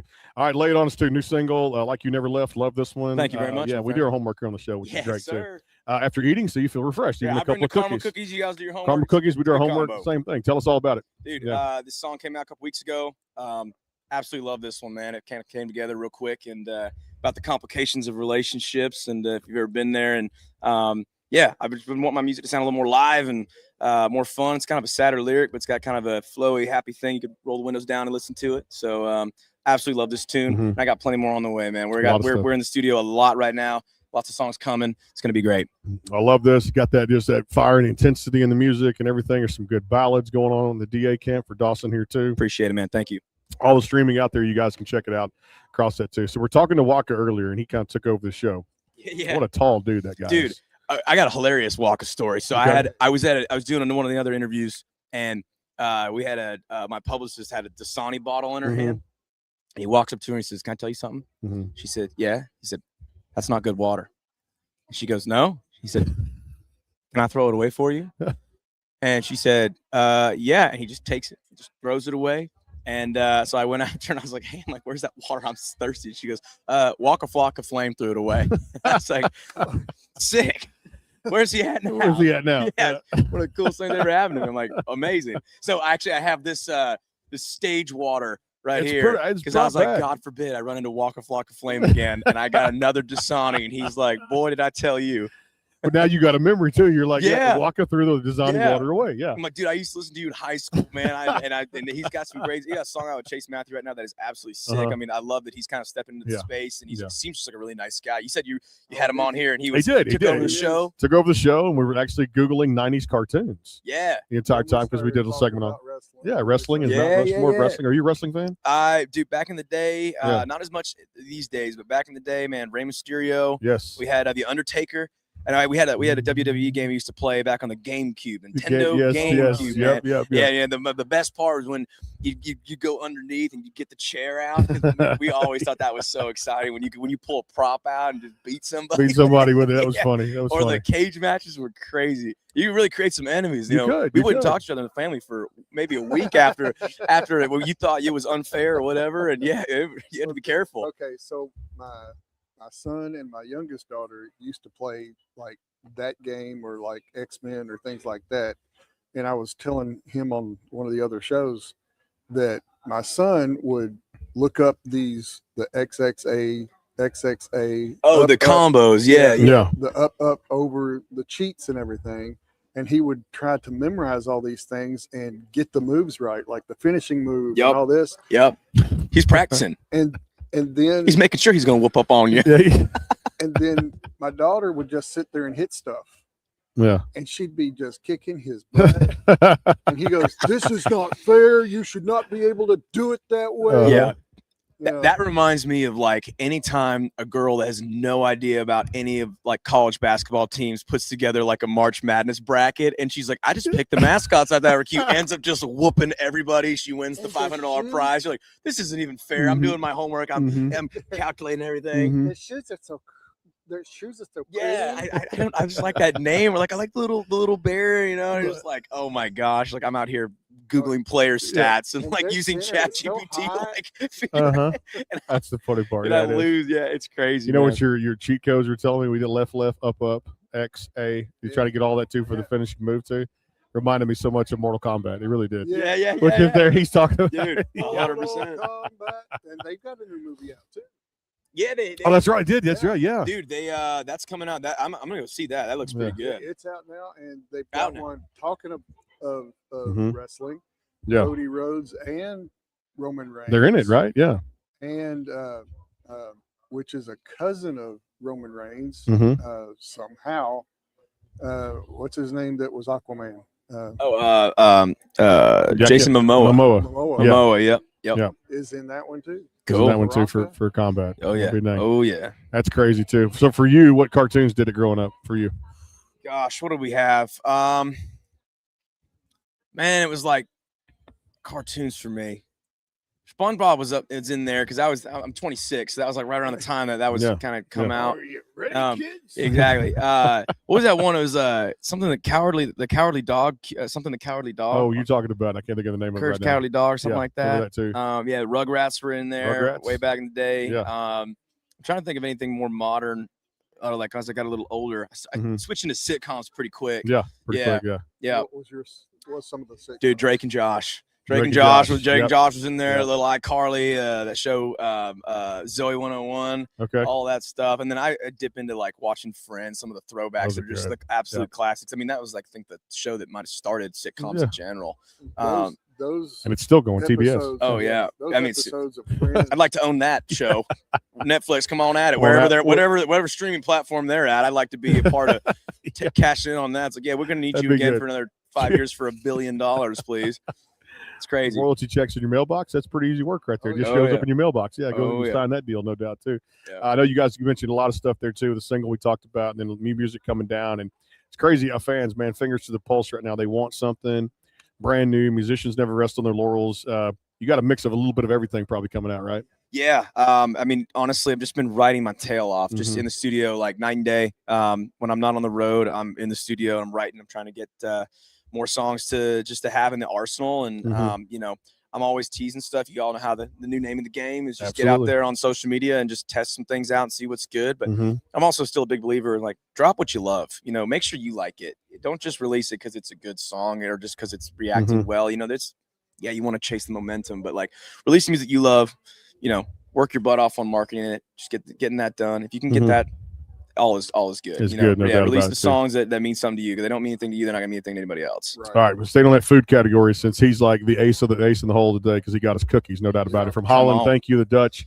Appreciate the cookies and shout out to all the Dutch and the pastry makers in Holland for all that good stuff over there too. We appreciate that. Come which is on with great. it. So Shout out. Dawson Anderson here with us gets the golden guitar, the golden award, whatever, or the ACM trophy or the CMA trophy since we're at CMA. Oh yeah. So we love that too. I'll expect 'cause, that in the mail. All right. it's coming in the mail, no doubt. Food wise, let's stay on the topic. We went to a great pizzeria last night, East Nashville and Gallatin Pike. Frankie's. Oh my goodness. Yeah, Damn Frankie's is good. Frankie's So is you've good. been there, so you know. Frankie's know, is really yeah. good. You know, I like Desano's, kind of more that like artesian style. Mhm. Something maybe you get like in Italy. Desano's is good. Tom Brady, funny enough, owns that franchise. He too. owns Desano. He owns Really? Desano, or Okay. it's like a part owner. A in part it. owner, yeah. Yeah, because I remember he was on his private jet leaving Mhm. Nashville for something. I want to say it was something NFL Mhm. related. Yeah. And he on his jet, they had it waiting for him, and I was like, I want a jet, and I want Desano's to be waiting for me. Waiting for me. Yeah. And I was like, Yeah. he must be a Desano's fan. Someone was like, well, he owns the thing. I was like, awesome. Just add one more thing to the cool One more factor of thing. Tom If Brady. you had his money, you could just get involved in whatever you wanted to anyway. It wouldn't matter. Yeah. The Raiders or whatever else. you Maybe wanted I'd go get that show. Maybe I'd go get. to. You would. You probably would. I just want to own it on my own. I would create my own stream platform, just my music and friends. Hey, if you get it, just spread the wealth. That's all I can say. Yeah, I'd hey, love to do it, man. everybody Just- eats. Everybody eats. Everybody eats. You I just saw love you to saw do it today. That's how we That's roll. how we roll. That's how we country roll. music family. We Food, take- money. It's how it always is. Take care of each other. That's why more of these Absolutely. road shows are coming up with the Backstage Pass mobile studio RV on the road. Yep. That's what we're doing now. Hey, have you all just a quick shout out because this guy is an awesome dude. I think he owns this pizza shop. If y'all like Chicago deep dish, there's a place called Gio's here in town. Only open Friday, Saturday, Sunday. You walk in to the kitchen. It's just a kitchen. Like they have the little iPad that you pay for it in the kitchen with you. And man, it was really good. Really good Chicago deep dish. For Nashville, it was A1. Geo's, okay. Where's this located? It's located like on the west side, kind of near the Nations, like Sylvan Park, just west of Park. town, about maybe 12 minutes. Geo's, so that might be something. Which Geo's I know, Pizza. You never know, man. It's pizza. We're there. That's my favorite food too, as well. And you guys need to download his latest single, Dawson Anderson, live CMA Fest. Appreciate you, man. Thank you so much. One other question about the pizza, though. Uh-huh. All right. What's your go-to toppings? Oh, I'm classic. Just give me pepperoni. That's all I like. That's all I like. Just a pepperoni. Yeah. I mean, listen. I'll do Supreme is good. I don't discriminate when it comes to my pizza toppings. I like it all really, but I'm also fuzzy fish or not? no fuzzy fish on there. No fuzzy fish. I like pepperoni is kind of just the go-to, but I'll just keep it classic with a cheese slice. But give me the works, give me the meat lovers, all that. I even like Hawaiian. Give me the pineapple and the ham. I know pineapple on pizza is very debated. I'm into it. It's delicious. I think pineapple on anything. I had some jerk chicken outside at a food stand like 2 hours ago, and there was pineapple in it. Fantastic. I just like pineapple. And pineapple's good, and it's good. I love the Hawaiian pizza too. Anything food right now, you're right. Yeah. It's just gonna. I was gonna say you guys are in a very good place. You should have people coming in here and shouting out their food because you guys be like, yeah, I bet it's amazing. I bet it's amazing. Yeah. Whether it's good or not, you just want it. Yeah. We keep telling them online that if you bring it to us, we will sponsor and we will say we will tell it where it's at. Yep. Give them a free shout out. Got to do it. You got to do it. But We hey, do, man. Appreciate you, boys. man. I appreciate you. GA y'all. right here in the house. Make sure you guys go download, stream the single. The Backstage Pass rolls on. Maybe one or two more here too. Live from the Music City Center. CMA Fest Day 3 continues. Stay tuned.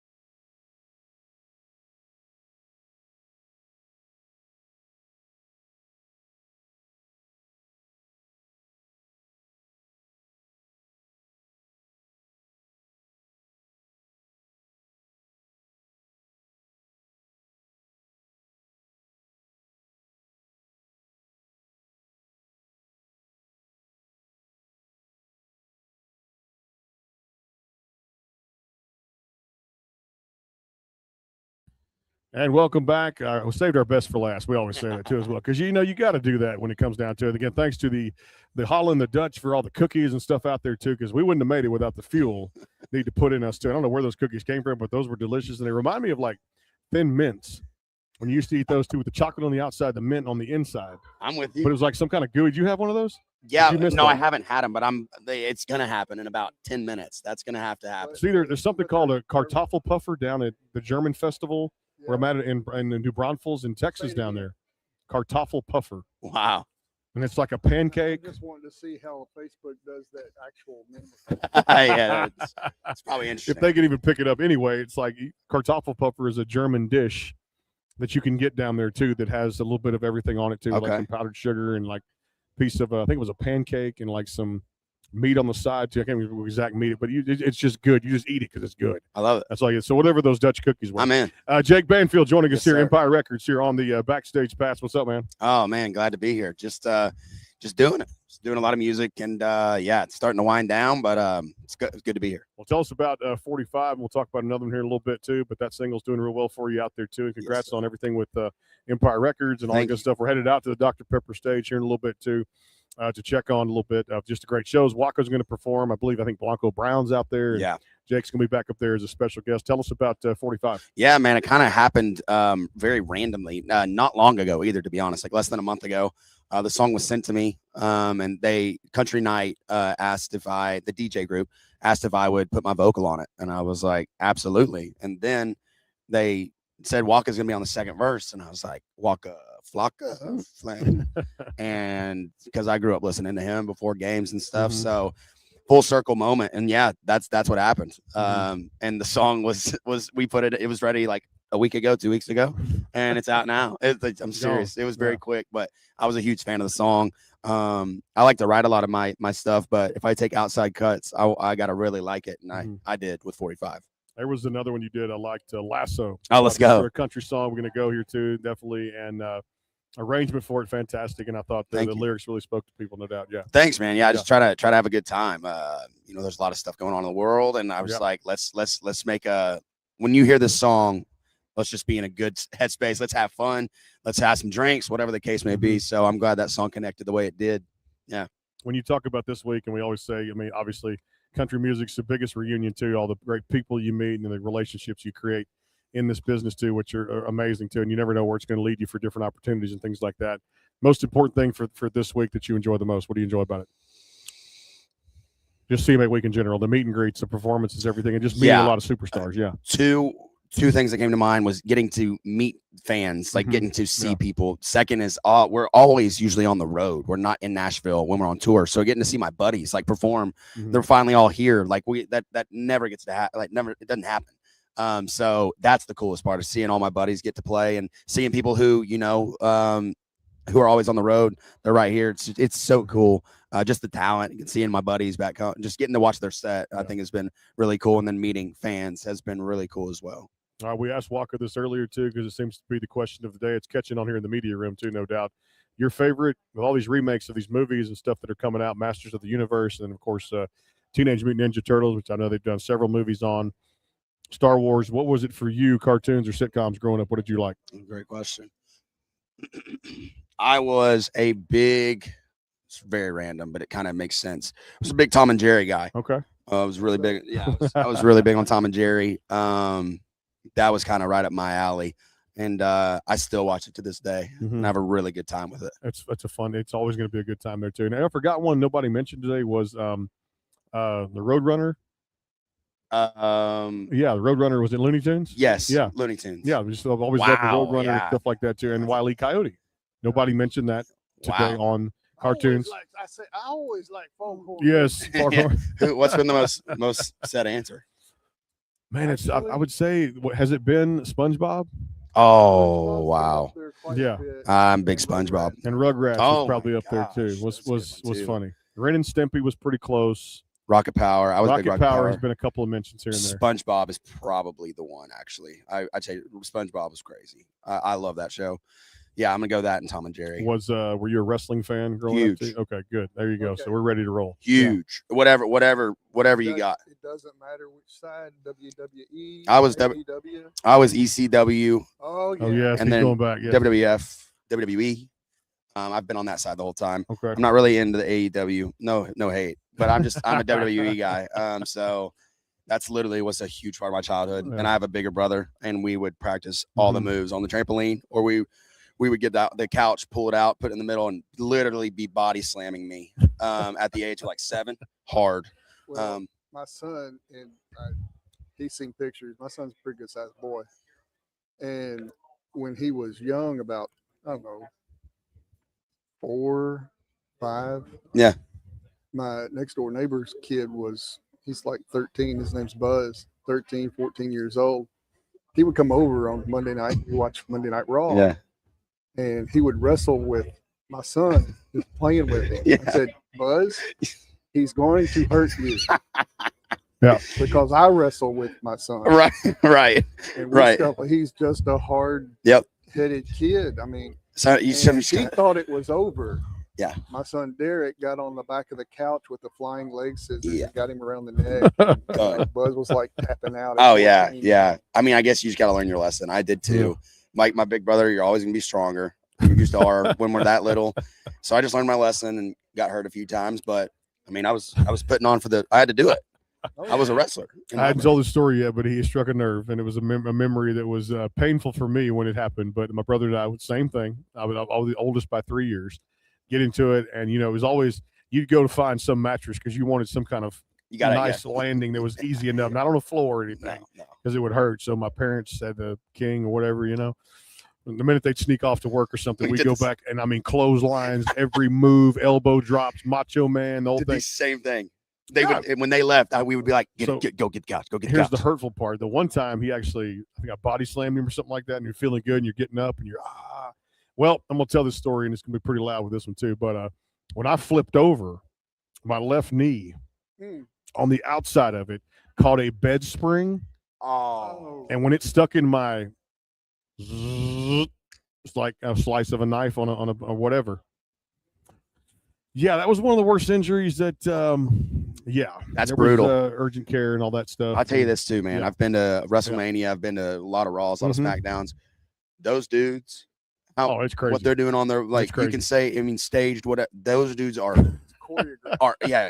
athletes, dude. Getting body slammed and it's just the respect, and then they do it every week. They do it. They just keep doing it. They have my respect. I told him I've got friends that actually wrestle. Yeah. And going to those events and singing the national anthem there and get to meet the guys, and it's. I have lots of respect. Oh God, yeah, dude. I watched Shane McMahon jump off the steel cage at WrestleMania onto like 35 feet onto the table, and I was like, "You can't fake that. Like that is a real human that just landed on another real human, and he's hurt. Yeah. And I was just like, it's crazy. It's crazy to see those guys, and it's a good time too. That fall off the top of that cage when Undertaker nuts flip. Oh my goodness, that is a vivid memory in the back of my mind there too. So it's fantastic. I didn't know I was going to talk wrestling.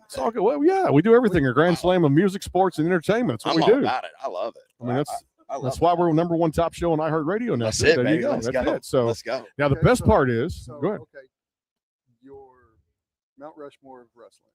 So my personal, like not off the most, your personal, my list. Yours. Yeah. I dropped out of college. Is Mount Rushmore 4 or 3? 5. Perfect. 5. Exactly. Here we go. I'm gonna go with Rey Mysterio, Jeff Hardy. You could tell I like the high flyers, little guys. Okay. I'm gonna go The Rock. I'm gonna go Stone Cold. Number 5. What do I got? Let me think. I don't want to make anybody upset. We're getting your top 5. No, I know. I'm Yeah. trying. My brother. My brother would be mad if I missed a big name. Rock, Stone Cold. Okay, yeah, last one. I have to do it. I'm a big Undertaker guy. He's the guy. He's the guy. So that would be mine. I remember him from being Mean Mark. Wow, that's throwback. Yeah. It's a throwback. I saw him when he was Mean Mark. I remember, and you probably remember this, Jake, and maybe for the fourth time, but 1990, and Survivor Series comes on the air, and there's a big, tall guy with the hair like just flowing down. Yeah. And he walks out in that black garment outfit. Do you remember this? Yeah. And you see, all you see is like the silver boot lining up the boot right there. And I remember Vince McMahon, not at the time, but of course told the story in documentaries after it that we're going to unveil this character because you're right, the Mean Mark didn't work out. That's right. But 1990 Survivor Series, and I remember that whole crowd just stunned, didn't say a word. Yeah. When he was unveiled as the Undertaker for the first time in that Paul Bearer, I can't remember his name. That was the freakiest moment. Freakiest. And we're talking about something again that is now 36 years old. Yeah. You kidding me? It was 1990 iconic. Survivor It was. I do remember being young, and that was like, this is Gobbledygooker was there. this too. is Remember scary. This is scary. I was just like, I don't like this. Yeah. So, but then it grew on me as I got older. I said, this guy's a bad dude, man. And, you know, I've seen interviews with him. You know, he's got his own podcast and Dawson in the house. Love you, big boy. What's up, baby? DA Dawson Anderson. Yeah. He's got his own podcast now, and he talks about it numerous times. Yes, it was the Taker's, you know, character, but he reinvented it so many times. Yeah. You know, to where he is now. I mean, even when they bring him back to give somebody else the push, Right. the- No, to 100%. get somebody else over. Yeah. I mean, he'll always be Yeah. the guy. He'll just be the guy. He can I show think up whenever he I wants. think the last one that he put over, which was pretty good, was Trick Williams. Yeah, that was a really good era that I liked was his motorcycle era where he would just be boom, Oh, God, yeah. and then like Yeah. this dude is a brawler. So it's good stuff, man. Yeah, the thing that he said the one that he wrote it down, and when he got down to go around the thing, it flooded. He goes, I was never so mad. That's not it. That sounds brutal. And when he came down to American Badass, Yeah. the motorcycle that was clean. I saw that. I went to WrestleMania 18 as a kid too, and I still say my brother and I, we actually went. It was funny. This is how my memory. It's funny how, and you know this because anything working out, and it's amazing what it does for your memory. Like just in a fitness, it's crazy because I remember more now than when I didn't work out. I went through a brief period there too, but I remember this standing in line. My brother goes WrestleMania 18. It was Rock and Stone Cold in the Astrodome. Oh wow! In 2015, somewhere in there, 17, somewhere in 18 when 18, and we stood in line and at a Kroger when Kroger had a ticket outlet to buy them. Remember that? It was like a ticket master inside a Kroger. Wow! To get those. And like all night, and then go to sleep until we camped out with a sleeping bag and just a tent. That's incredible. And then go to get tickets to WrestleMania 18 in what they call the mezzanine section, which was big there too, in the Astrodome. Remember that? And saw one of the greatest cards we've ever seen. That is awesome. That's a great story. And camping out, and this is amazing when it brings back memories on WrestleMania 18. It's legit. It's crazy. I'm about it. And you can't fake that. I mean, No, you memories, can't. you cannot fake That's- that too. it's So, so good. encourage, take care of yourself, drink when you want to, and hit the gym and work out. It'll improve your memory. I'm just saying, if you're having, a lot of people forget things, but hey, it's good to remember that too. 45 across all the DSPs. Always good to see you, man. Thank you. And would you brother. come back anytime? Oh, whenever you guys need me, you got just it. hit me up. Jake Banfield, Banfield. Make sure. Yes, sir. I'm in. We'll I'm play in. some songs, have fun. JakeBanfield.com.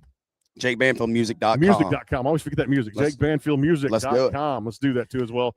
On Empire Records, and I think we may be done for the day. I'm closing up shop. I think we saved the best for last. We're Well. going to close up shop here again. Our friends, KYBN, 98.1, your Bay Area Broadcasting Network. And everybody, official Backstage Pass is the Instagram, and out there too, the sportsguyspodcast.com. Grand Slam of music, sports, and entertainment. For Bailey, for Roger, I'm Brandon. We're going to sign off, and we'll see you guys back tomorrow for day 4 of CMA Fest here live at the Music City Center. And don't forget, tomorrow live at Bon Jovi's about 2 o'clock, right? We're going to go over there. And Snooki from Jersey Shore is on the program with us. Snooki will be with us. And, of course, if you missed any shows, they're live on Facebook. We'll talk to you guys soon. Take care. God bless. See you tomorrow for day 4. Enjoy CMA Fest.